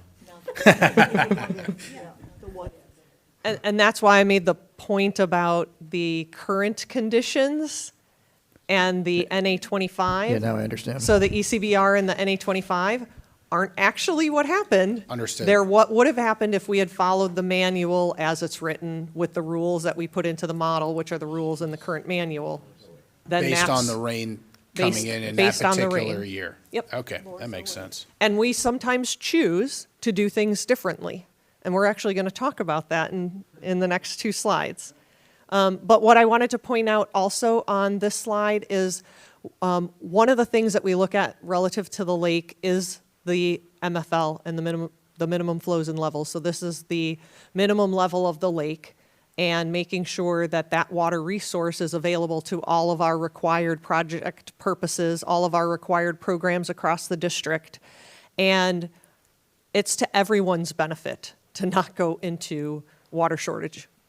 It's to everyone's benefit to not go into water shortage because when we go into water shortage, everybody gets cut back. Society gets cut back. All the water supply users get cut back, but so does the Caloosahatchee. So does the Everglades. Everybody gets cut back when we go into water supply management. And so avoiding going into water shortage benefits everyone. And so that's an important metric and a symbiotic metric that we do use. So talking about the lake, higher highs, lower lows, and is there anything we can do about that? In 2019, the Corps worked through a managed recession on the lake because there had been multiple years, like you see in this example, across like 1969, 1970, 1971, the lake's too high for too long. And so how do you do something about that? Well, you could do something about that by managing a recession, putting more water, not just south, but in those cases, you would have to put more water out to the estuaries, but during the dry season, than what the schedule might call for. And that could allow you to reset the lake. What we are calling that in your policy statements is a recovery mode. So how do you recover the lake? How do you reset the lake? Because you can see when you go into the wet season a little higher than what you had hoped for, then you try to deliver as much water during the wet season as you can, but you always just increase. And so then when you end the wet season higher than what you ideally wanted, and you go into the dry season, but you deliver the maximum you can through the structures that you have to the Everglades and to the Caloosahatchee and to the water supply users, if you have an average dry season, you only deliver so much. People only want so much. And so if you only give them what they want, then you slowly creep that bottom line up and up and up until you get to a point where you're not going to have any more room and you're going to have massive discharges. Or you can do a recovery mode and reset the lake so that you can get back to a more reasonable heartbeat of the lake. This is a really difficult concept to understand, but the conservation mode on the low end is even harder. So let me try that for just a moment. Go ahead, Mr. Butler. This chart here, these models, none of these have recovery mode logic, correct? That's correct. Okay, okay. And so, so then on the low end, a conservation mode would be a way to put some guardrails in the schedule, but to consider during the dry season, if you are at a certain point in the dry season and are forecasting forward for it to be very dry, to take the water that you have in the lake and try to extend the use of that available water so that you make it through the entire dry season. So that you don't use all your water and then have to cut people off because you hit the water shortage before the dry season ends. Instead, to extend that water available when it might not be as much as you normally have, and you might be having a longer dry season than you normally would. How do you extend those beneficial flows for as long as possible? And that would be what we're calling in here a conservation mode. That would prevent us from going into the water shortage management for as long as possible. And so managing the flows to all outlets during that dry season. And so that's why I put this slide in there, just so that we could talk about it and consider some things. Here you see examples of, high lake stages, and that's 2017 after Hurricane Irma. And then on the bottom right, that's the lake at 10 feet in 2008.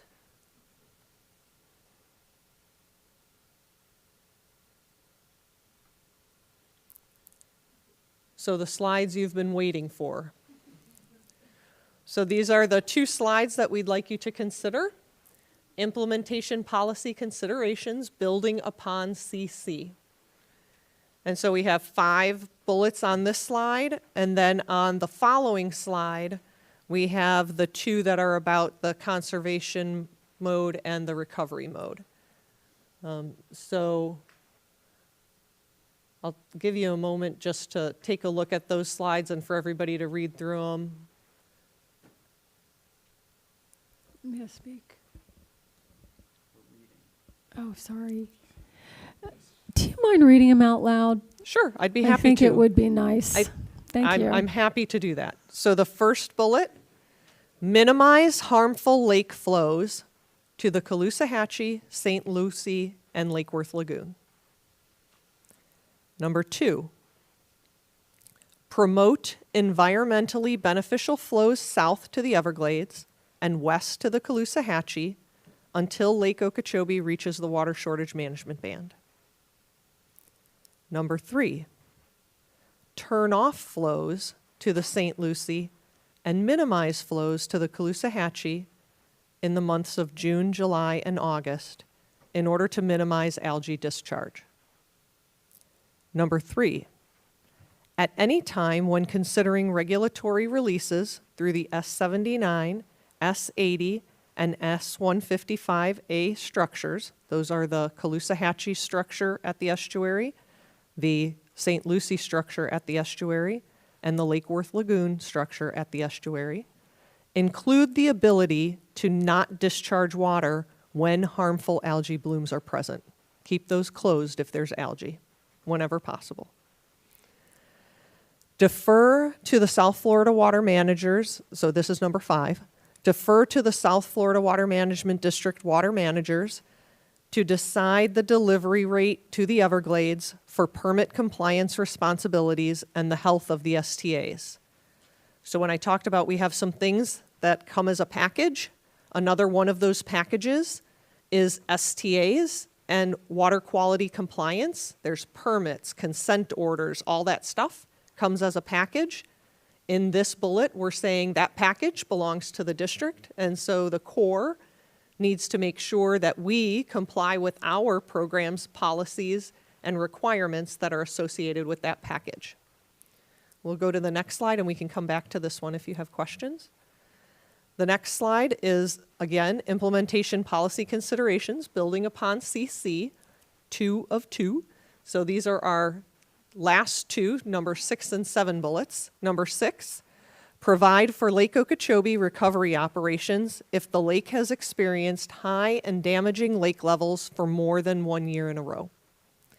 And number 7, provide for water conservation measures when lake levels are forecasted to enter a dry period, which would lead to entering into the water shortage management band.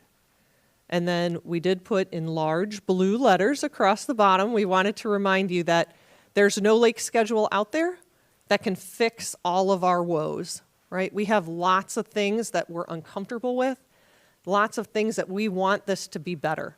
We want to deliver more water south. We want to have fewer releases to the St. Lucie. We want to have more optimum releases to the Caloosahatchee. We want to avoid discharges to the Lake Worth Lagoon. But we need SERP. We need more storage. We need storage north and south of the lake. We need better conveyance.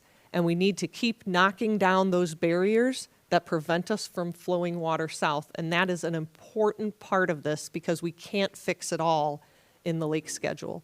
But we can absolutely, and we have demonstrated it through real data, that once this schedule is implemented, life can be better for everybody than it has been in the past. That's the goal. That's the goal. And we'll get there with this. So I know we're going to have extensive public comment. I would just as soon listen to public comment before having board comment, if board members are okay with that. So, Mr. Chairman, I got one question on the 7 bullet points. Sure. These build upon how we got here already, correct? So, I mean, there's other considerations going forward that we've already considered that are not included in this list.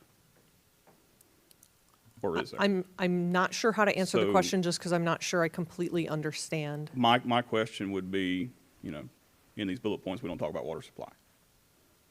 Of course, everything I see, water supply is correlated with reducing discharges, at least on the top end. When we talk water supply, it's highly correlated with reducing harmful discharges east-west.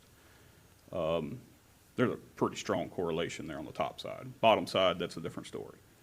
But I just, you know, we've got certain obligations as a district on some water supply things, and I just want to be sure those get included also. I read bullet point 5 maybe is when it talks about our permit compliance responsibilities. Does that relate to our consumptive use permits? No? Okay. That wasn't included per se in that bullet.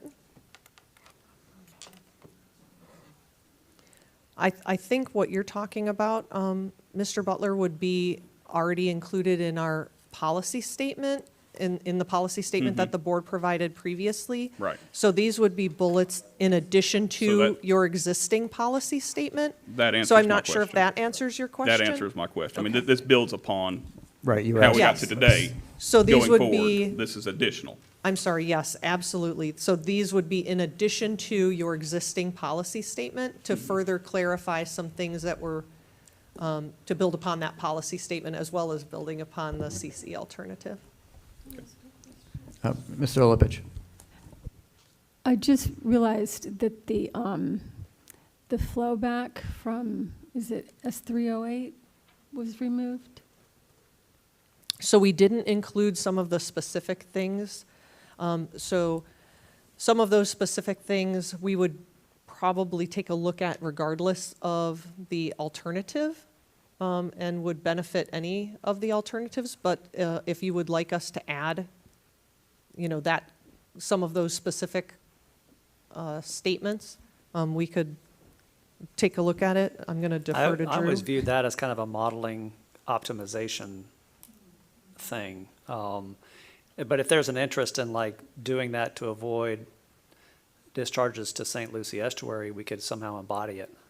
Well, I know it's, it's a blessing and a curse, really. The whole thing is kind of weird that canal can flow in both directions, based on the canal level, I think. So, I mean, personally, I have no strong feelings for it. I just wouldn't want it to be entirely removed because it's been part of what we've had for a long time. And I know it's a turnoff to some people or some entities, but I just noticed it was gone.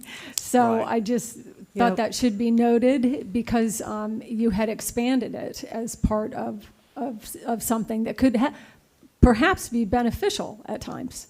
Right. You know, I mean, and I imagine it would be used if it could be beneficial. But thank you. I have, like to say one thing, because I got to leave a little bit early. I got a flight scheduled, but I will be on here, Mr. Chairman, through the whole meeting because I definitely want to hear all the stakeholders' comments. But I think the bottom line here is if we can make it better for the Caloosahatchee and the St. Lucie and Lake Okeechobee and move more water south, and that's extremely important. But as you put at the end, which is really important, is all about Everglades restoration, moving water south and building more storage. And the key here really is to expedite building SERP and making modified water delivery a reality. And in the meantime, LOSUM here is to make things better. It won't resolve a lot of the issues that we have to deal with, but it's kind of shared adversity and shared impacts as we continue to build Everglades restoration. And I want to thank our staff, since they won't be here later. What a presentation. You know, we should all be very proud of the expertise and within our organization. And I want to thank all the stakeholders for all their involvement. And I will be listening to everybody through the day. Thank you, Mr. Chairman. Thank you, Mr. Bergeron. Well said. All right, let's go to public comment. Thank you very much, Ms. Reynolds. Thank you, Mr. Chairman. First, we have Congressman Brian Mast, followed by Palm Beach County Commissioner Melissa McKinley.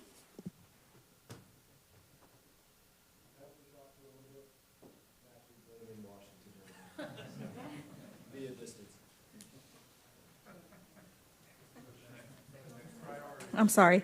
Palm Beach County Commissioner McKinley.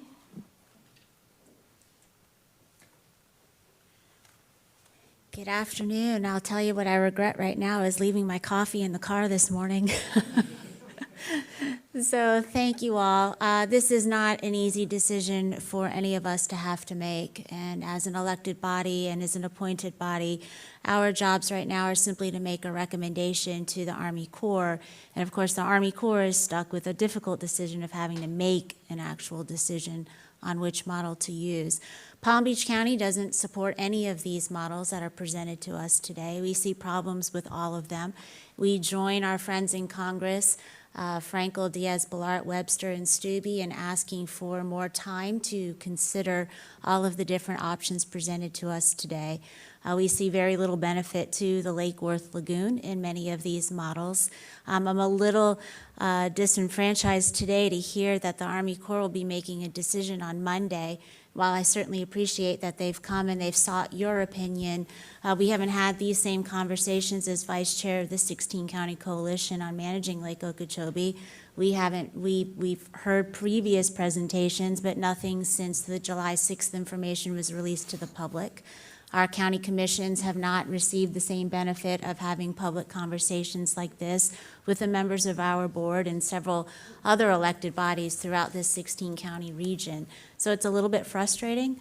I wear several hats, and mostly as a county commissioner in this county, our first issue would be water supply and making sure as the county it's our backup water supply. It's also a main water supply to many of our municipalities, including West Palm Beach, Palm Beach, and South Palm Beach. But as the commissioner, who's probably more affected by the decisions for a variety of reasons that are going to be made on this final LOSUM decision, I represent the entire western half of Palm Beach County. So my main concern is public safety, and it's that flood protection. And while we can all go, think that the 1928 hurricane and the 3,000 deaths that occurred seem like a long time ago, many of the families that live in the Glades are generations-long families that have lived out there, and that fear is still very real in their head. So making sure that we don't keep the lake at such a level that gives them concern, even when the dike is repaired. I can tell you when Hurricane Irma was coming along, even though many of the sections of the dike had been completed, the governor still ordered a mass evacuation of that entire region, and we saw seepage into areas that had been repaired on that dike. So we still have very valid concerns about the safety if we keep those lake levels high. Ecotourism. We've got massive bass fishing, and you've heard from the Anglers Association on this. We can't keep the lake so high that we destroy the ecology of the lake. It is a living, breathing organism. Was out on an airboat. I was happy to see on the northern end of the lake, you could actually see down to where the bass fish are now digging out their little nests, and you can see clear to the bottom. That's a good thing. That's what we need to continue to see. Our airboatsmen and our fishermen need to be able to thrive on ecotourism. And the elephant in the room. Yes, I was elected to represent this district. This district includes the 5th largest agricultural community in the entire United States. It is the largest ag district area east of the Mississippi River. You heard statistics earlier today. We can't ignore that. Not only are they growing our food for this nation, and we saw the importance in this pandemic year of having a domestic food supply, but these are the jobs that my constituents hold. This is what's keeping their lights on, what's keeping a roof over their head, what's keeping gas in their cars. I don't want to do anything that jeopardizes the security, the economic security and financial stability of the families that I was elected to represent. So when you are making your recommendation to the Army Corps, and Colonel, when you're making your final decision, take all of that into consideration. There are a lot of different stakeholders. None of us are going to walk away entirely happy, but we can't ignore one for the sake of all of the others. And then as a kid who grew up in Sarasota, and I still hear from my family on the West Coast, every time these decisions are made, I grew up falling asleep to the smells of red tide. I know what that's like. I had a little house, my mom did, we didn't have air conditioning. I'm not that old, it was just an old house. But I sympathize with what our friends on the West Coast are going through. I sympathize with what our friends on the East Coast are going through after standing at the Pahokee Marina and inhaling those algae bloom, that green algae fume. It was awful, it was disgusting. So we have a lot of work to do. I ask that we still take some more time and not rush this decision. And then in closing, I know I'm out of time and I apologize, but just to end on a funny story, I was out in Pahokee recently. I had some meetings out there. I decided on a random afternoon to swing by the marina just to check it out and see. I want to thank you all for allowing your staff to help the city of Pahokee make those immediate repairs there. But there was nobody in sight. It was quiet, it was empty, and lo and behold, around the corner comes Drew Bartlett. So either you have a tracking device on me or you have a very engaged director, and thank you for your time today. Thank you. Mayor Holly Smith, followed by Vice Mayor Merritt Matthews? Sorry, Matterson, thank you. Hi, good afternoon, Chair Goss, board members, Executive Director Bartlett, and all of the district staff. Director Reynolds, thank you, and the staff for the very informative presentation. Although an exhaustive and at times not so subtly divisive process, this final LOSUM product will provide all stakeholders a regulatory plan for the next decade. We do share the same goal, a healthier water system for a healthier Florida. And yes, this is really, really hard. Thank you for the continued opportunity to participate and provide comments on this tremendous effort to develop a new LOSUM, which can and will improve upon LORS 08 for the betterment of the entire system. We appreciate all the work compiled by the Corps, the district, and the stakeholders, all of the stakeholders, to create a balanced plan. As we on the West Coast have reiterated throughout this process, our Caloosahatchee should not take a larger share of the burden for lowering the lake than we have already taken today, nor should the percentage of the water that's sent to the lake to the Caloosahatchee increase under the new plan. This is our economic and environmental security as well. The benefits achieved by the construction of the C-43 reservoir must be maintained. The schedule must consistently measure the flows at the Caloosahatchee at S-79 to ensure that water runoff is accounted for when the release decisions are made. These decisions need to be transparent to all of the citizens of Southwest Florida. Our technical team has provided extensive input to the Corps on Iteration 2 plans. No single Iteration 2 plan represented the Caloosahatchee's perception of balance.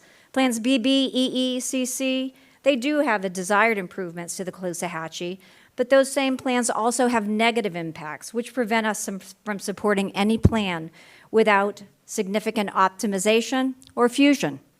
We want to thank the district for continuing to explore the concept of balance as seen in the development of Sensitivity Run 3.5. While we've not been able to fully evaluate 3.5, we see improvements to the Caloosahatchee across a number of categories, which are very encouraging. We would urge the district and the Corps to pursue additional evaluations of this run as part of the LOSUM process. I'd like to believe that no stakeholder would intentionally want a final LOSUM which would significantly or knowingly harm any one stakeholder. A balanced plan should have give and take, not just take. Balance is clearly defined differently depending on who's talking. Balance to me is overall improved performance across this very complicated system. This is an opportunity that we have before us. And I just want to take the time to say that we will continue to have discussion and collaboration as we move forward to select a final alternate for this LOSUM. Thank you. And I'm shivering because I'm cold.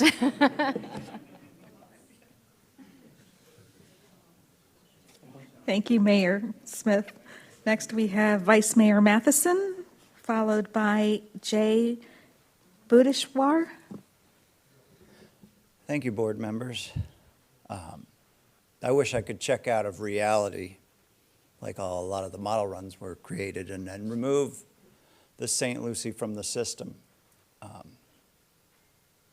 wish that so much for all my residents, because that balance is so hard for us to attain. City of Stewart does still support Plan CC. We do support your policy considerations. You know, the model runs produced, though, do increase our harm.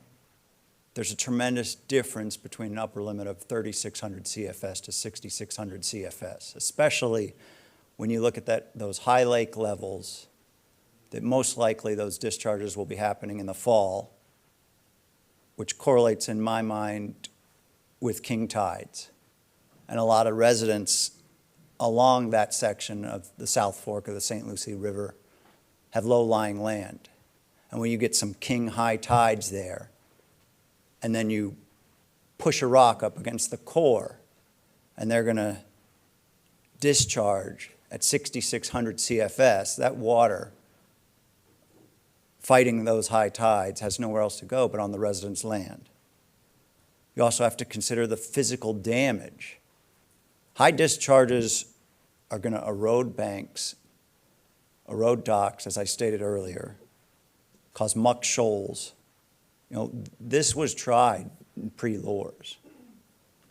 So a lot of the new model run, well, the policy goals we believe in, a lot of that burden has been shifted on the St. Lucie.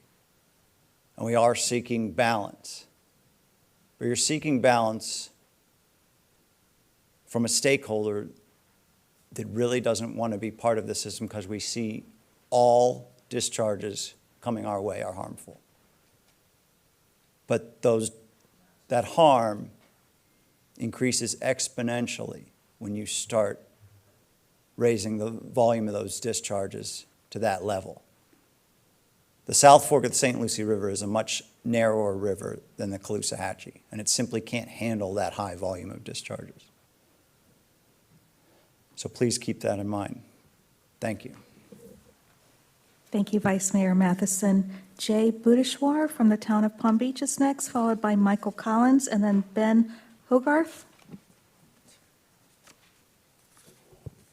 Good afternoon, everyone. Chairman Goss, Vice Chairman Wagner, members of the Governing Board, Colonel Kelly, and district staff. My name is Jay Budishwar. I'm the Deputy Top Manager for the town of Palm Beach. Let me first begin by saying thank you on behalf of the Lagoon communities for the change in policy which recognizes the Lake Worth Lagoon as an estuary.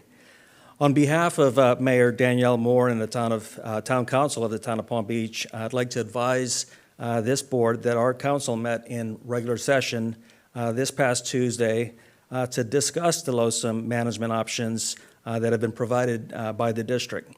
After a very lengthy review of the various alternatives, our council unanimously approved a resolution which urges the Army Corps of Engineers to accelerate the completion of this reevaluation process to improve our water quality, preserve our natural environment, and protect our water supply based on the following. One, the use of a science-based evaluation that is transparent and acknowledges and balances all congressionally authorized purposes of Lake Okeechobee operations with a priority to provide clean water to residents that rely on the water system. Number two, use of performance measures that appropriately and accurately characterizes the impacts to all communities as it relates to water supply, the environment, human health, and the economy. Three, incorporation of data and methods to ensure proposed operations improve the ecology, protect water supplies, and are robust and resilient to expected climate variability. Number three, implementation of a water storage and water quality treatment projects. Number five, minimum discharge of polluted lake water east and west via the St. Lucie and the Caloosahatchee rivers and the Lake Worth Lagoon, which waste the water resources that should be cleaned first in stormwater treatment areas and then sent south where it is badly needed. And number six, maximum discharge of water south through treatment into the Everglades and down to the Everglades National Park and Florida Bay during the dry season. Sending water south does not mean sending polluted water into the C51 and M1 canal systems, which end up in the Lake Worth Lagoon. Specifically, we are recommending adoption of alternative CC, revised to remove Zone F in order to achieve a better balance of water resources that prioritizes the health and safety of residents and visitors, as well as better protection of the environment. Congressman Mass said earlier that we should do no harm, and he is spot on, but we can't do nothing. And we submit to you that alternative CC does the most good. The town feels that an optimized alternative CC will reduce harmful discharges to South Florida's coastal estuaries, including the Lake Worth Lagoon, increase beneficial flows to the Everglades, and Mr. protect the Budishwar, ecology. you could wrap up your comments. Thank you. On behalf of the town, thank you so much for allowing us to speak this morning. Thank you so much. Following Michael Collins will be Ben Hogarth, and then Gil Smart.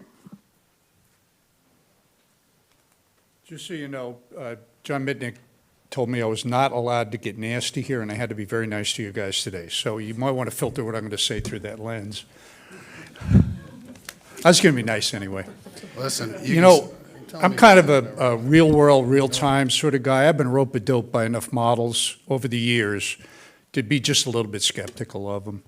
And I keep going back as we go through all of these model runs. I think back to the schedule we had when LORS 08 was implemented, WSE. We went through 4 hurricanes in just a little bit over a year. And the Corps and the district were able to manage this system with very, very few impacts compared to what we got now with a fairly benign weather pattern. I think if you have more water, you have more options. I want that foot of water back in the lake that was lost during Laura's 08. And I've got environmental concerns. You know, MFLs, the MFL of the lake didn't even have a recovery strategy attached to it because prior to Laura's 08, because none of the models showed us we'd ever need it. Laura's 08 showed up, we've been in the recovery ever since. That rolls into other impacts. You know, the Seminole tribe is kind of upset. Their ability to develop water under the compact is impacted by the fact that we're in a restoration for the lake. They can't get any more. You know, we're in a recovery. So, you know, if you look at SERP, you have to be able to reserve water for the SERP projects. Well, to be able to reserve the water, you're going to have to prove the mitigation of existing legal users. If you don't have that extra foot in the lake, that's about to get very, very hard when that time comes. There are ways around all this. You know, one of them is perhaps the Corps could promise that they revisit this regardless of what happens. I'm not in love with any of these. I don't see any of them that really look all that much. BB gets kind of close to WSC, but doesn't get you the whole way there. I didn't see enough of an examination of that schedule and what we were doing. You know, it seemed like we were bound and determined to start from scratch, which probably isn't a totally bad idea. But I like the fact that in the real world, real time where I lived, that actually worked, and it worked very well. Regarding, you know, removing the F-band, I think, you know, ideas that get away from the way we've operated are based on the idea that things have been horrible forever, and they haven't been. I mean, things have accelerated. The lake, you know, algae blooms starting at about 2016 got massively worse. We always had algae blooms. We didn't have algae blooms like this. And I think it's a mistake, personally, to assume that just lowering lake stages is going to give you fewer algae blooms. I haven't seen the science to support that. We don't know whether it's a lower lake stage or the fact that everything's getting a lot warmer in June. There's a lot less wind. There's a lot less mixing. It could be a variety of things. But I really believe that having more options in terms of what you do with the water is something that's probably more important than putting yourself in a position where you don't have options. And I thank you. Thank you, Mr. Collins. Ben Hogarth, you're recognized to speak, followed by Gil Smart, and then Poonam Kalke. Good afternoon, governing board members, Mr. Chairman. Jackie, thank you for being such a tireless advocate for the City of Stuart. Ben Hogarth from the City of Stuart. The conversation that you all had earlier was really robust. It was interesting to hear the different perspectives. And someone who's been representing the city on the PDT, I could tell you that the data analysis was way more than I thought it would be. So it was definitely educational, very involved. But the Army Corps staff are nothing short of professional.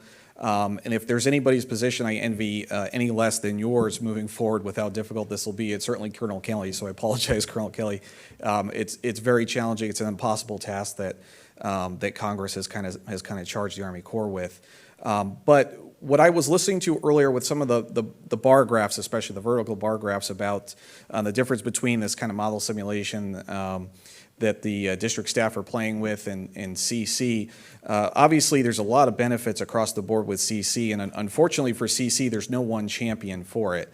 The City of Stuart decided to step up and champion CC to be the first ones to do that, even though AA is clearly better for us, because we realized that a plan performing second best, third best for most of the stakeholders wasn't going to have any one champion, but the empirical data, the evidence was there, you know, of which plan could give us the best starting point foundation to build from, heading into iteration 3, which is primarily what the discussion points today were about. We're really kind of getting ahead of ourselves a little bit, but it's great, it's informative. I'm sure the Corps appreciates it, we do. It helps us to understand what to move forward. Our biggest fear with what was presented so far by the district, and I apologize to them because they called me asking, hey, you know, for volume, what's more important, duration, timing, frequency, and I said yes.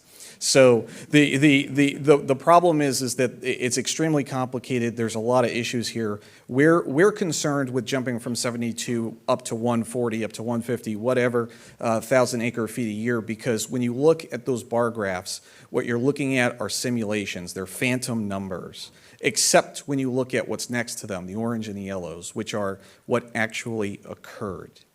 And when you compare what actually occurred to the phantom simulation, what you're forgetting is that there's something in between those two, and that's humans, people, decision makers. And I don't want to speak for the Colonel or for the Army Corps, but I'm not perfect, and I know that most people probably would say the same. And so what we know is that the maximum amount of discharges probably aren't going to be discharged at every zone and every area, which can be good, but it can also be detrimental. And so moving forward, I would just ask everyone to, at least on our behalf, to really think about that as we look at the plans, as we look for optimization in iteration 3. Remember, with what we're at right now, that's a simulation, but we need to consider real-world environment. But thank you. Thank you, Mr. Hogarth. Gil Smart, followed by Poonam with the City of West Palm Beach, and then Newton Cook. Good afternoon, everybody. My name is Gil Smart, and I'm Policy Director for Friends of the Everglades, founded in 1969 by Marjorie Stoneman Douglas. Today, we wish to first thank the governing board members and everyone at the Water Management District and everyone at the Corps of Engineers who've been neck deep in the LOSUM process. The selection of a new Lake Okeechobee System Operating Manual will have a huge impact on the Caloosahatchee and St. Lucie estuaries, the Lake Worth Lagoon, the Southern Everglades and Florida Bay, all of which have suffered under the current Lake O plan, which prioritizes sugarcane irrigation over the environment and public health. With blue-green algae once again blooming on Lake O and red tide plaguing portions of the Red Coast, LOSUM represents a historic opportunity to address, not solve, but address these wrongs. We know you've been treating it as such, investing a tremendous amount of time and effort, and we thank you for your hard work and your dedication. That said, it's been disconcerting to listen to portions of today's discussion which could be boiled down to a single question. How hard are we going to punch the St. Lucie? Because we're going to punch it. We're going to slap it. It's just a question of how hard and how often. Our organization continues to support, and we again ask you to support, an enhanced Plan CC, as we believe that with key modifications, it is by far the most balanced of all the alternatives currently under consideration. We were intrigued to see the district's recent modeling efforts suggest that considerably more water could be sent south under SR 3.5, and we support the policy considerations listed in today's presentation, but we were definitely concerned that under SR 3.5, should the lake hit 16.5, 17 feet, discharges to the St. Lucie could reach up to 6,600 CFS. That would be an absolutely crushing blow, double the allowable rate of discharges proposed under the original Plan CC. The Caloosahatchee absolutely needs relief. Equity is indeed a concern, but we're wary of any attempts to help our friends out west by pushing more water east. Instead, we should be sending the maximum amount of clean water south and requiring EAA farmers to hold and treat runoff on their own land in order to create room in the taxpayer-funded STAs for water from the lake. We also noted SR 3.5 performs significantly better for water supply, and we're curious as to the rationale behind bringing more benefits to industrial agriculture's irrigation. As some other organizations have noted during the LOSUM process, there's been virtually no data presented to document adverse effects occurring when the lake crosses the water shortage management line. Certainly, it's intuitive there would be effects and impacts. But given the lack of data, we're wary of new modeling designed in part to mitigate crop impacts that simply haven't been publicly proven. It's not hyperbole to say that LOSUM is one of the most consequential public policy decisions in recent years in terms of its effects on Florida's iconic waters and indeed the future of this entire region. A lot's riding on this. And while none of the plans are perfect, we believe CC, with the right modifications and with your policy considerations, will get us all where we need to go. Thank you. Thank you, Mr. Smart. Poonam Kalkat with the City of West Palm Beach. Good afternoon, Chairman Goss, governing board members, district staff, as well as Army Corps staff. Thank you, everyone. All this engagement and collaboration is definitely going to be very helpful in where we'll end up. The City of West Palm Beach, my name is Poonam Kalkat. I'm the Director of Public Utilities for the City of West Palm Beach. The City of West Palm Beach supplies potable water to 120,000 people within the city, town of Palm Beach, town of South Palm Beach, and unincorporated areas of Palm Beach County. The city also provides supplemental fresh water to the Loxahatchee River to assist in the restoration of the established minimum flow and level for the northwest fork of Loxahatchee River. The city wishes it was in a position to recommend one of the iteration 2 alternatives to the South Florida Water Management District Governing Board and the U.S. Army Corps of Engineers. However, the limited information the city has been able to obtain leaves it unable to recommend any alternative at this point. The modeling performed by the U.S. Army Corps of Engineers contains no meaningful evaluation of the northern Palm Beach area where the city's water supply system is located and which includes the MFL for the Loxahatchee River. The city's preliminary review of the iteration 2 alternative appeared to suffer several critical flaws. For example, the No Action 2025 scenario does not include the full integrated delivery schedule, and none of the alternatives return water supply to a 1 in 10 year level of certainty. Therefore, in the city's opinion, none of the alternatives comply with the existing state law or the congressionally authorized purposes of the Central and Southern Florida project. Hopefully, without boring you, I'll go into a couple of points. The model only uses boundary conditions, so that we find there are gaps as we are having our modeling teams look at this, and we are requesting that we have more time to look at these and work with the district, and the district staff has been very, very cooperative and collaborative with us. The model only uses boundary conditions to simulate the city's water supply in the Loxahatchee River, which means there has not been any meaningful evaluation of the northern Palm Beach County area. District staff informed the city that the city's water supply was represented by a boundary condition time series, likely from South Florida water management models. This run was likely based on a LORS 08 schedule and water shortages and cutbacks tied to that previous run. If that is true, a LOSUM alternative evaluation, benefits of impacts of the city's water supply system and city-owned grassy waters preserve cannot be adequately determined by this modeling effort. District informed the city that flows to Lionheart are from a boundary condition time series from another simulation, not yet identified by district staff from 1965 to 2005. We see other gaps. It appears that we have a lot of gaps that we would like to address, and we beg you so that in the future the public does not look back at this situation and ask why the decision makers did not take the time to properly protect public health, welfare, and the environment. Thank you for the time. Thank you. Newton Cook, followed by Nyla Pipes, and then Ernie Barnett. Thank you very much, Newton Cook, United Waterfowlers of Florida. I love Jennifer's presentation. She always does an incredible job of getting my brain and head spinning. And God bless her. And I noticed that she did throw me a couple of bones at the end for the lake ecology and for, there's one line in there on the SDAs. So thank you, Jennifer. Lake Okeechobee System Operations Manual. What % of today's meeting did we discuss Lake Okeechobee? The health of the lake. We were here all day, and we're getting ready to manage the lake, and we're getting very little attention paid to what's going to happen to the lake when we manage it. Did you hear the presentation that said the lake is damaged when the water is over 15 feet? 15 feet. I hear people saying we're going to 17 and a half feet. Did you hear the presentation at the workshop that told you how long? Dr. Paul Gray, I think, made a comment. It takes to lower the lake. When you get that high, months, in this case of the last 2 years. Do you know what that did to the lake? Have you been out there? You know how much SAV is left? You know we lost 80% of our vegetation? Did you hear anything about the numbers of days when there's going to be stress on the lake? We keep hearing about it for the estuaries, and I live St. Lucie area. How many days of stress on the lake? And what's going to happen to the water? We've got muck on the bottom. It'll take 50 years to get out because it's taking 50 years to get it in. And to get it out, we're going to have to use some thinking out of the box and put some deep well injection in there and move that muck 3,000 feet out to the middle of the Atlantic. Or it'll be there 50 years after we're gone. And when you stir the muck up, guess what? It all goes east. It all goes west. It all goes south. And what's it full of? Nutrients.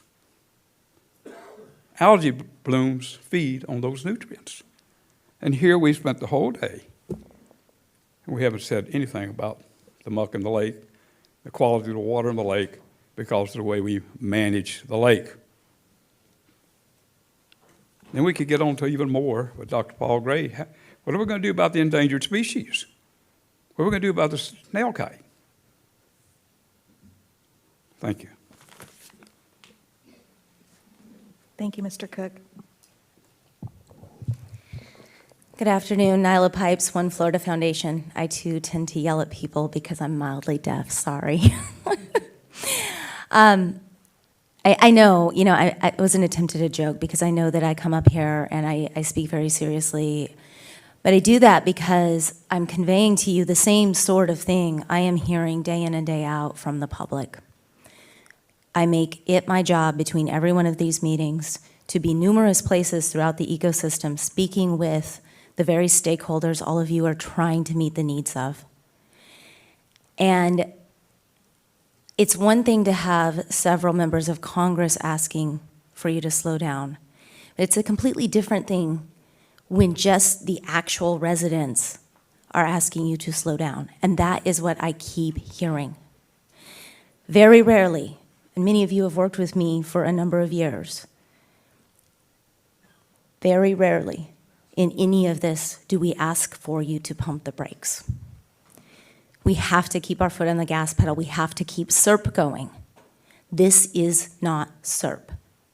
We clearly define that in some controversial conversations, throughout the process, that this is not SERP. LOSUM and how we manage the lake is not going to solve all our problems. People are uncomfortable with picking a plan and then optimizing it.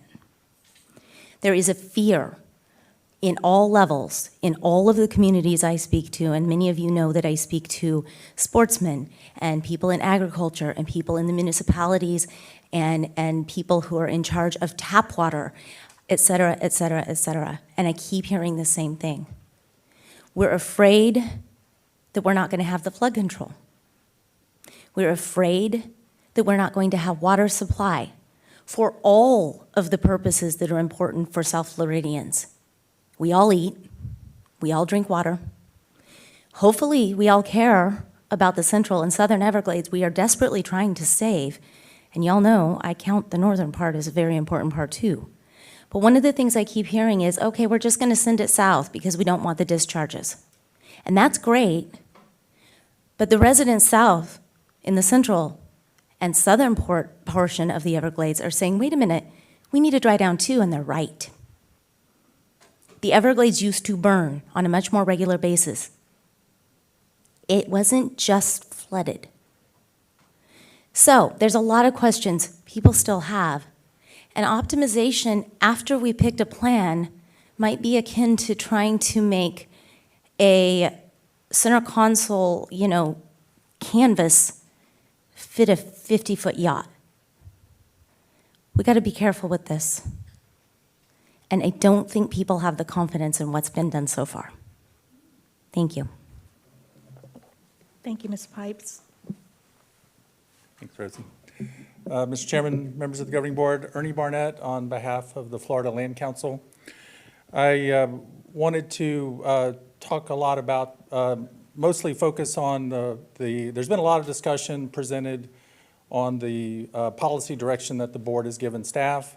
I do think there's been a sort of a dearth in the discussion of actual legal responsibilities. I feel very strongly that there's been a false pretense that has just perpetuated through a lot of the public comment and the core PDT meetings and in the discussions that have taken place in various workshops on the lake issues around the state over the last year or so. And I think we really need to dispel this concept that water supply is harmful and trying to achieve water supply for existing legal users is a bad and unnoble thing. I argue it's the contrary. And I think it's something that this agency has been charged with by the state of Florida flood control, water supply, water quality, and natural systems. And all of those things I know you take very, very seriously. The Florida legislature has put expectations on this governing board and all water management districts to make sure that you have the financial capability to meet a 1 in 10 level of service for water supply. But your unique situation is you operate the Central and South Florida Flood Control Project that requires you to partner with the federal government. So knowing that, back in 2000, we passed comprehensive legislation at the state of Florida. My prior job, prior to working for the South Florida Water Management District, I spent 20 years at DEP, 15 years in the Secretary's office, and headed up Everglades Restoration, and had the good fortune to work on that legislation. And that legislation says to be local sponsor to the project. And the project is defined as the Central and South Florida Flood Control Project. Not SERP, not the Kissimmee River, the CNSF project. They have certain expectations, and one of those expectations is that they want you to make sure that you meet the needs of the existing legal users, and it's in the statute, and it's an obligation. Matter of fact, we always called it the state savings clause. It's 373.1501. And when you're developing or implementing water control plans or regulation schedules required for the operation of the Central and South Florida Flood Control Project, this district shall provide recommendations to the Army Corps of Engineers which are consistent with all district programs and plans, including your obligations for consumptive use permitting and to meet minimum flows and levels and to do Everglades restoration. Your recovery strategy for the MFL clearly relies, the backbone of that is a new regulation schedule that by design would achieve the MFL. It's been in it since the 2008 recovery strategy that was adopted for the MFL, and it's been in every updated plan since then. Thank you for your time, and we look forward to continued engagement. Thank you, Mr. Barnett. Congressman Brian Mass, followed by Lisa Interlandi.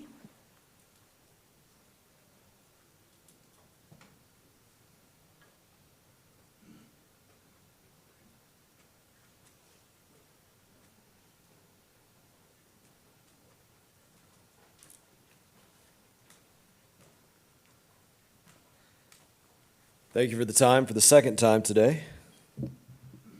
This is the lake right now. Doesn't matter if the lake's at 10 feet or 15 feet or 18 feet. These are the conditions on the lake. Anybody care to dispute that? This is what a couple hundred miles of the lake is right now. Doesn't matter the depth that we put it at. It's broken.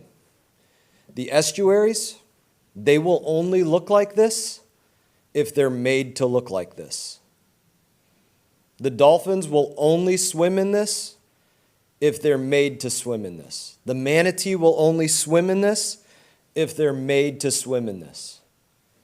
Kids will only get in this if it's sent into their pool, if they're made to swim in it. That's the fact. It doesn't exist out on the coast in that same way. You won't find it without it being made that way.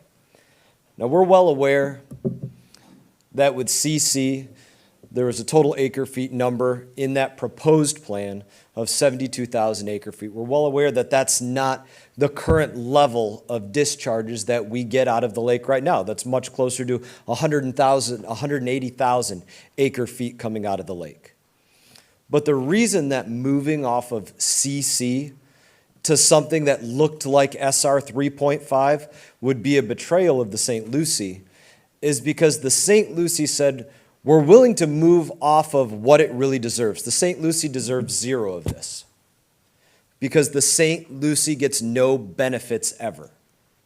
There's no benefits coming out of the lake for the St. Lucie. It's a different argument. We're not asking for any drops of water out of it to help some situation out. We're just asking not to be hurt. So when you look at moving to a proposal like SR 3.5 and saying, why would that be a betrayal? Because we moved past AA, which would have still been 50,000 acre feet of harm. No benefit, still 50,000 acre feet of harm. And we moved to CC and said, you know, we can compromise to here in the name of helping everybody out because we understand we don't want our neighbors to be hurt. We don't. And that's a point that we could see compromising to, but when you ask us to compromise to a point that says 140,000 acre feet, when what we get right now is basically 180,000 acre feet, so we're only realizing about 25% of not benefit, 25% of reduced harm, because it's only harm. That's a betrayal. That's an unsatisfactory situation. It's something that we cannot abide on the St. Lucie. And there's been a lot of other comments that were given today that I could really go off on. I'm not going to, because I think everybody here gets it, but I would just say it again on this one point. It has to be started from a point of do no harm. There's a lot of benefits that people want off the lake. Agriculture needs water, I acknowledge that fully. But they don't get to ask that my community get this dumped on it in order to get the water that they want. Okeechobee needs water to drink, and I would argue that they shouldn't have to filter this out of their water to drink. But I recognize they need water to drink. This is not a gift. But in that, they don't get to ask that this get dumped on our community in order to have it. And the list goes on and on and on. So again, I ask this, Colonel, from an ideological standpoint, please ask the Corps to always keep in mind and start from a point of doing no harm before they start to dole out the benefits of Lake Okeechobee. Again, I thank you all for your deliberation, your work on this, not just today, but every day, all the phone calls, all the workshops, all on everything. We definitely get after each other a lot, but it's fully respected, the work that you all put into it. I very much realize what it is, and I thank you guys for the time.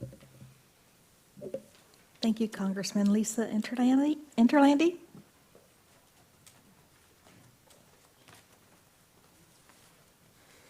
Hey, Lisa Interlandi with the Everglades Law Center. Thank you so much. I was so happy to hear that about the Lake Worth Lagoon being treated differently. That is amazing, and I'm extremely happy that it's going to be considered as an estuary. Just the thought that it was ever considered part of our flood control system I find so disturbing, because it is an estuary, and no wonder it needs a lot of help, honestly, but only moving up from here, so I'm just thrilled about that. I also want to obviously thank you so much for this presentation, and staff and the board for taking all these comments and considering. But also, with regard to the Lake Worth Lagoon, I thought it was helpful to have the data that was provided in this analysis and also by the Corps that allowed us to look at what the benefits for Lake Worth Lagoon would be from the various plans. That was really helpful, and I'm so glad that the change in policy was incorporated into Plan CC, because I think that that's obviously going to be a huge benefit. Going from 58 down to 3.4, if it goes back to 4.8, as far as the Lake Worth Lagoon is concerned, I think that's still an absolutely huge improvement, so very pleased about that. I'm not hearing that we should slow down. What I'm hearing when I'm out and about and speaking to people is that we can't tolerate this condition for one more season, that we have to have change, that things have to be done differently as quickly as possible. So I am glad to see that this is moving forward. I do think that we have the analysis. We were able to look at the analysis provided by the district and the Corps and realize that we think that CC is the best alternative. And I was so optimistic based on what you all presented with 3.5 and whether that goes forward or some other change, just the amount of improvement that is possible, whether it's that or in some other way, mixed up, however, just the fact that it can be improved so much really gives me a lot of optimism.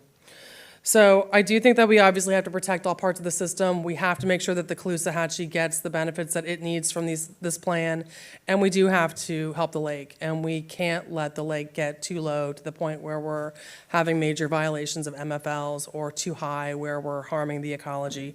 We have to try to balance all parts of the system and for the environment. And I heard some concerns about the water supply, but I mean, I think we need to remember that all of these plans do improve the water supply condition over the existing conditions significantly. So I hope that others are also equally optimistic that change is coming, and it looks like it's going to be better for all parts of the system. So we're hopeful, and thank you so much for your consideration. Thank you, Ms. Interlandi. Now switching to our virtual participants, I have Commissioner Kevin Ruane.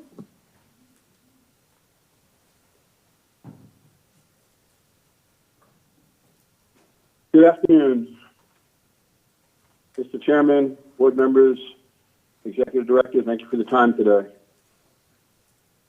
I'm Kevin Ruane, representing the Board of County Commissioners on the West Coast. I've been involved in water issues for the last 15 years and anxiously await a Lotion situation that we're in front of us. I recognize that the models you have in front of you from AA, BB, CC, DD, and E, none of them are beneficial to the Caloosahatchee. Improvement, I think, is a word that we all talk about. I've had the privilege of working with the folks around the lake, from Pocahontas to Bug Lake to South Bay. I've worked with every one of those mayors. Understand what that balance is. Understand what the balance is for water supply. Also understand what East and West needs to have. You know, we help manage the system, and honestly, managing this, we've done the greatest job in 19 and 20. Why? Because we've managed it 365 days a year.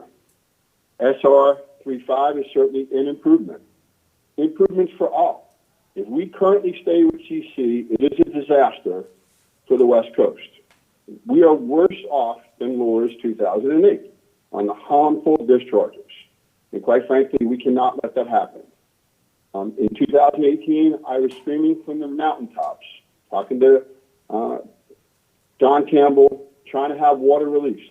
It couldn't happen. It couldn't happen. And then finally it was released. And we had the most massive red tide situation ever. And all it did was put gasoline on top of the fire. I recognize you all have a very difficult job to do. And I recognize that everyone's going to have to give a little. Laura's 2008, shared adversity, operational flexibility. Those things are still going to be in Lotion. We're still going to have to work and balance all those things necessary. I'm very encouraged by SR 35. I also realize that it needs to continue to be tweaked. I want to certainly help all players, East, West, and South, and understand what we need to do. The real concern that everyone has is let's talk about infrastructure projects. And unfortunately, the state is doing all they possibly can. The federal government is the disappointment. We need $725 million this year to stay on pace to hopefully have the EAA maybe come on in the next 10 years. C-43 is just another example of the delays that continue to happen. So really the hope we have right now is Lotion and balancing the system so we protect the quality of life, so we protect the economies that have been crushed in 17 and 18. If 19 and 20 were any repeat of 17 and 18, the West Coast would actually be in the deepest recession ever, and that couldn't take place. I need you to take into consideration everything that has been said today, but there's not a plan up there that the West Coast could support unless they're grossly modified. Thank you for your time today. I appreciate all the hard work. Thank you, Commissioner Brand. Next, we have Carrie Cates, followed by Tommy Stroud, and then Paul Julian.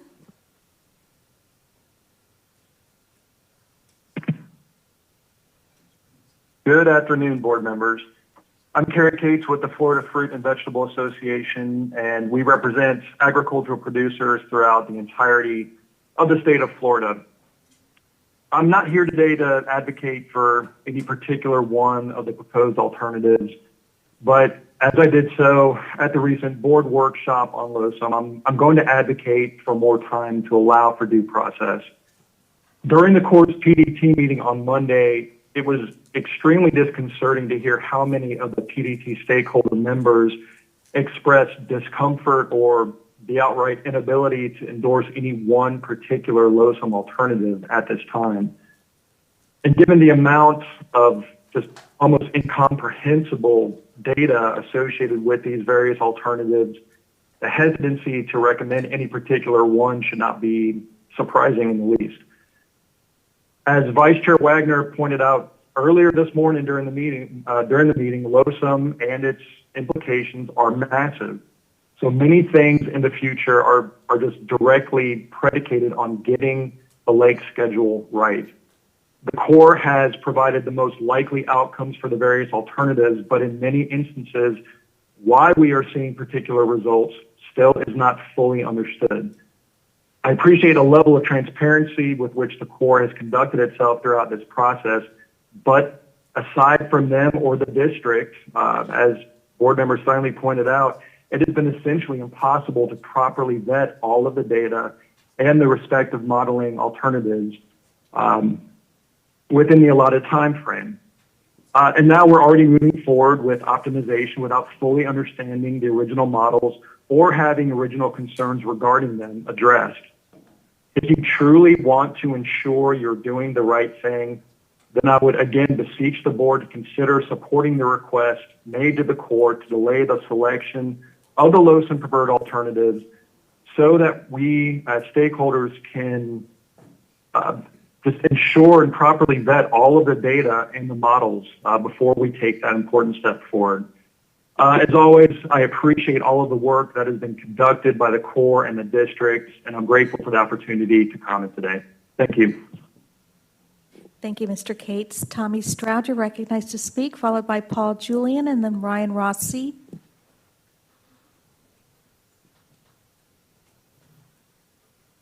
Can you hear me now? We hear you, Mr. Stroud. Okay, thank you. Good afternoon, Mr. Chairman and Board. I'm Tommy Stroud. I'm the Executive Director of the Lake Worth Drainage District. I'd like to thank you for the opportunity to provide public comment, and I'd certainly like to commend staff on the outstanding effort of considering an additional operating schedule and all the work put into the presentation provided today. We understand that this is preliminary, but alternative SR 3.5 seems to offer some compelling improvements over previously developed alternatives, but it also raises some issues that need to be carefully considered. First, based on the graphics in the presentation, the flow ranges identified seem to be somewhat simplified when you compare them to other alternatives presented by the Corps. And while Zone F has been removed and Zone D subsequently expanded, there's not a lot of insight on how flows to the Caloosahatchee or the Everglades were distributed throughout that zone in the model. And it calls into questions kind of how flows west and south would be distributed as lake stages approach the water shortage management ban. In other words, how does the model address environmental deliveries as the region would approach a water shortage emergency? Secondly, when compared to the base conditions, the capability of alternative 3.5 to send water south is somewhat surprising. Based on the presentation, that alternative affords a four-fold increase in average annual flows south with a seven-fold increase in wet season flows. Based on historic performance, it's surprising that the STAs in their current configuration can remain sustainable at those proposed flow levels. And it calls into question the capability of the STAs in this situation to meet the state's obligations under the federal consent decree. And finally, the presentation indicates the district used alternative 3.5 to test lake operations to maximize available storage. And this infers that the relationship of storage features contained in the future without project alternatives such as C43 and C44 reservoirs were modified to improve overall LOSM performance.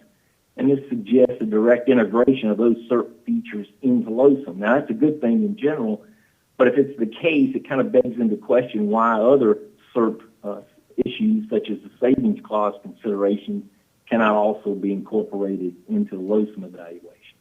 And thank you for the opportunity to comment. We look forward to working with the Corps and the district on this. We do think because of the complexity, it will take additional time to sort through these issues, but we really thank you for the opportunity to participate and be part of the discussion. Thank you very much. Thank you, Mr. Stroud. Ryan Rossi is our next public speaker, followed by Steve Davis and then Susan Gray. Good afternoon. Can you hear me? We hear you. Again, this is Ryan Rossi with the South Florida Water Coalition, and as always, thank you for the opportunity to comment. I think a couple of things, but first, I think it's impossible not to not to see how climate is very rapidly changing in parts of our country. We see what's happening out west. And know that here in Florida, we're not exempt from climate impacts. We felt them in the past, and I'm sure that we're going to have to confront these again, probably much sooner than all of us would like. That being said, I don't believe that we can afford to take chances with how we manage the water supply for the nearly 7 million residents who live and work in this greater Tri-County area, Palm Beach and Broward and Miami-Dade. I think that after being involved in so many of these meetings and then sitting through this one today, we only got one slide on water supply that I could see unless I missed something. But the reality is that I think that few are adequately recognizing and occasionally minimizing the direct connection between Lake Okeechobee and all of our coastal communities, by the way, for a variety of purposes. This is what makes our water supply protection and management all the more critical. We see this with our population changes. They're going up, not down here in South Florida. We know that there are going to be significant climate impacts when it comes to sea level rise and saltwater intrusion. These are scientific realities. We see them. We feel them. We're experiencing them now. This is not something that's going to happen in the far off future. And look, I've spent a great deal of time talking with South Floridians. I don't know if I've ever mentioned this before. I ran for State House 89, a coastal district in 2018. That's from coastal Boca all the way up to Palm Beach Island, just north of that. And certainly through my time here with the South Florida Water Coalition since then, I can quite confidently tell you that supply is something that people are concerned about. Climate impact is something that people are concerned about. So the bottom line is this: if supply isn't managed as a priority, and whatever plan might be selected, whichever one, then I think that this is setting a very dangerous precedent and potentially a very precarious time for us. And I used this next example at the PDT meeting earlier this week, and I think it's fitting to use again, and I'll just close with this. Lake Okeechobee, many people refer to it as, I've said it before, the liquid heart of Florida. And I think that if we're going to use that example, which I think is true, by the way, then we have to treat it as with the importance that it deserves, right? And, we have to consider that supply, like many of the other essential components, is a major artery in this process. In that example, if it receives less than it needs, then the entire system will not operate as it should, and we cannot afford that type of risk. Thank you very much for your time. Thank you, Mr. Rossi. Steve Davis, you're recognized to speak, followed by Susan Gray, and then Paul Gray.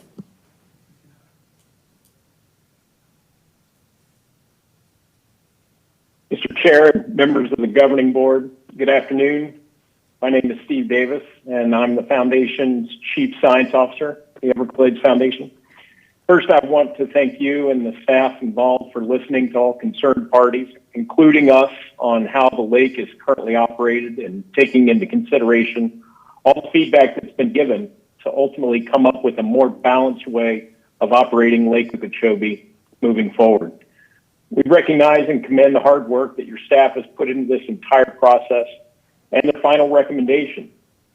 The Foundation supports this recommendation to build on alternative CC, which will bring a more equitable and balanced approach to its operation and management.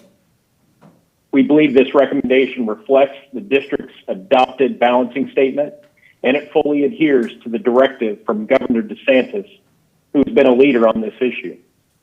Like I've said in the past during the LOSUM process, we have an opportunity in LOSUM to manage Lake Okeechobee in a way that benefits our economy, our environment, and the nearly 9 million people in South Florida that are connected to this very system.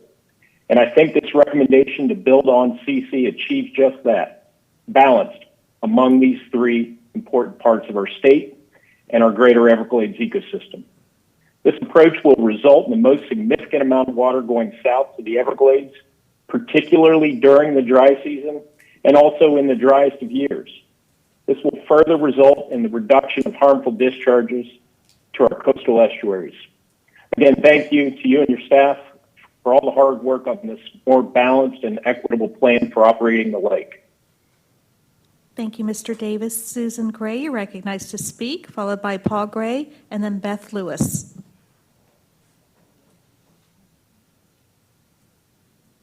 Hi, Good afternoon, governing board members. I want to thank you for this opportunity to speak. My name is Susan Gray, and I am a technical support for Lee County, the City of Sanibel, and the City of Cape Coral, and also active on the PDT for the LOSUM process. I want in particular to thank the governing board and district staff for acknowledging and responding to the concerns of the West Coast stakeholders on the 6 model iterations done by the Corps of Engineers as part of iteration 2. All of these models, as we've previously stated, had some benefits but also had some issues that raised great concern for us. And for that reason, we are not endorsing a preferred alternative at this time. Switching over to our review of Model 3.5, we are cautiously optimistic that many of our concerns have been addressed. And in fact, we see some significant improvements. All the flow category metrics are better than were previously reviewed under the no action alternative. And the optimum flow range actually increases by 45% over what was demonstrated for, again, the NE25 or Future Without. This is the best of all the models shown to date. For flows greater than 2100 CFS is measured at S79. Model 3.5 has no events lasting longer than 8 months. Again, this compares to what we found with Model CC as it currently stands, where we had 2 events, one of 24 months and one of 27 months of stressful and damaging discharges. At this point in time, we still see some areas of improvement, as I expect everybody does. We see that flows greater than 6,500 have increased under this analysis. But what this does do is gives us a lot of hope that we can continue to optimize these models and continue dialogue with other resource areas in order to improve the Lake Okeechobee schedule for all users. So at this point, I would like to say we are cautiously optimistic, as I stated, and I want to thank you for your time and consideration of our concerns and comments. Thank you. Thank you, Dr. Gray. Next, we have Paul Gray, followed by Beth Lewis, and then Kelly Cox. Thank you, Governing Board. Paul Gray from Audubon, Florida. I can't believe I've enjoyed Governing Board conversations. You guys asked really good, insightful questions. I guess, we're all scared about what's going to happen here. And when this system was designed in the 1940s, famously, they made the East and West Coast outlets. And when the lake got to some level that we didn't want it to be at, we just dumped the water. And the estuary people for years have been getting harmed by this, and they ask, why are you doing this to us? And the answer has been, well, that's because of the way the system was designed. And I've pointed that out too, but that's not really what the question was. The question is, why are we getting harmed? Is there any other way we could do things? Does it have to be this much water? Does it have to be today? Could you send it somewhere else? Could you do things differently? Even though the system wasn't designed to do it differently, can you manage it differently? And the answer is yes. And the Corps is trying to do that. And it's gotten me way out of my comfort zone because I haven't really had to think about the trade-offs between these systems. And so people ask me, like, for Schedule CC, do you support it? And I'm like, well, it's fabulous for the St. Lucie. It really helps improve their performance. But as you've heard today, it's worse for the Caloosahatchee, and that's not very equitable for the Caloosahatchee to get worse performance while the other estuary gets better. And then for Okeechobee, CC in its present form sends Okeechobee to 17 feet 6 times in 22 years from 95 to 2016, which is the warm pattern of the AMO. And hitting 17 feet every 3 or 4 years in Okeechobee, the last 17 was Irma 4 years ago. The SAB is not recovered. I learned just this week that the bass fishery is in the tank because they rely on the SAB zone, which really hasn't been functioning for 4 years. And so they're really bad. And the idea that we'd get another 17-foot event every 3 or 4 years when it takes more than that to recover, that would put the lake in pretty much permanent impairment. So that's nerve-wracking. But you guys did your iteration, the SR of 3.5, and tried to balance the estuaries and actually did a good job, and I'm happy about that. But then when I looked at the lake, it actually makes it deeper than CC was. So it's like, wait a minute. But it's just a model run, and we have to do that. And so that's going to be our challenge moving forward. Is we've never been in this category, and we've got to look at how often are we going to have impacts, how long are they going to last, how long is the recovery period. When Jennifer Reynolds walked you through the releases from SR 3.5, you can look at how big are the releases, how often do they happen, what's your recovery period, are you going to be in permanent impairment, and we're going to have to figure out how to pass that around. So it's going to be hard. We're going to need schedules with flexibility because these events are going to happen. But I really think this is an exciting new era. Thank you. Thank you, Mr. Gray. Our next public commenter is Beth Lewis, followed by Kelly Cox, and then Becky Harris.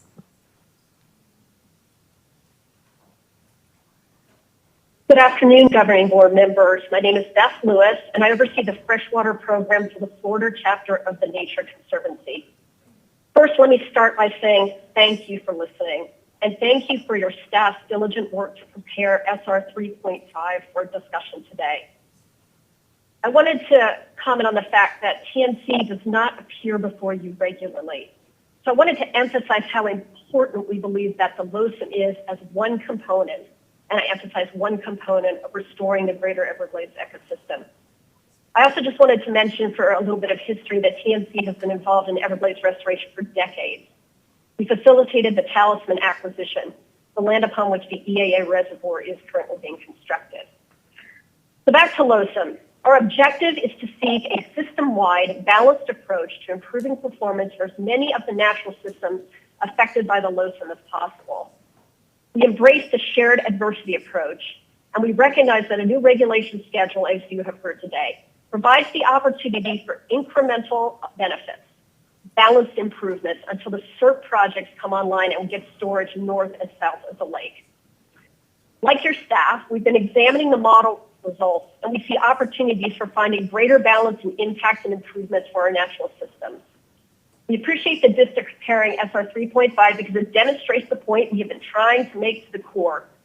There are ways to develop new regulation schedule proposals that can improve this balance. You can call it what you may, optimization, a new alternative. The fact is that the model run SR 3.5 represents a new proposed schedule.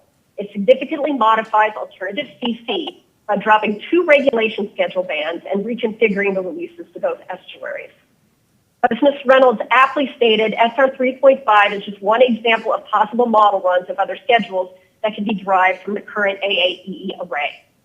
We ask that you encourage the Corps to continue its deliberate, transparent effort to examine whether opportunities exist to develop refined alternatives from this initial array, like your staff has undertaken by modeling SR 3.5. Looking at SR 3.5 in more detail, we would like to understand how this proposal can nearly quadruple the amount of water sent south over the NA25 condition, given that there are no infrastructure improvements included in any of the array of alternatives, only regulation schedule changes. The stormwater treatment areas are capacity limited, as I know you all know, and it is critical that the district be able to determine the amount of water the SDAs can treat under varying hydrologic conditions. We are concerned that SR 3.5 may significantly overestimate the amount of water that can be sent south without violating the district's water quality compliance requirements in Appendix A and B of the consent decree. Thank you very much for the opportunity to comment today. Thank you, Ms. Lewis. Next, we have Kelly Cox, followed by Becky Harris, and then Emma Hadesy. Good afternoon, Governing Board members, and thank you for the opportunity to comment. Kelly Cox here, Director of Everglades Policy with Audubon, Florida. First, I'd like to thank you all, the Corps and the district staff for your tremendous work to date on the LOSM schedule. It's been a really big lift, and we appreciate your efforts.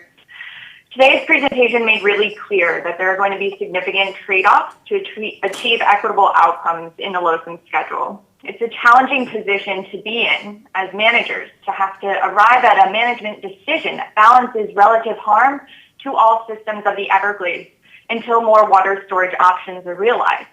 The ecosystems we're discussing today can take years to recover from extreme events when they happen with regularity, and that begs the question, how can we then equitably balance harm? As the Corps optimizes a selected alternative, how do we spread harm in an equitable way? Is there a threshold to make this determination? As members of this board discussed earlier, We need to know what the breaking points are and how long recovery might take for these ecosystems. There is no silver bullet, but we do have an opportunity to select a framework today that best sets up the entire LOSUM schedule for optimization. At Audubon, we view the Everglades as one cohesive system, and we believe that any LOSUM schedule should consider this interconnectedness as we move forward in this process. This includes arriving at a schedule for the lake that balances benefits and burdens to all Everglades system components. And as such, we feel that alternative CC has the greatest potential to achieve the most balanced outcomes with some important optimization changes, which my colleague Dr. Gray outlined earlier, and which we've sent in an analysis to you all previously. Audubon, Florida will continue to be involved and supportive as we enter these next stages of water management planning for LOSUM. We want to thank you again for your leadership, and thank you for the opportunity to comment. Thank you, Ms. Cox. Our next 4 commenters are Becky Harris, followed by Emma Hadesy, Daniel Andrews, and then John Famero.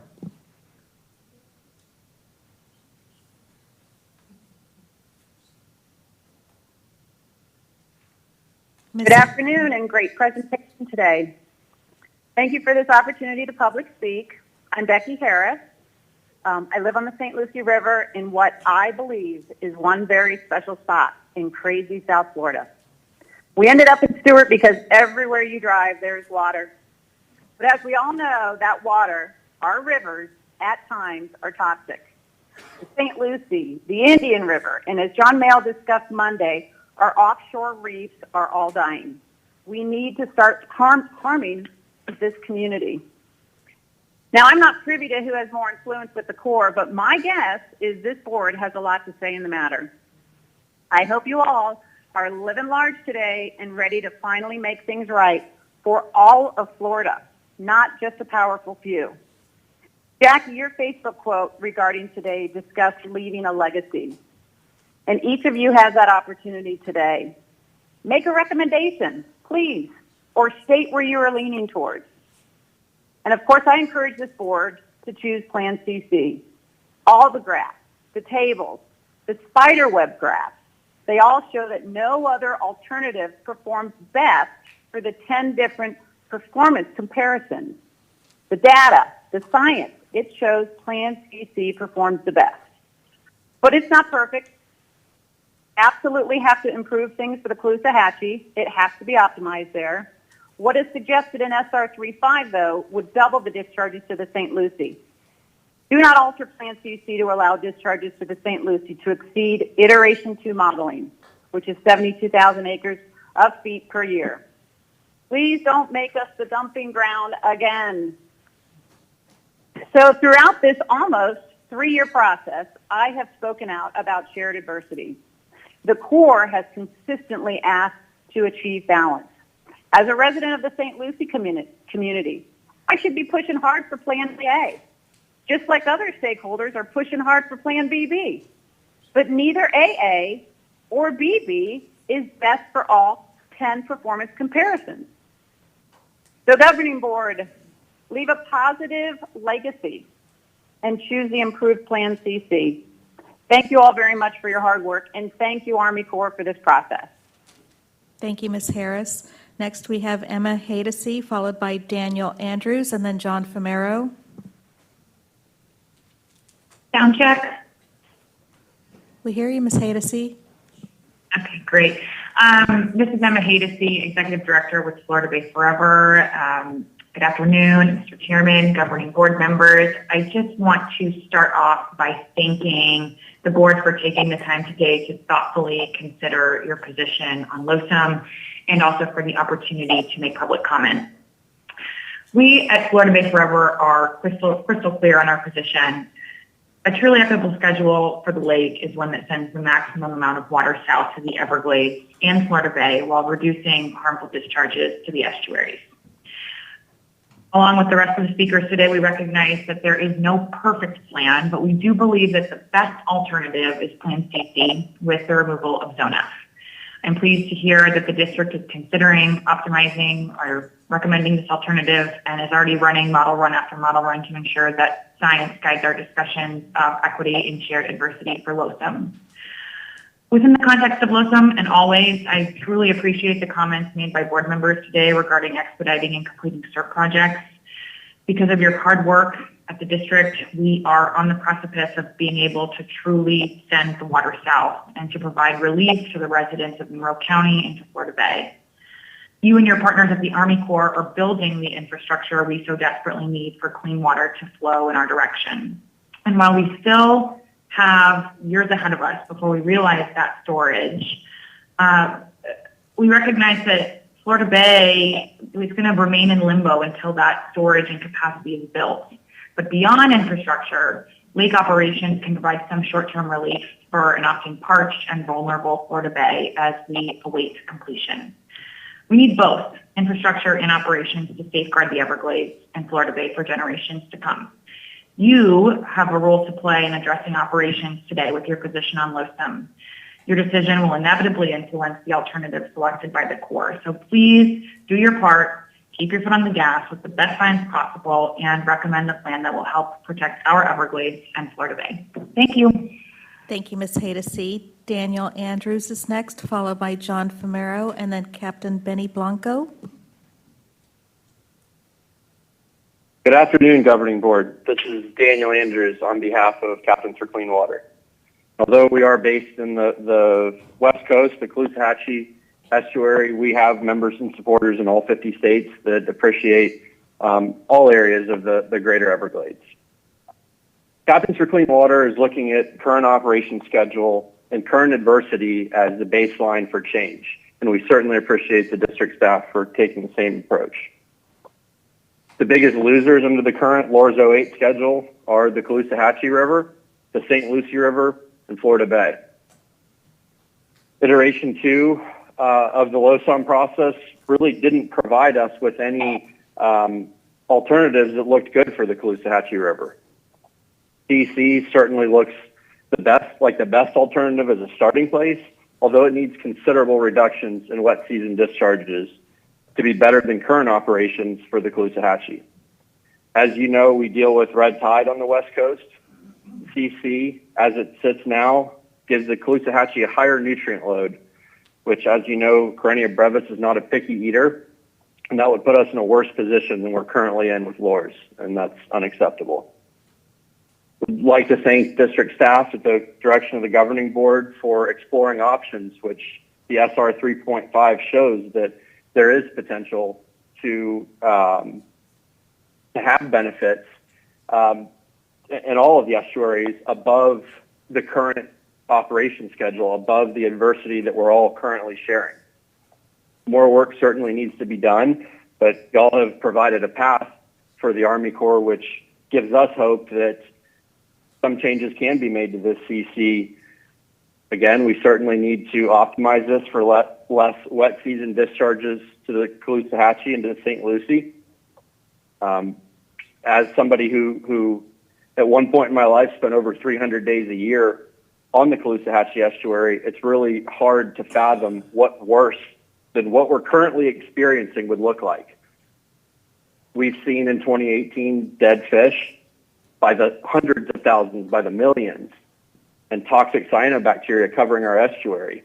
And to think that we could be in a situation that's worse than that certainly isn't equitable across the entire system. So again, thank you for pointing out that we need to be looking at the current operation schedule, what we're currently experiencing and have been since 2008, and the adversity that we're all currently sharing as the baseline. I think that's really key in moving forward to a balanced plan, which again, the district has proven is possible.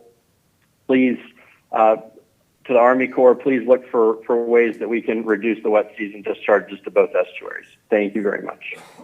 Thank you, Captain Andrews. John Famero, you're recognized to speak, followed by Captain Benny Blanco, and then Holly Milbrandt. Can you hear me, Blanche? I hear you, Mr. Famero.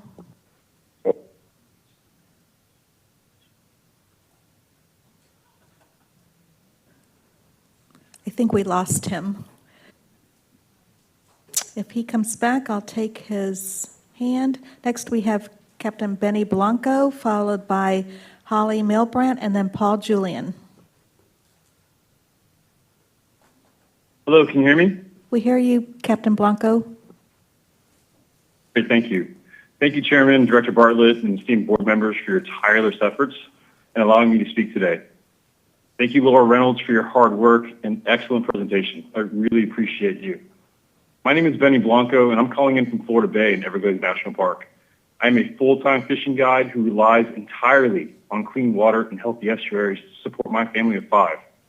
There are thousands like me. As you know, the health of our water, marine habitat, and fisheries have been teetering on the tipping point for years, due largely to the mismanagement of our most precious resource.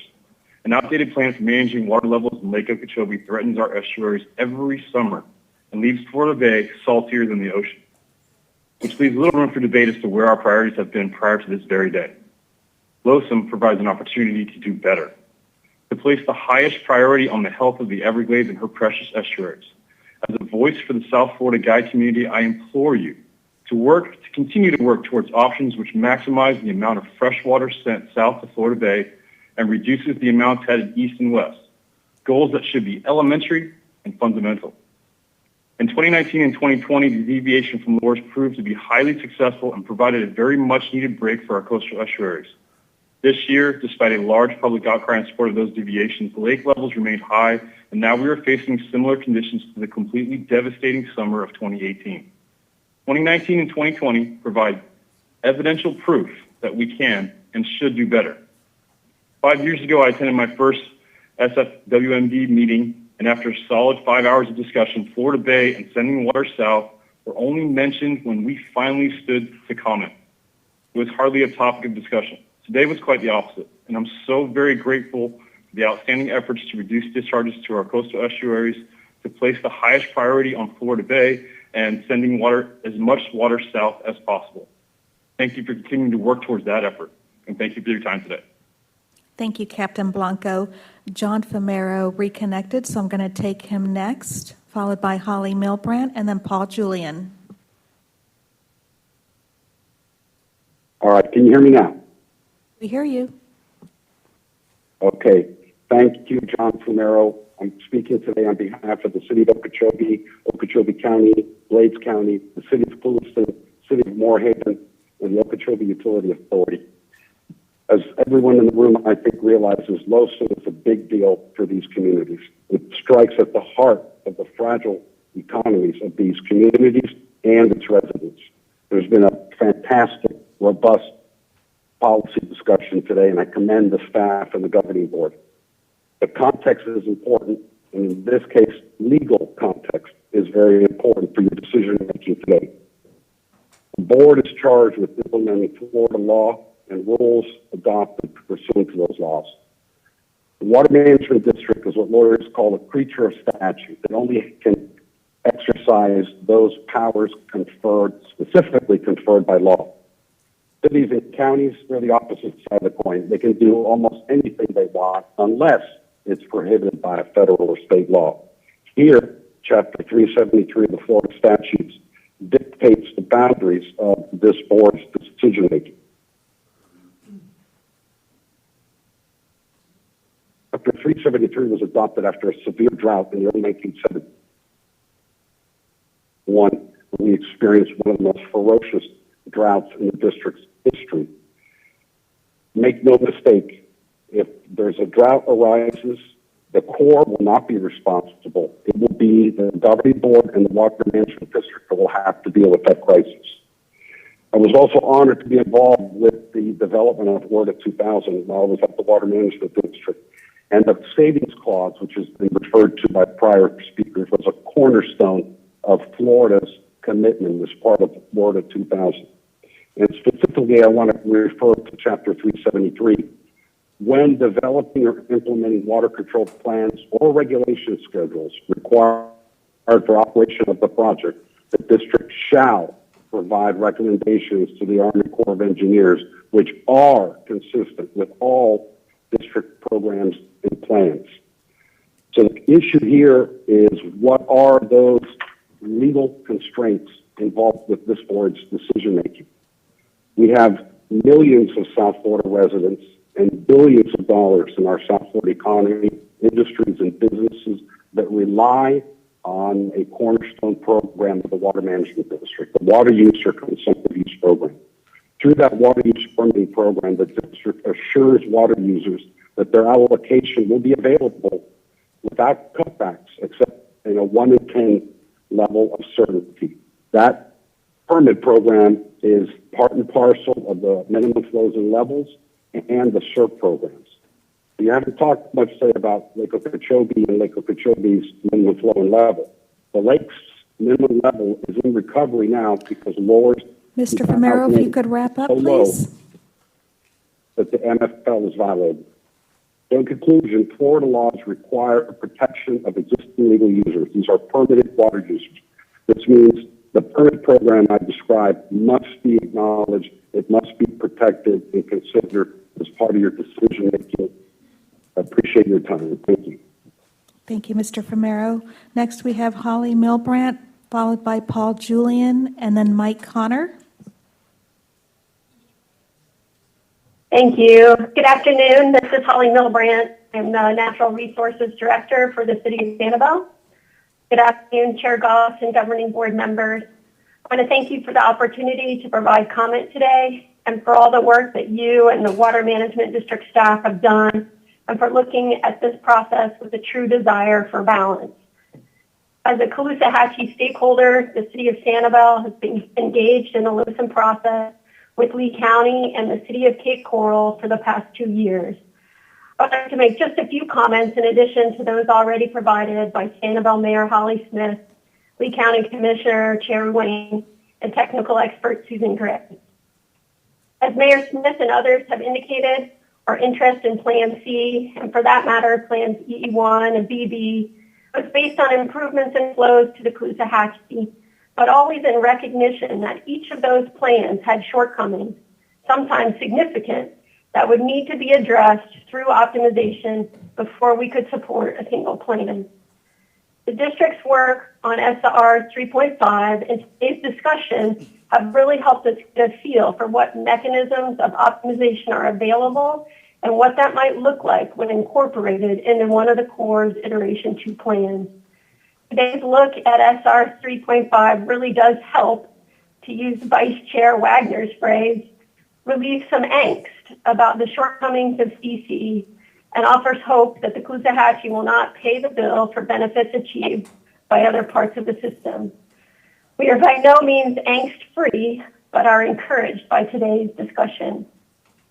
As you all know, similar to the St. Lucie estuary, the Caloosahatchee was not historically connected to the lake. But today, because of man-made changes that began in the 1800s and were completed as part of the CNSF project, the Caloosahatchee now depends on Lake Okeechobee for freshwater flows until suitable storage is reestablished within the watershed. But the Caloosahatchee should not be penalized for this dependence. Increases in total regulatory flows and nutrient loading, or the time that the Caloosahatchee experiences stressful and harmful conditions, is unacceptable if the goal of LOSIM is a balanced plan. Thank you again for all your dedication, and we look forward to continuing to work with the Corps and the district on the final selected plan. Thank you, Ms. Milbrandt. Paul Julian is our next public commenter, followed by Mike Connor and then Richard Weisskopf. Okay, can I get a sound check? Hi, Mr. Julian. Can you hear me? We hear you. Awesome. Thank you. Good afternoon, Chairman Goss, governing board members, district staff, and audience members. My name is Paul Julian. I'm a hydrocolor for the Sanibel Captiva Conservation Foundation and the Conservancy of West Florida. Thank you for the opportunity to provide comments on the district's evaluations of the LOSIM alternatives. As some of you know, we submitted a letter to Colonel Kelly, and the governing board members, which articulate all of our concerns and recommendations with the current LOSIM alternatives. Did you all have that letter? I'll not reiterate anything or everything in that as we discussed in the document and bring some other comments forward. So spoiler alert for those that haven't read it or attended this week's PDT meeting, we support a modified CC plan. We want to thank the district staff for developing Run 3.5, has provided valuable insight into the situations and responses in light of the policy been suggested by the board, and also evaluating those trade-offs. We acknowledge that SR 3.5 is not an official alternative, and when comparing that, SR 3.5 to the other alternatives, it's not perfect, as one would expect, right? Relative to the future of that, we see increases in a number of extreme damaging events, so greater than 6,500, like Susan Gray mentioned, to the Caloosahatchee. We see significant increases in backflow volumes from St. Lucie and the EAA, which contribute water on top into the lake, as well as nutrient loads. And we also see the increase in the frequency of high stage events, as Dr. Paul Gray mentioned. We support the SR 3.5 effort, and we hope that we learn a little bit from it, and that what we learned we use to inform our alternative refinement moving into the next planning phase. Again, I want to thank you for the opportunity to provide comments today, and we look forward to working with you, the district staff, as well as the core staff to select the final model alternative. Thank you. Thank you, Mr. Julian. Mike Connor, you're recognized to speak, followed by Richard Weisskopf, and then Mark Perry.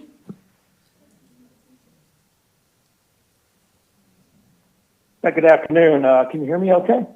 We hear you, Mr. Connor. Thank you. I appreciate the second chance today to speak. This morning session I did make comment from the field. I've made clear Indian Riverkeeper. I'm executive director of Indian Riverkeeper. We do support Plan CC with modifications.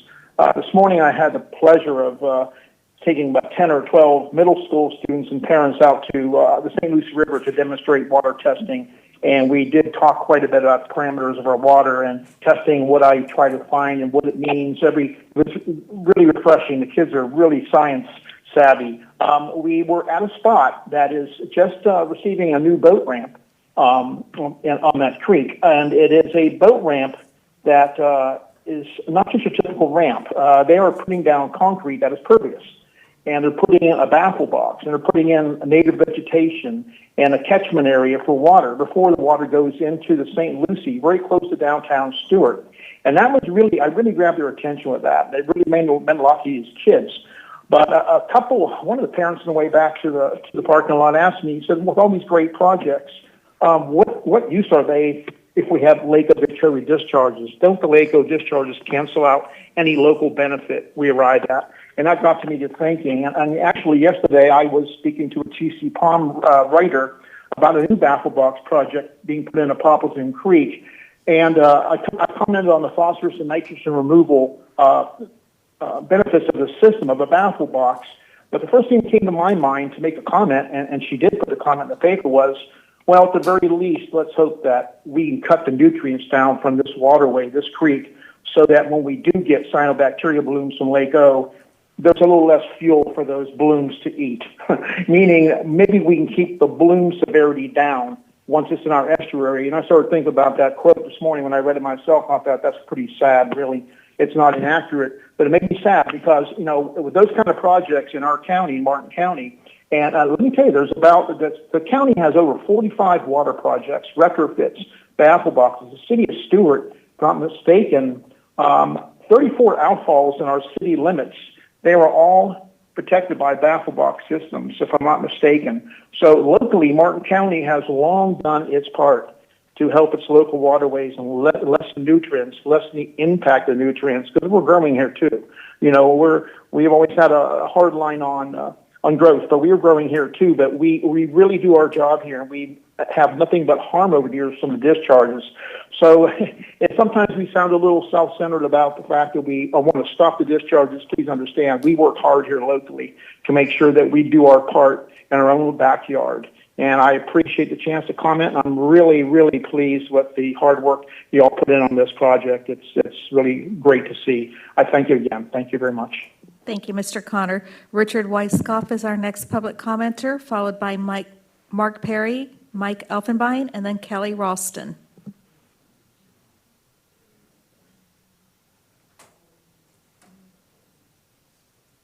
There. Can you hear me now? We hear you, Mr. Weisskopf. Hi. I'd like to follow that speaker, although I'm a professor of economics at the University of Miami.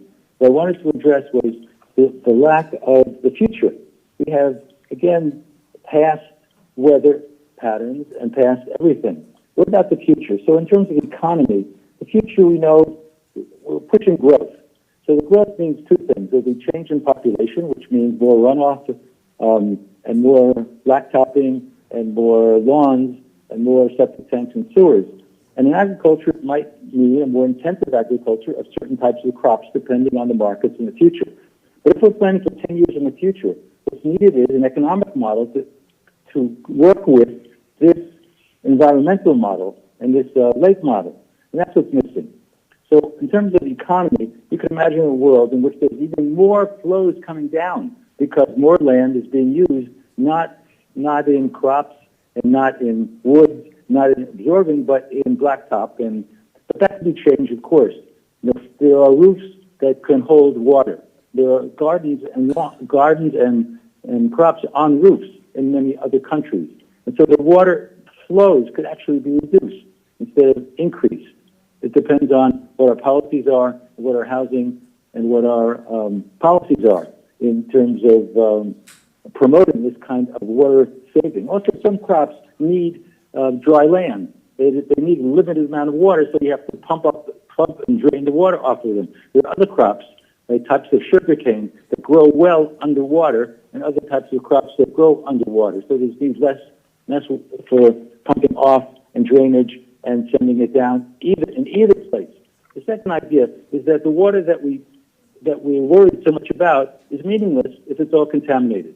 So that should be the priority, the entire priority of the water management district now, is to clean up the water and so that the water that goes into the lake is as pure as you want it to be. And then when it comes out, there's not such a big deal of where it goes because everybody welcomes pure water, except of course in large quantities. And then it's a freshwater, saltwater problem. Okay, so that's the future. I spoke to a number of other water management districts. They all have at least 2 or 3 economists of the major water management districts. It's the only one that has the largest budget, $1 billion a year, and no economist on your staff to help you make cost-benefit decisions, prioritize the decisions, and ask, as one of the speakers mentioned, about how the economy is impacted by these plans. Thank you. Thank you, Mr. Weisskopf. Mark Perry, you're recognized to speak, followed by Mike Elfenbein and then Kelly Ralston.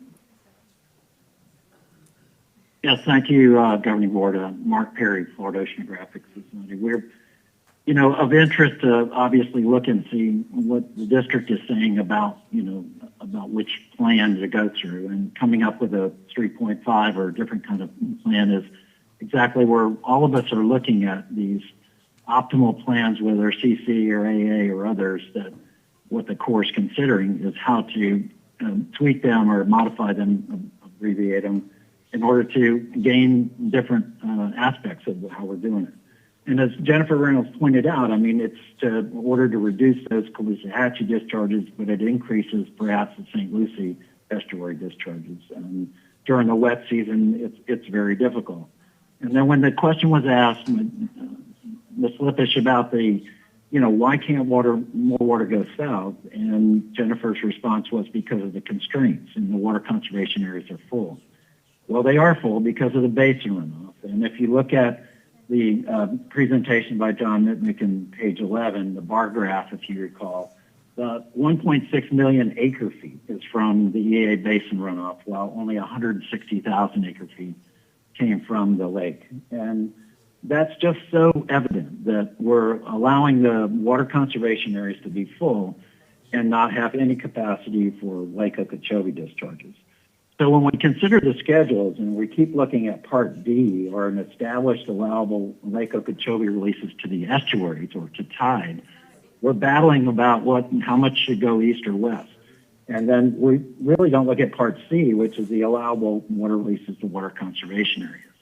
The water conservation areas could take the water if it wasn't all basin runoff. And the fact that we allow the basin runoff from the EAA to be taking up that capacity is in the water control plan in the EAA, and that's what needs to be addressed so that we can open up capacity. Yes, we can build the EAA reservoir and might help a little bit, but really it gets down to a water control plan in the EAA. And so we need to allow that. And whatever we come up with a recommendation for how the Corps should proceed, it should be three things. We want to eliminate the discharge, any lake releases to the St. Lucie estuary. We want to eliminate the harmful discharges and releases from the lake to the Caloosahatchee and Lake Worth lagoons. And we want to send all the water south that we can, possibly to the Everglades that needs it, particularly in the dry season. And we can really modify whatever CC plan or whatever plan to be able to achieve that if we want to, if we have the will to do that. And I implore the district now to take the will and the guts to get up there and tell the Corps we want to tweak the plan in order to send this water south and tell the EA to store the water on their own property and treat it and store it before they let it go through the STAs and water conservation areas.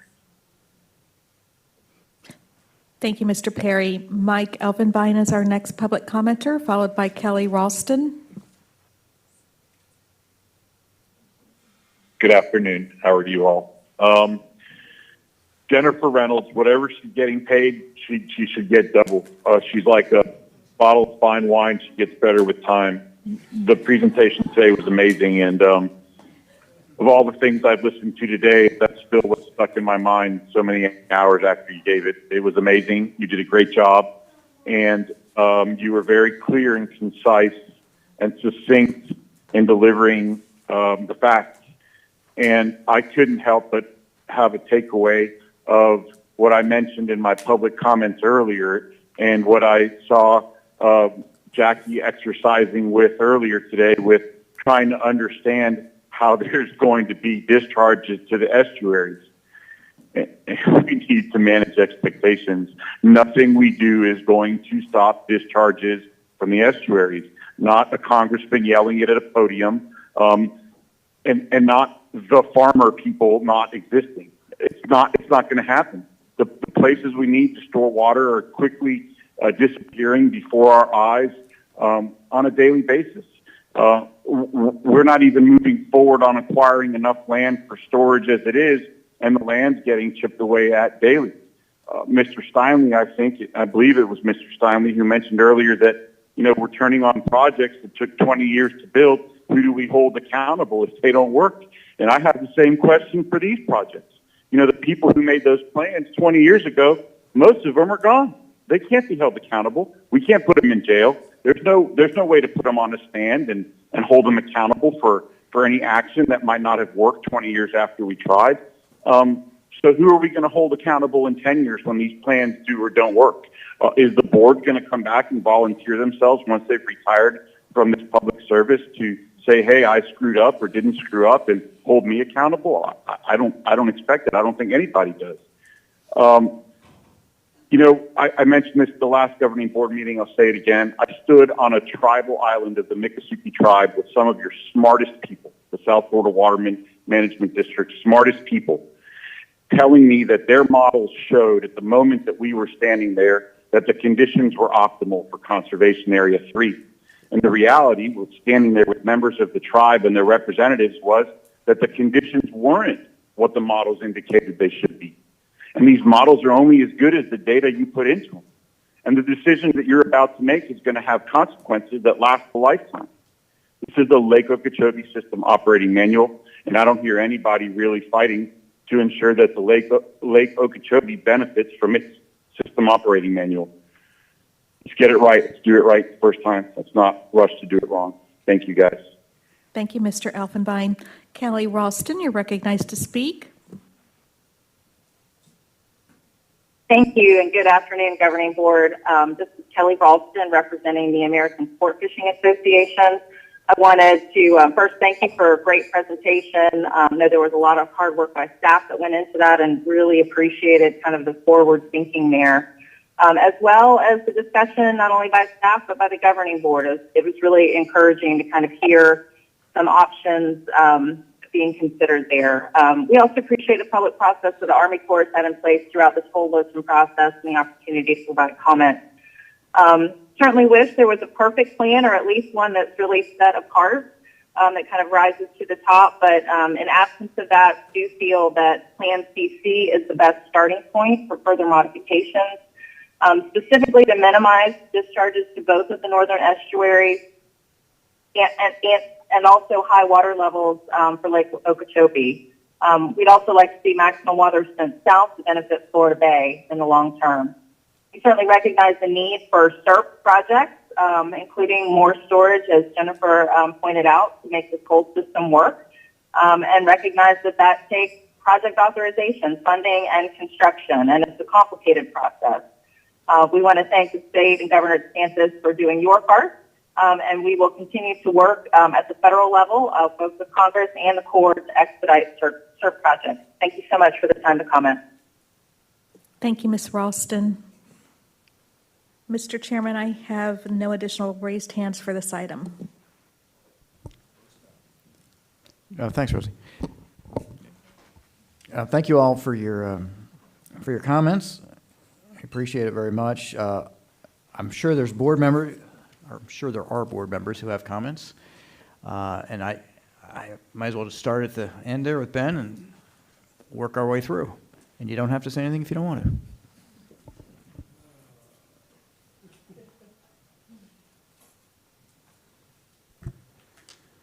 Well, I assume we're going to be talking about policy considerations, 7 bullet points. Yeah, I think so. I think that's really what's on the table right now. The staff has given us something to support. We're not going to formally take a vote on it, but I think they want to hear your views. I think that I think staff's done a great job in putting these policy considerations together. You know, we've heard a lot of comments. That was 35 on Loathsome today, and 45 plus 47 back in the workshop. You know, it is, there is a lot of angst out there from some people on, you know, where this thing goes and what the Army Corps presents to all of us on Monday. And then moving forward, we know that's not the end. We know we got a lot more stuff to go. You know, it is disappointing through this whole situation that it does feel like the lake is the one that loses. We have hope. We have projects that hopefully we get teed up that are going to help. But I've certainly caught a lot from some bass fisher friends that when they start asking me, well, how high is the lake going to get? I said, well, you know, on average, we're talking a foot and a half increase to accomplish some of the purposes and goals. So I am encouraged. I think it's bullet point 6, provide some opportunity for recovery. We all know, though, that's a double-edged sword. And I think Mitnick we talked about it. I mean, it's hindsight is 20/20. And, you know, when you start talking about these things and the possibility, you know, it'd be nice to have some certainty on when we'd enter a recovery or when we'd enter a conservation mode, much like the EE plans have. But my experience is that when you write a rule for something, it has unintended consequences. And that's been my experience on a local livestock board. You write a rule to cover somebody that did something wrong, and then you have unintended consequences down the line. I do think that we do need to leave some of the flexibility in, allow our water managers to help make some of these decisions in real time. And I think that's what these 2 bullet points are. I know that provides some angst. It doesn't provide certainty on the water supply side of things. But today I have full faith in our water managers. I have full faith that the district is going to recommend to the Corps the correct things to do in situations. So I say all that. I really like that bullet point 6 in there to help the lake recover when it needs to be. You know, we know we're going to have some high lake levels.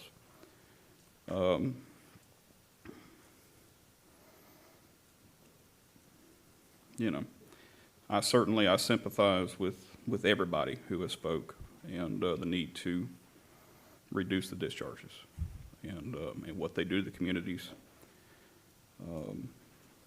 Everybody has valid points that have spoke today, and this is a difficult position. But I think with these bullet points, I'm comfortable with them. Thanks, Mr. Butler. Mr. Martinez.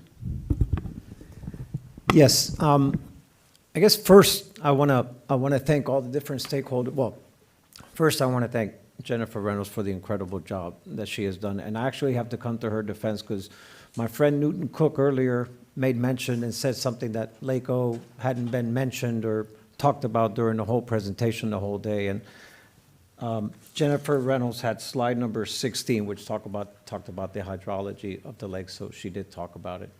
But anyways, Jennifer, thank you so much for not just today, but the whole last month and everybody and the whole staff and everybody. You've made us sort of understand this whole thing, and along with all the stakeholders that we have been meeting for the past few months on this whole thing. And I always like hearing, Michael Collins and Ernie Barnett, and you get the whole history of this thing and a lot further than I even want to go back. But it makes it a lot easier to understand. But it's a very tough situation. Everybody that has spoken today and everybody that spoke at our workshop has a dog in the fight, and they're advocating for somebody or a group of people, whether it's Representative Mass, Congressman Mass, who does such a great job advocating for his area, and anybody in between, all the people in the West Coast, and God knows you all suffered tremendously a couple of years ago, the summer from hell, as I call it. And so our job is to kind of take all of that and balance it and make sure that I can't just say, well, let me see what's best for Dade County, and that's what I'm going to vote for, or that's what I want to do. We have to do, at least in my mind, we have to do what's best for everybody. It's funny, a week ago I started reading the book, and I'm sure a lot of people have read it or seen a movie, Unbroken, about Louis Zamperini, the Army pilot that went down and got captured by the Japanese and all that. And as I'm pondering everything in Lonesome for the last week, trying to figure out what's right, and then I talked to a stakeholder, and they convinced me, oh yes, absolutely, you got to do whatever you have to for St. Lucie area, because we don't want any discharges. But then I speak with the people over in the Caloosahatchee, and they say, no, wait a minute, what about us?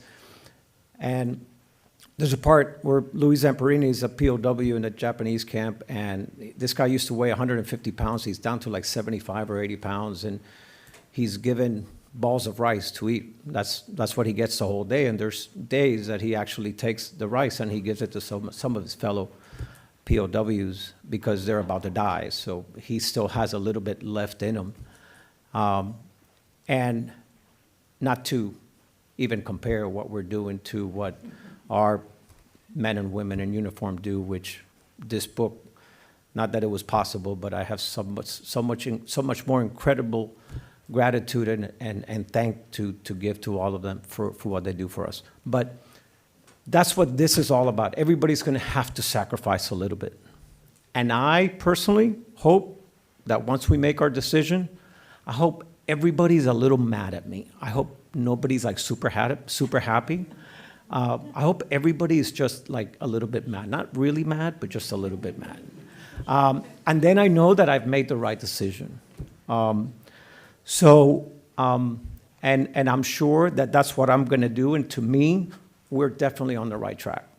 Because when I look at Jennifer's chiclet graph, it's obvious that C is the one that does either no harm or very little harm to the fewest amount of line items. And it's kind of that simple, at least for my simplistic mind.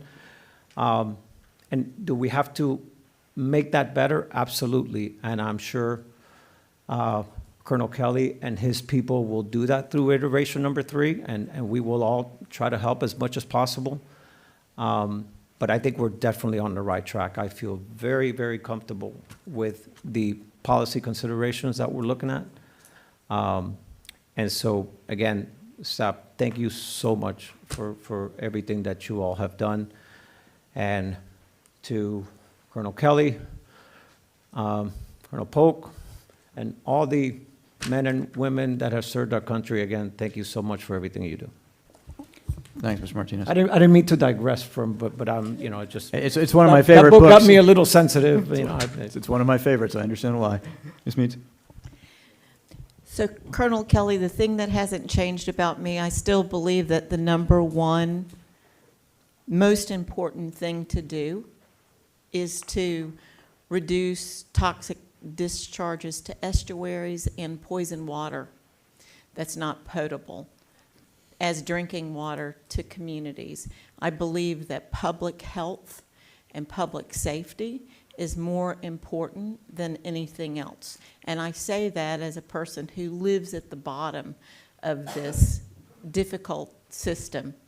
And I'm not in favor of any delays. I believe that it is true that it's the upside down triangle where the Caloosahatchee, the St. Lucie, and the Florida Bay is just being torn apart, and the Everglades is just being torn apart. And I don't want to see another season like this season. With that said, November 8th, 2018 is the reason I'm up here.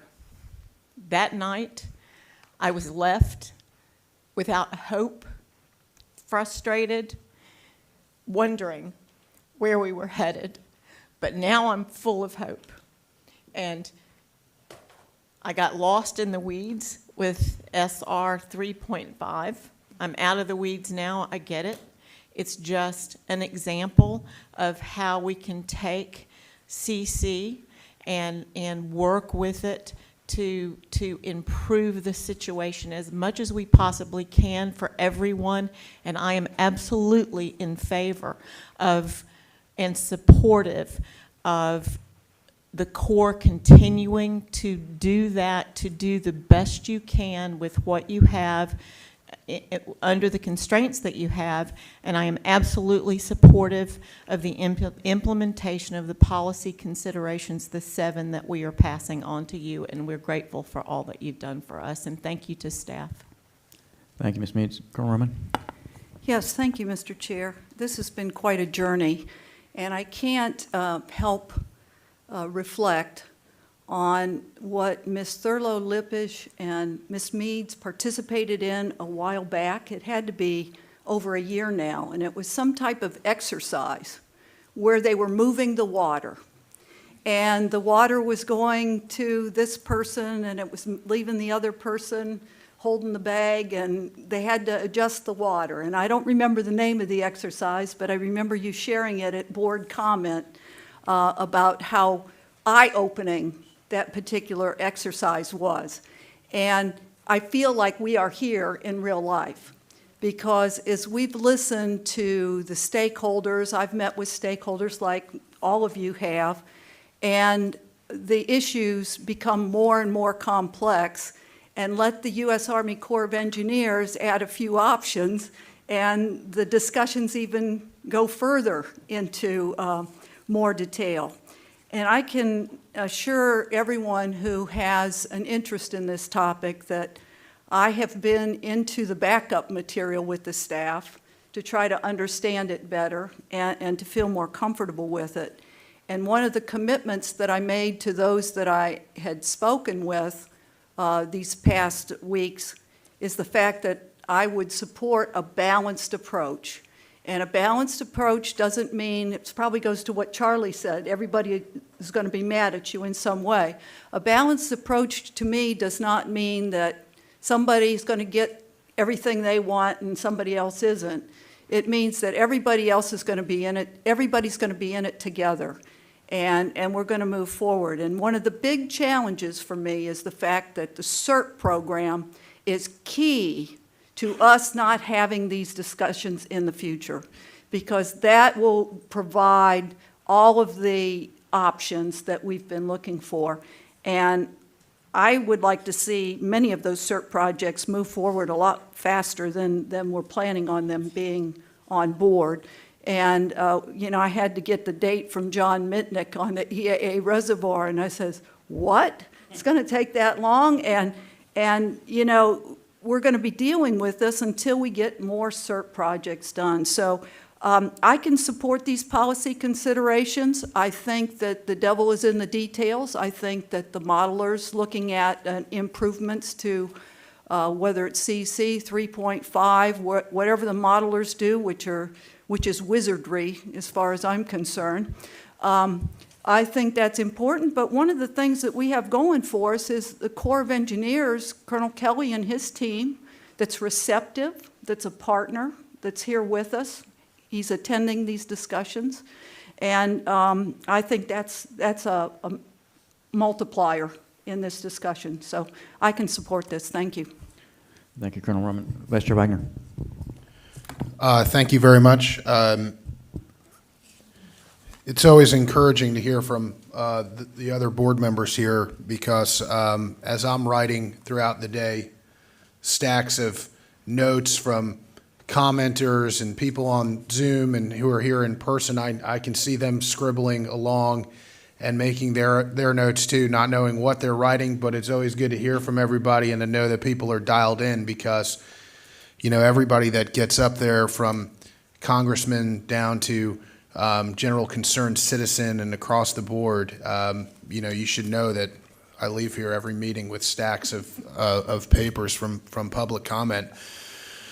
I'm a little bit more optimistic maybe about the outlook because I think perhaps we're in a situation, although we're not there yet, where everybody can be relatively okay and happy as opposed to everybody being a little bit upset. To be honest with you, and I mentioned it earlier, we're starting this process right now because we don't have all these CERP projects online. We are starting this process with a defective Rubik's Cube. We have a Rubik's Cube that's difficult enough to turn, and this particular one, you can never get it perfectly right now. So that's about as frustrating as it gets. The only thing comforting with that is that you know going into playing with the Rubik's Cube that it's defective to start. Because I think going in thinking you're going to get this thing perfect down the middle, you know, can make you go insane. And so with that, I understand that there's a lot of, you know, you hear people, they're worried, and there's a lot of angst out there. You know, what I hear about that is it's important. I mean, this is super important to people. And, you know, unfortunately, the outcome I think we're at right now is that, you know, you heard some folks say, well, the lake is losing in this particular situation as we come out of some of these iterations. And I think the answer to that is you can't really solve the lake's issues through LOSM, and that SERP is critically important, storage north of the lake, critically important. The ASR report is out. I'll dive into the 117 pages at a later time. I was focused on LOSM, but you know, these things are, I think you have to keep your eye on the ball in terms of where you're at right now and the tools you have in your shed that you're capable of using in order to make things right for the people that are living in the community and the environment. And that's, you know, really where we started. I've heard people ask for 90 days. I'll be honest with you, I have absolutely no idea what 90 days is going to achieve other than push the thing out 90 more days. I haven't heard anybody say this is what we need in those 90 days, and this is why we can't get to where we're at. This process started in 2018, and we're not near the end of it. We've got another year or so to get to the end of it. So this has been a long process, and I think people have shown their work along the way. People have been engaged along the way. People have been transparent along the way. So I'm not convinced that there's any actual real reason for a delay at this point. I mean, we're tasked with, from the beginning, Executive Order 1912, which was what, achieve more now, not later, like now. So that's what we're going to do as far as I'm concerned. The thing that is most comforting to me while we work inside this sort of framework that we're a little bit hamstrung on, and I think the thing that's, you know, hopefully, and I hear it through some of the public comments where people are appreciative of the conversations we're having, the questions we're asking, is that we are trying, as far as, I mean, I talked with almost everybody inside the staff and whatnot. We have the questions here on the board. We're trying to do this the right way. This thing is trying to get done the right way, not with an artificial spin or finger on the scale. We are trying to take all these policy considerations from every stakeholder's at the table. Everybody's being considered, everybody's being listened to, and we're trying to do the best we can under the circumstances. And I think we're showing that through the workshops, through the iterations, through Jennifer Reynolds' presentations, through all the explanations and the questions. We are trying to thread this needle. We issued a policy statement earlier. We received AA through EE. We gave direction. I mean, we've gone through a very transparent process of what our policy considerations are. We came out, we met with all these stakeholders. We come out the back end. We want to send water south. I mean, I can't tell you how many times I've heard that over the last, 3-4 years. Send water south, send water south. So you start tweaking these things as you look at these different models, and you look at, for instance, you start to say, I think that the general consensus was that CC was a pretty decent starting point compared to the rest of the models as you took everybody into consideration. But guess what? CC did not do as well as some of the others on water supply. CC did not do as well on the Caloosahatchee.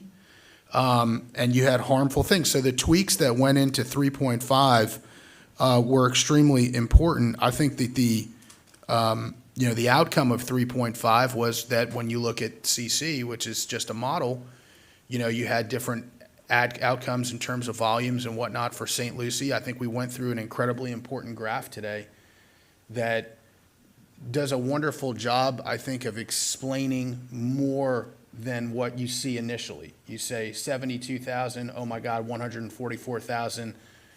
This looks like a problem. And then you get into some of these granular details about how the water is managed, and you start to realize as you look at against existing conditions, what that looks like for St. Lucie. You look at no lost summers. To me, I mean, you heard that, somebody says lost summer, it makes you want to cry. You think you lost you're a kid and you lost your son. It's just a horrible thing. But to take all these considerations into concern the Lake Worth Lagoon, right? Another situation taken. I mean, if you look at what the existing conditions are on that bar graph off of where you go on CC or 3.5, I mean, it's a remarkable and dramatic reduction, which is a policy consideration we've taken in. So I totally agree with that. 3.5 does better than CC on water supply. I mean, we have all the stakeholders in the game as far as I can see, and I am in total support of the bullet points here. I think they track through not only what our policy statements are, I think they track through what the governor's statement was on these particular issues. You talk about balance. You talk about a variety of different iterations, but equitable balance, reducing harmful discharges, and I think the key adjective there is harmful, because as Jennifer noted, 30, as you start getting into these things, we're starting to make those analyses, and they're very complex. You're starting to get deeper and deeper into the data to try to tweak.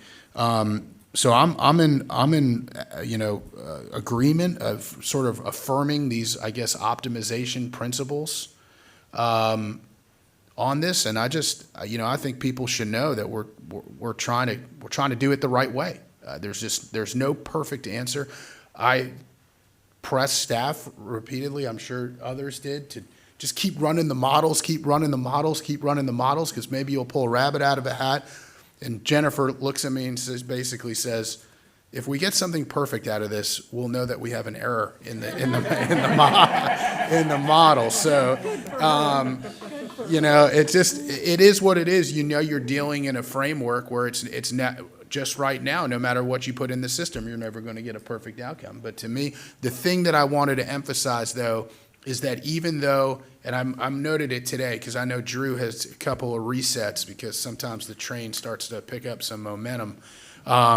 But even though I think we're all sort of agreeing that CC with some optimizations is good, I don't think 3.5 should be looked at merely as evidence that we can do better. Because I'm afraid 3.5 sort of somehow goes in the trash can, whereas I think it's been a massive improvement in a tremendous amount of areas, whether it be Caloosahatchee, Send Water South, increasing water supply off of CC, all those things which are critically important.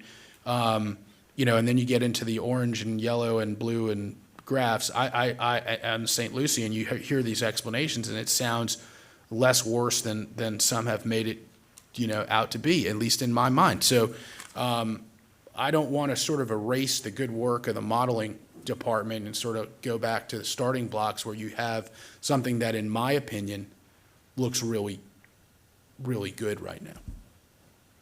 Thanks. Thank you, Vice Chair. Mr. Lipich. Thank you very much, Chair Goss. I have a few things I'd like to say, but I'll try to keep it organized here. First of all, I just want to state that I appreciate everything that's been done very much. I do have concerns. I have concerns, as I think everybody has concerns. And I want to say right off the bat that I'm very concerned about Lake Okeechobee. Okay, I am. I can very much understand the problem of the marsh disappearing completely. I'm also a big wildlife lover, and I've been on the lake before with Paul Gray to see the migratory bird species and other things. So, that's a major concern. And but I also, and I don't want to open up any more controversial things, but I think sometimes we may have to think about what the original littoral zone was of Lake Okeechobee, pre-drainage, and over time, could we allow it to shift a little bit?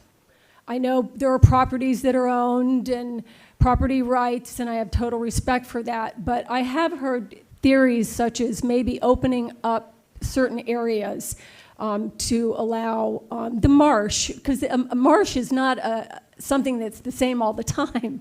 It's moving, it's growing, and we would absolutely destroy that if we covered up the marsh right now, and I have great concerns for that.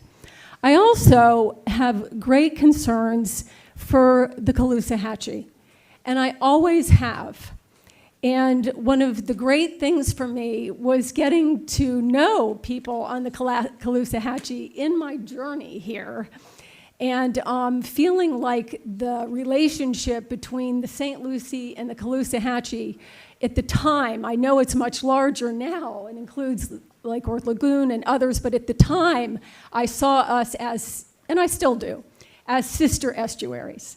The Caloosahatchee and the St. Lucie, we are sister estuaries. We have endured 100 years of brutality from the Central and South Florida system, not on purpose, but just because that was the way things worked out.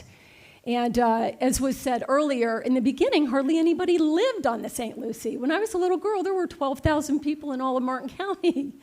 You know what I'm saying? There was no one in Port St. Lucie. And so we didn't have a voice. And when things were really bad, there was nothing we could say. And so one of the great things that's happening, I think, up here with all of us, no matter who we represent or what we're doing, is that we are giving a voice to something that has not had a voice before, whether it's the St. Lucie or all of the estuaries, just nature, more nature than it has had before. I think in the past people just used nature. Now the Army Corps has a program that they're promoting, you might see it called Working with Nature, which is an amazing thing. Things are shifting, but our legacy is that we have put the estuaries at the table. We are now at the table to have a voice where we never had a voice before. I also understand, even though I play tough sometimes with the old guard, I recognize our legal responsibilities. I always recognize our legal responsibilities, and we all do. And one of the first things we did when we came up here as a new board is we changed that mission statement, as was noted earlier. We changed that mission statement, and we took words like our mission is to safeguard and restore South Florida's water resources, and we put that first. We put it first, because in the past it was either not there, really, or it was kind of last. Because we always know we will support, and our job is flood control. We will always support and give what is required for water supply. Of course we will. We have to. Fish and wildlife is one of them too, and we've kind of put that a little closer to the top and given the little fish a voice. I think that's great. Navigation and recreation are also part of our responsibilities. And even though some people might be at home just pulling their hair out and going, oh my gosh, look, how did this happen? Look at this, so many environmental type of people talking up on that board. The bottom line is we will never, ever abandon our responsibilities. We will never abandon our responsibilities. And Ben, the agriculture community will always be a huge part of this, of course, because whether we like it or not, the Central and South Florida Plan created the EAA. It created the EAA. It's part of the whole legal way it's set up. Nonetheless, I ask these people in the EAA to look at this situation we're in and the grueling pain we all are going through sometimes. And if there's something more you can do, like figure out a way to hold a little bit of water on your land, I don't know, like Mark Perry said, please just consider it. Please just consider it. We're at a time of change where maybe we could do something like that. I really appreciate that the district found a way to send more water south, because that is the answer to all things, as far as I believe that is the answer to all things. And although, because I feel that I am here always to represent first and foremost my community, I cannot support 3.5, so to speak. I appreciate and recognize everything that was done in that, but we are too afraid on the St. Lucie side that it might mean that we just are obliterated again. We're scared. We don't want that. I'm scared. Maybe they're not scared. We are just not ready to commit to that, but we appreciate everything that was done working through it. And yes, I support all of the policy considerations. And I just real quick have to say that I took out this book that I had read a long time ago that you may have too, called Getting to Yes. Getting to Yes by Roger Fisher. And I pulled out some of the important things, and I'm going to leave us with these ideas, hopefully. And the first one was, it said, is that you have to deal with the problem. You have to deal with the problem. Like, oh my gosh, we're definitely dealing with the problem. The Army Corps' process, this incredible process they're taking us through of almost 3 years, we're dealing with the problem. Number 2, avoid blame. Avoid blame. Number 3, focus on interest, not position. I think all of our interest is not to be hurt. Isn't that wild that that's what we're all sitting here? Including the EAA and the farmers and everybody else. Nobody wants to be hurt, whether it's financially or emotionally or ecologically. We don't want to be hurt. We all have that in common, no matter what our position is. Manage emotions. I'm like, I'm not very good at that. The next one, express all emotions. I was like, oh, I'm good at that. Right? No, I will regret that. I will regret that. Not enough sleep the past few days. And the last one I pulled out that I thought was so great from Getting to Yes was express appreciation. Express appreciation. And I just want to express my appreciation to my fellow board members, the chair, and to the South Florida Water Management staff, and to all of the awesome stakeholders that have changed the world since a time when we did not have a voice or a seat at the table. Thank you, Mr. Lipich. Mr. Steinle. Thanks, Mr. Chair.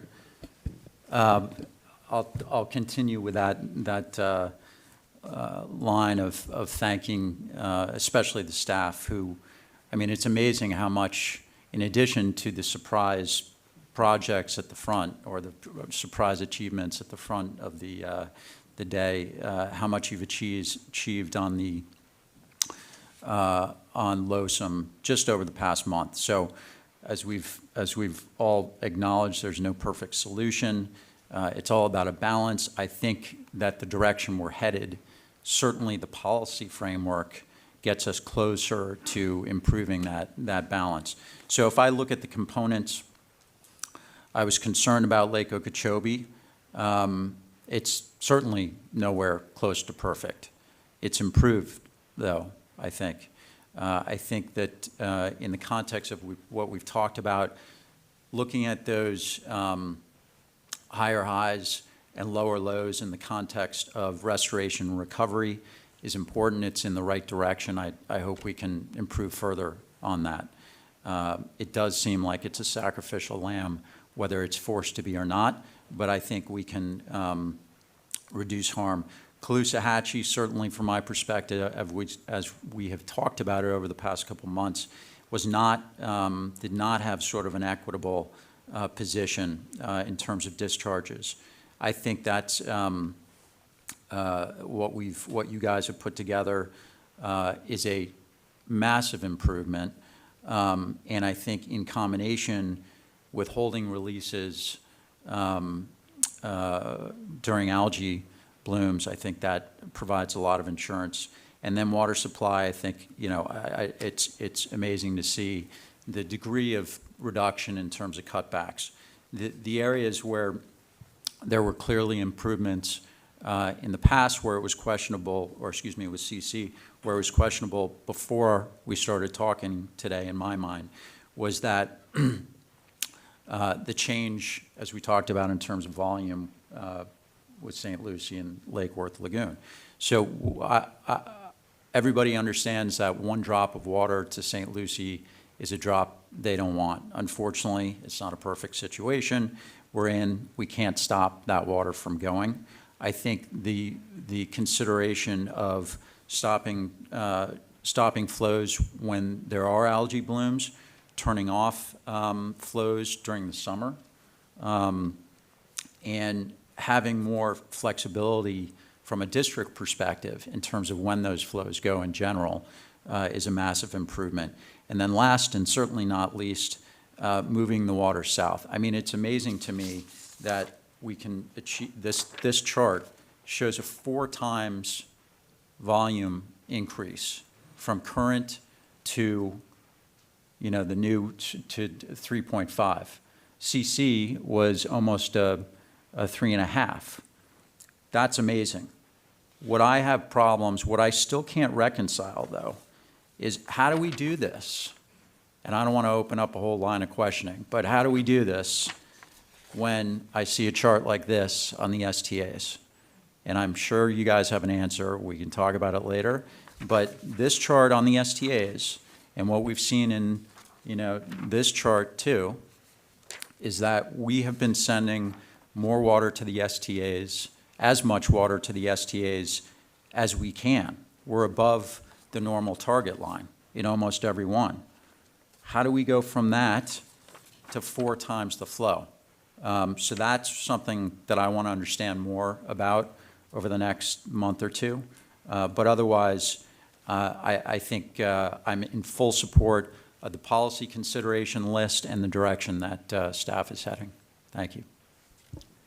Thanks, Mr. Steinley, and thanks to the whole board. You all are so engaged and so eloquent. You make it really hard to finish because you've said everything I wanted to say. But, and there's the but, for the record, I would like to say a couple things, and particularly give thanks to our staff, and particularly give thanks to the Corps of Engineers. This process has been incredibly deliberate.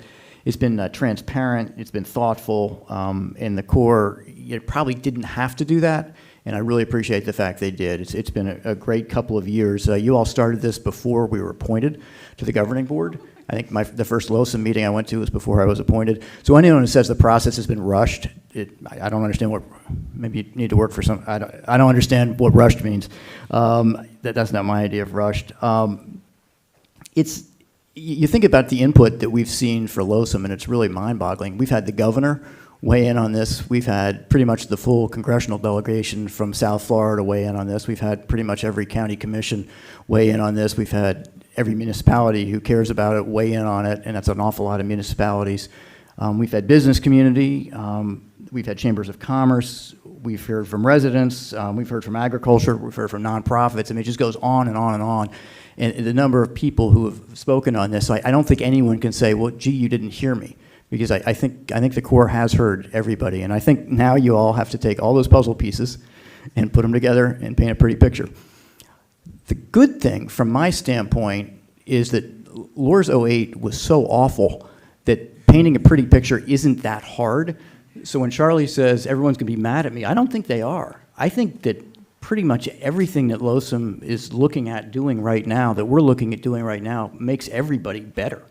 So, I mean, when you look at the estuaries, it makes the Caloosahatchee better, it makes the St. Lucie better, it certainly makes Florida Bay better, it makes Lake Worth Lagoon better, it improves water supply, it does not help the lake, and I'm certainly aware of that.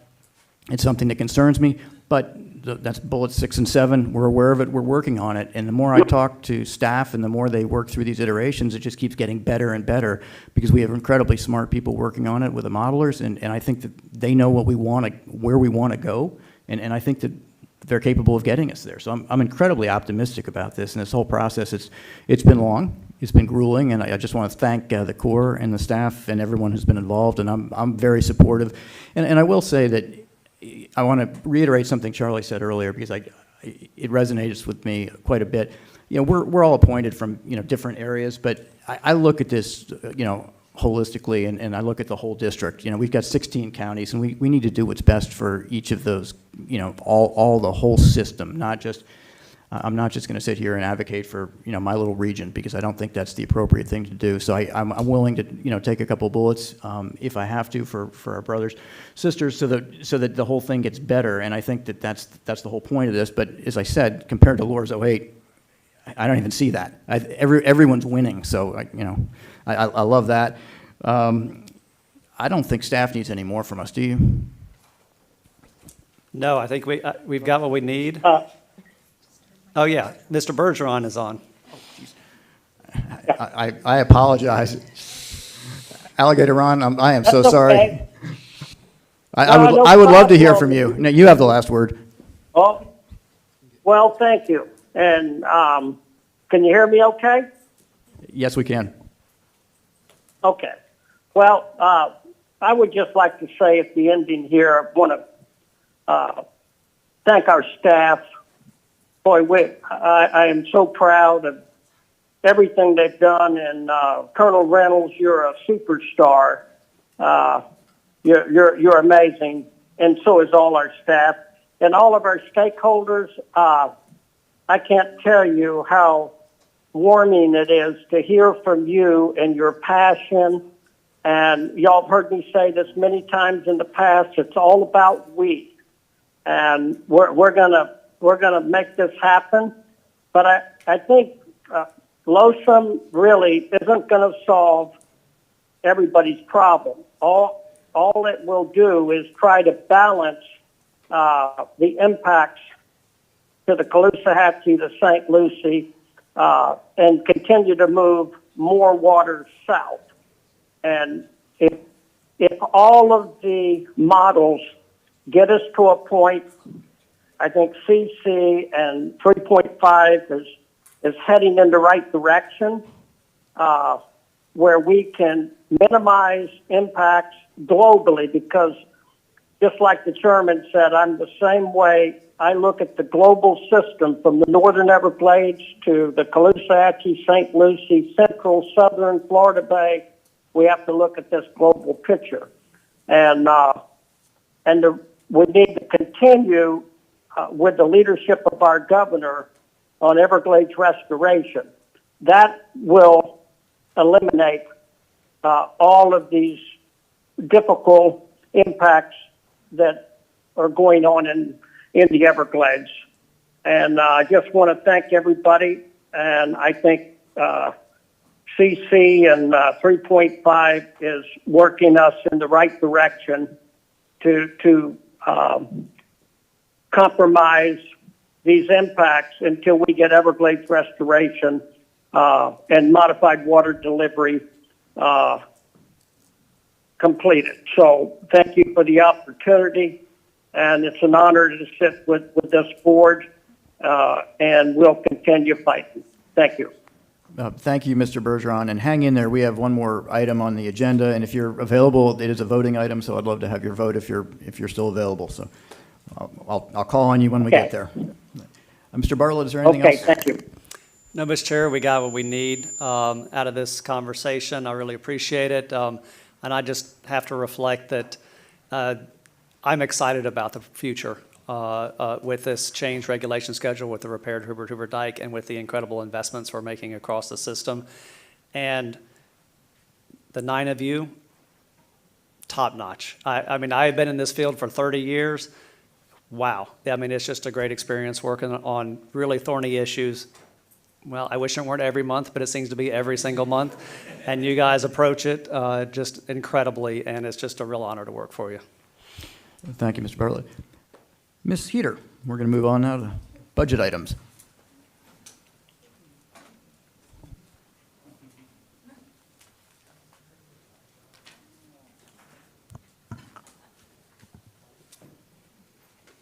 Thank you, Chairman, board members, members of the public. So today I'm going to discuss the tentative budget for fiscal year 21-22, which begins October 1 of 2021 through September 30th of 2022. So this proposed budget is also on our budget and finance section of our web. We loaded up this morning 2 documents. One is an organizational line item report, which is a line item detail of the budget that I am going to go over with you today, and then a programmatic report. And at the very beginning of each of these documents, there is a table of contents which summarizes within these programs, these 6 programs that are going to show up on one of my pies, high level, what activities are funded within those. At the end of this presentation, there is a board action, as Chairman Goss mentioned. So the budget in brief. The budget that I have before you is $1,159 million. It is a $66.8 million reduction compared to the adopted budget that we're currently in right now. And then it is a $145 million increase compared to the preliminary budget, which was a budget that we submitted January 15th as our plan for fiscal year 21-22 to the legislature and the governor. And what is common, and the takeaway from this slide, is that your sources of revenue, the main driving factors in those sources of revenues, is your state revenues, your ad valorem taxes, which we'll talk about a little later, as well as your balances, your reserve balances. And the changes within those revenues are driven mostly by your projects, project needs. As you know, projects start out in design, they ramp up, they ramp down, you have more projects coming on, et cetera. So that's what changes a lot of the fluctuations in your budget. So this slide is a comparison of the adopted preliminary and tentative. And what I would like to point out on this slide, because we are talking about taxes later on, and it is a $1.159 billion budget, is that 55% of this budget is funded with state sources. So over $600 million is funded by state sources. That $635 million is comprised of a $100 million increase in Everglades restoration funding that our legislature and our governor is providing for our projects. The Everglades state funding is about $469 million of that $635 million. And then there's over $134 million of potential grant proposals for coastal resiliency projects, for water quality projects, alternative water supply projects. The other large revenue source that is within your budget is your ad valorem taxes. And you see the changes from the adopted to the proposal, this before you, is about $14 million. And we'll talk about that a little bit more in depth later on. Your fund balances, you see a drop in your fund balance from $316 million to $149 million. That is because we had accumulated cash that was transferred to us for the EASTA that was budgeted in this year's budget. And because we signed that contract and got that off the ground, that money is not in your cash balances any longer. So that's the main driving factor of that decrease in your balances, which is a good news story.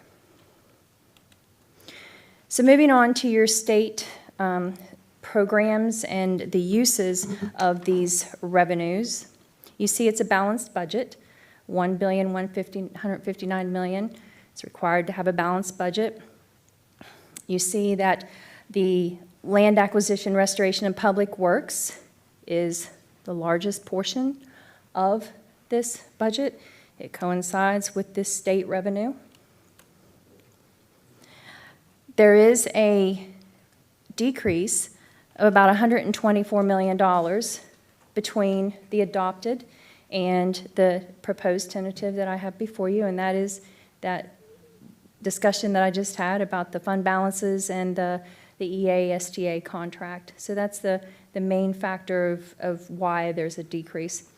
Here you'll see in operations and maintenance of land and works, there is an increase of about $65 million from your adopted to your tentative, and that is where your coastal resiliency projects are budgeted right now. So those grant applications that I'd mentioned earlier, as well as your capital refurbishment program, your operations of new works coming online. You see small changes in the other programs. The water resource planning and monitoring program, there's $11 million decrease, and that is related to the Indian River Lagoon projects that you all had approved earlier this year, where St. John's Water Management District was appropriated funding, and they partnered with us, or allowed us to partner with them, to choose some projects that you all approved earlier in the year. So that money is no longer in the 22 budget, and that is what drives that decrease.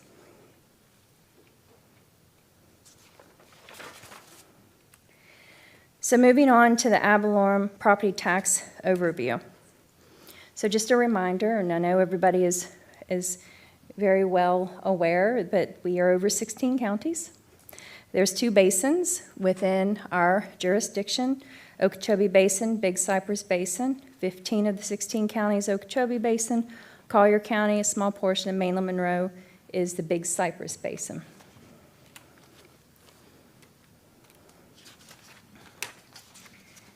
So your proposed millage rates.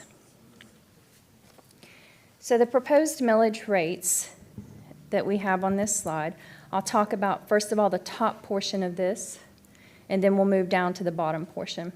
So the top portion are the rates. You'll see that the millage rates for 4 of our millages, which is the district-wide Okeechobee Basin, Everglades Construction Project, Big Cypress Basin, those proposed rates and those current rates and the proposed rates for the district-wide Okeechobee and Everglades Construction Project are the same. So the proposed rate for those 3 are the same as the current year. We refer to that as continuation. Not an increase, but the same. This column represents the rolled back rate based on our taxable values that we received July 1.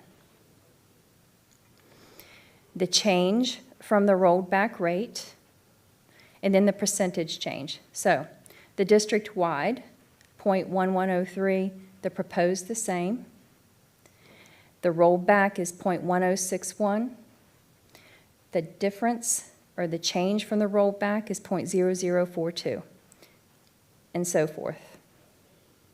The Big Cypress Basin, as Colonel Roman read in her minutes this morning, the current millage rate and the proposed rate is a rolled back rate. You see there's a 0% change, 36-cent reduction. So what does this mean to the taxpayers? What this means is that the rate that they are paying within the Okeechobee Basin this year, which is the combined rate, is $26.75 if you add those 3 together, compared to what's proposed is $26.75. The rolled back would have been, or is, $25.72, and the difference is $1.03 per $100,000 of taxable value. So an average home price within our area is a little over $200,000. So a homeowner, if these rates are approved in September, would pay $2.06 more than what they would have if we would roll back, if we keep these proposed rates. Break that down to the taxpayer, that's 17 cents a month. I'm not making light of that because it's not my money to make light of. I'm just illustrating, what that means to the taxpayer. The Big Cypress Basin is a 36-cent reduction, but those taxpayers in Collier County do pay the district-wide. So currently, they pay $22.55. The proposal is $22.19. So that is a 36-cent difference, reduction. So what this means revenue-wise to the district is the current rates will generate $288.3 million in this year's budget. The proposed will be 302.6 or 302.7. That is how much is projected that if you keep the rates the same, and with the basin's rollback, it would be 302.7 million. The rollback would generate 291.5. The difference between the proposed and the adopted is $14.3 million additional revenue for the 22 budget. At rollback, there would have been additional 3.1 million generated. That's $11 million difference between the rolled back and the proposed. Our taxable values went up by 5%. Our taxable values within our 16 counties is $1,196 billion. It was a $58 billion increase in taxable values. So your staff had projected 3% increase. The state had projected about a 2% increase for the entire state, or a little less. And the values for South Florida came in at 5.1%.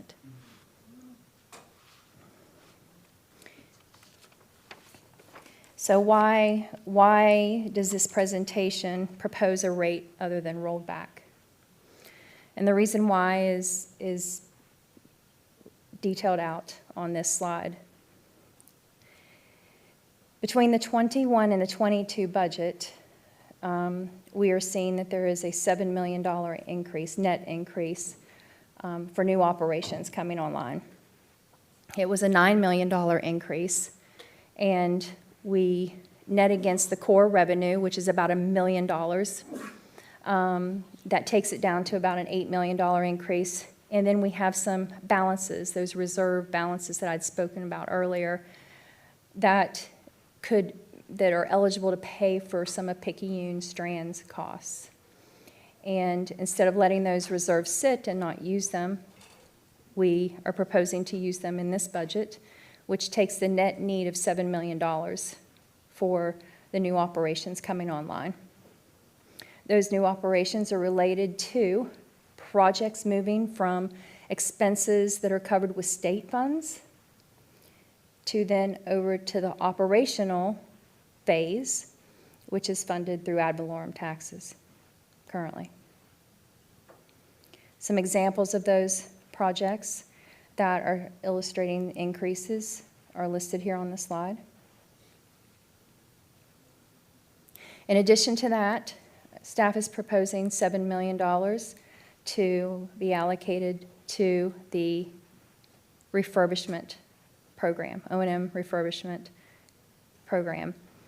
As you know, it's a 50-plus-year-old system. It's a CNSF system in stormwater treatment areas. There is a backlog of refurbishment needs that your engineering staff has a list of. And it's for water control structures, canal, bank erosion, as well as pump station refurbishments.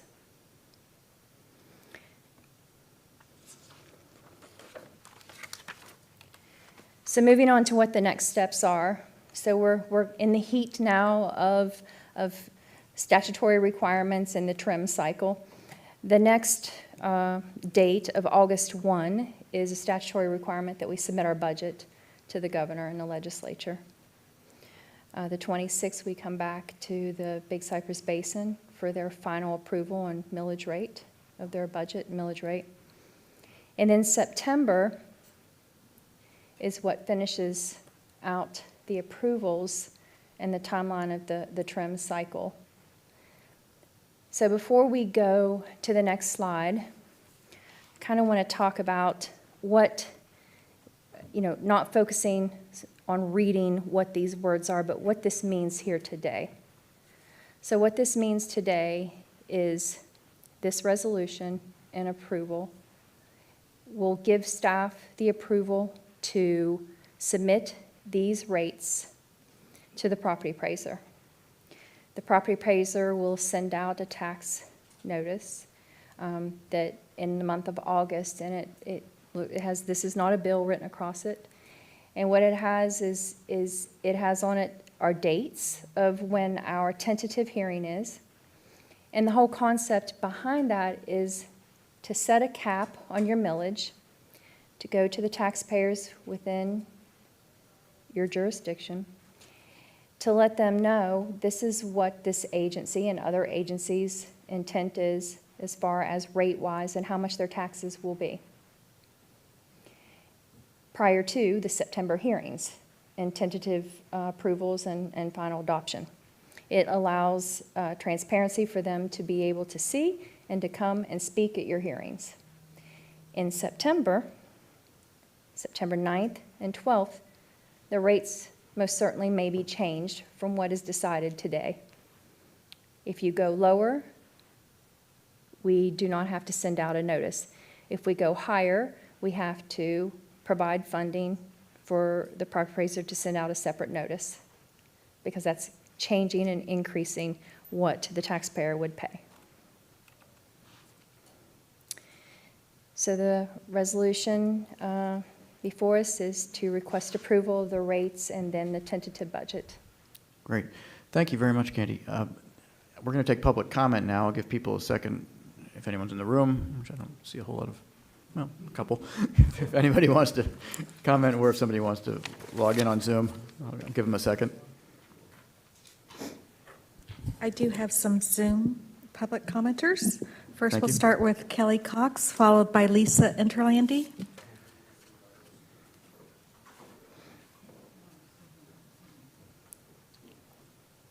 Thank you again, everyone, for the opportunity to comment. Kelly Cox, the Director of Everglades Policy with Audubon, Florida. I just want to briefly comment on this proposed continuation of the millage rate. Ad valorem taxes or funds are essential for water management districts to carry out their core functions of water supply, flood control, water quality restoration, and land conservation management. Ad valorem funds used towards projects that benefit these ecosystem functions are often leveraged against other funding provided by state and federal sources, which would increase the total investment in critical water resource projects. Audubon is thankful that this board is discussing this important issue and is supportive of this measure as it's proposed. Continuing the millage rate will increase available funding for the district around the vicinity of $14 million. And as more people move into the district is continued to be expected to provide the same level of service, and it needs funding in order to be able to do that. So with the understanding that the district undertakes significant projects for Everglades restoration with even more on the way, we believe that it's simply good fiscal policy to continue the millage rate in order to support these meaningful efforts. The protection of our incredible water resources shouldn't be compromised, and we need the funding available in order to make that happen. So thank you again for the opportunity, and I encourage you to vote in favor of moving forward with this continuation. Thank you. Thank you, Ms. Cox. Lisa Interlandi, you're recognized to speak. Hey there. I can't really say it any better than Kelly just did. We want to support the continuation of the millage rate as well. There are so many projects that are extremely valuable, and certainly this is a very good investment and a very a significant bargain for the taxpayers, honestly. So the amounts were not significant in terms of taxpayer expense, and I think it's really important for the district to continue forward and have these funds to move its project forward. So that's all I really have to say, and I want to thank you for consideration of the comment. Thank you, Ms. Interlandi. Mr. Chairman, there are no additional raised hands. Thank you. Rosie, and thank you for those comments. There board discussion and comments. I'd like to make a motion. Mr. Martinez would like to make a motion. Second. There's a motion and a second. I'm assuming it's to pass this. Okay. Correct. I have a motion and a second to pass this. Is there further discussion by the board? If not, I'll call that question. Mr. Steinley? Yes. Mr. Olepich? Yes. I'm going to vote yes. Vice Chair Wagner? Yes. Colonel Roman? Yes. Ms. Meads? Yes. Mr. Martinez? Yes. Mr. Butler? Yes. Mr. Bergeron, are you on? I'm on. All and right. it's a yes. And that's a yes. That's unanimous. Thank you very much. That concludes that item. We'll go to staff reports, and Ms. Heater, you're still up. All right, well, thank you. So the monthly financial report is through the month of May. We collected over $60 million between April and May, state funding. We collected, and I printed this very small, $54 million. Financial PA wizard.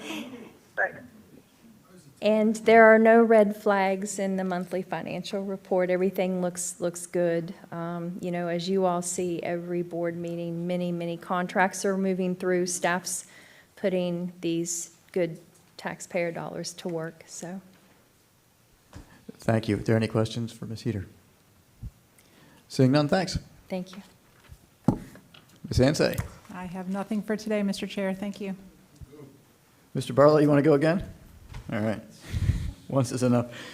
We'll have a final general public comment if there are any. I do have one. Michael Collins, is he still here?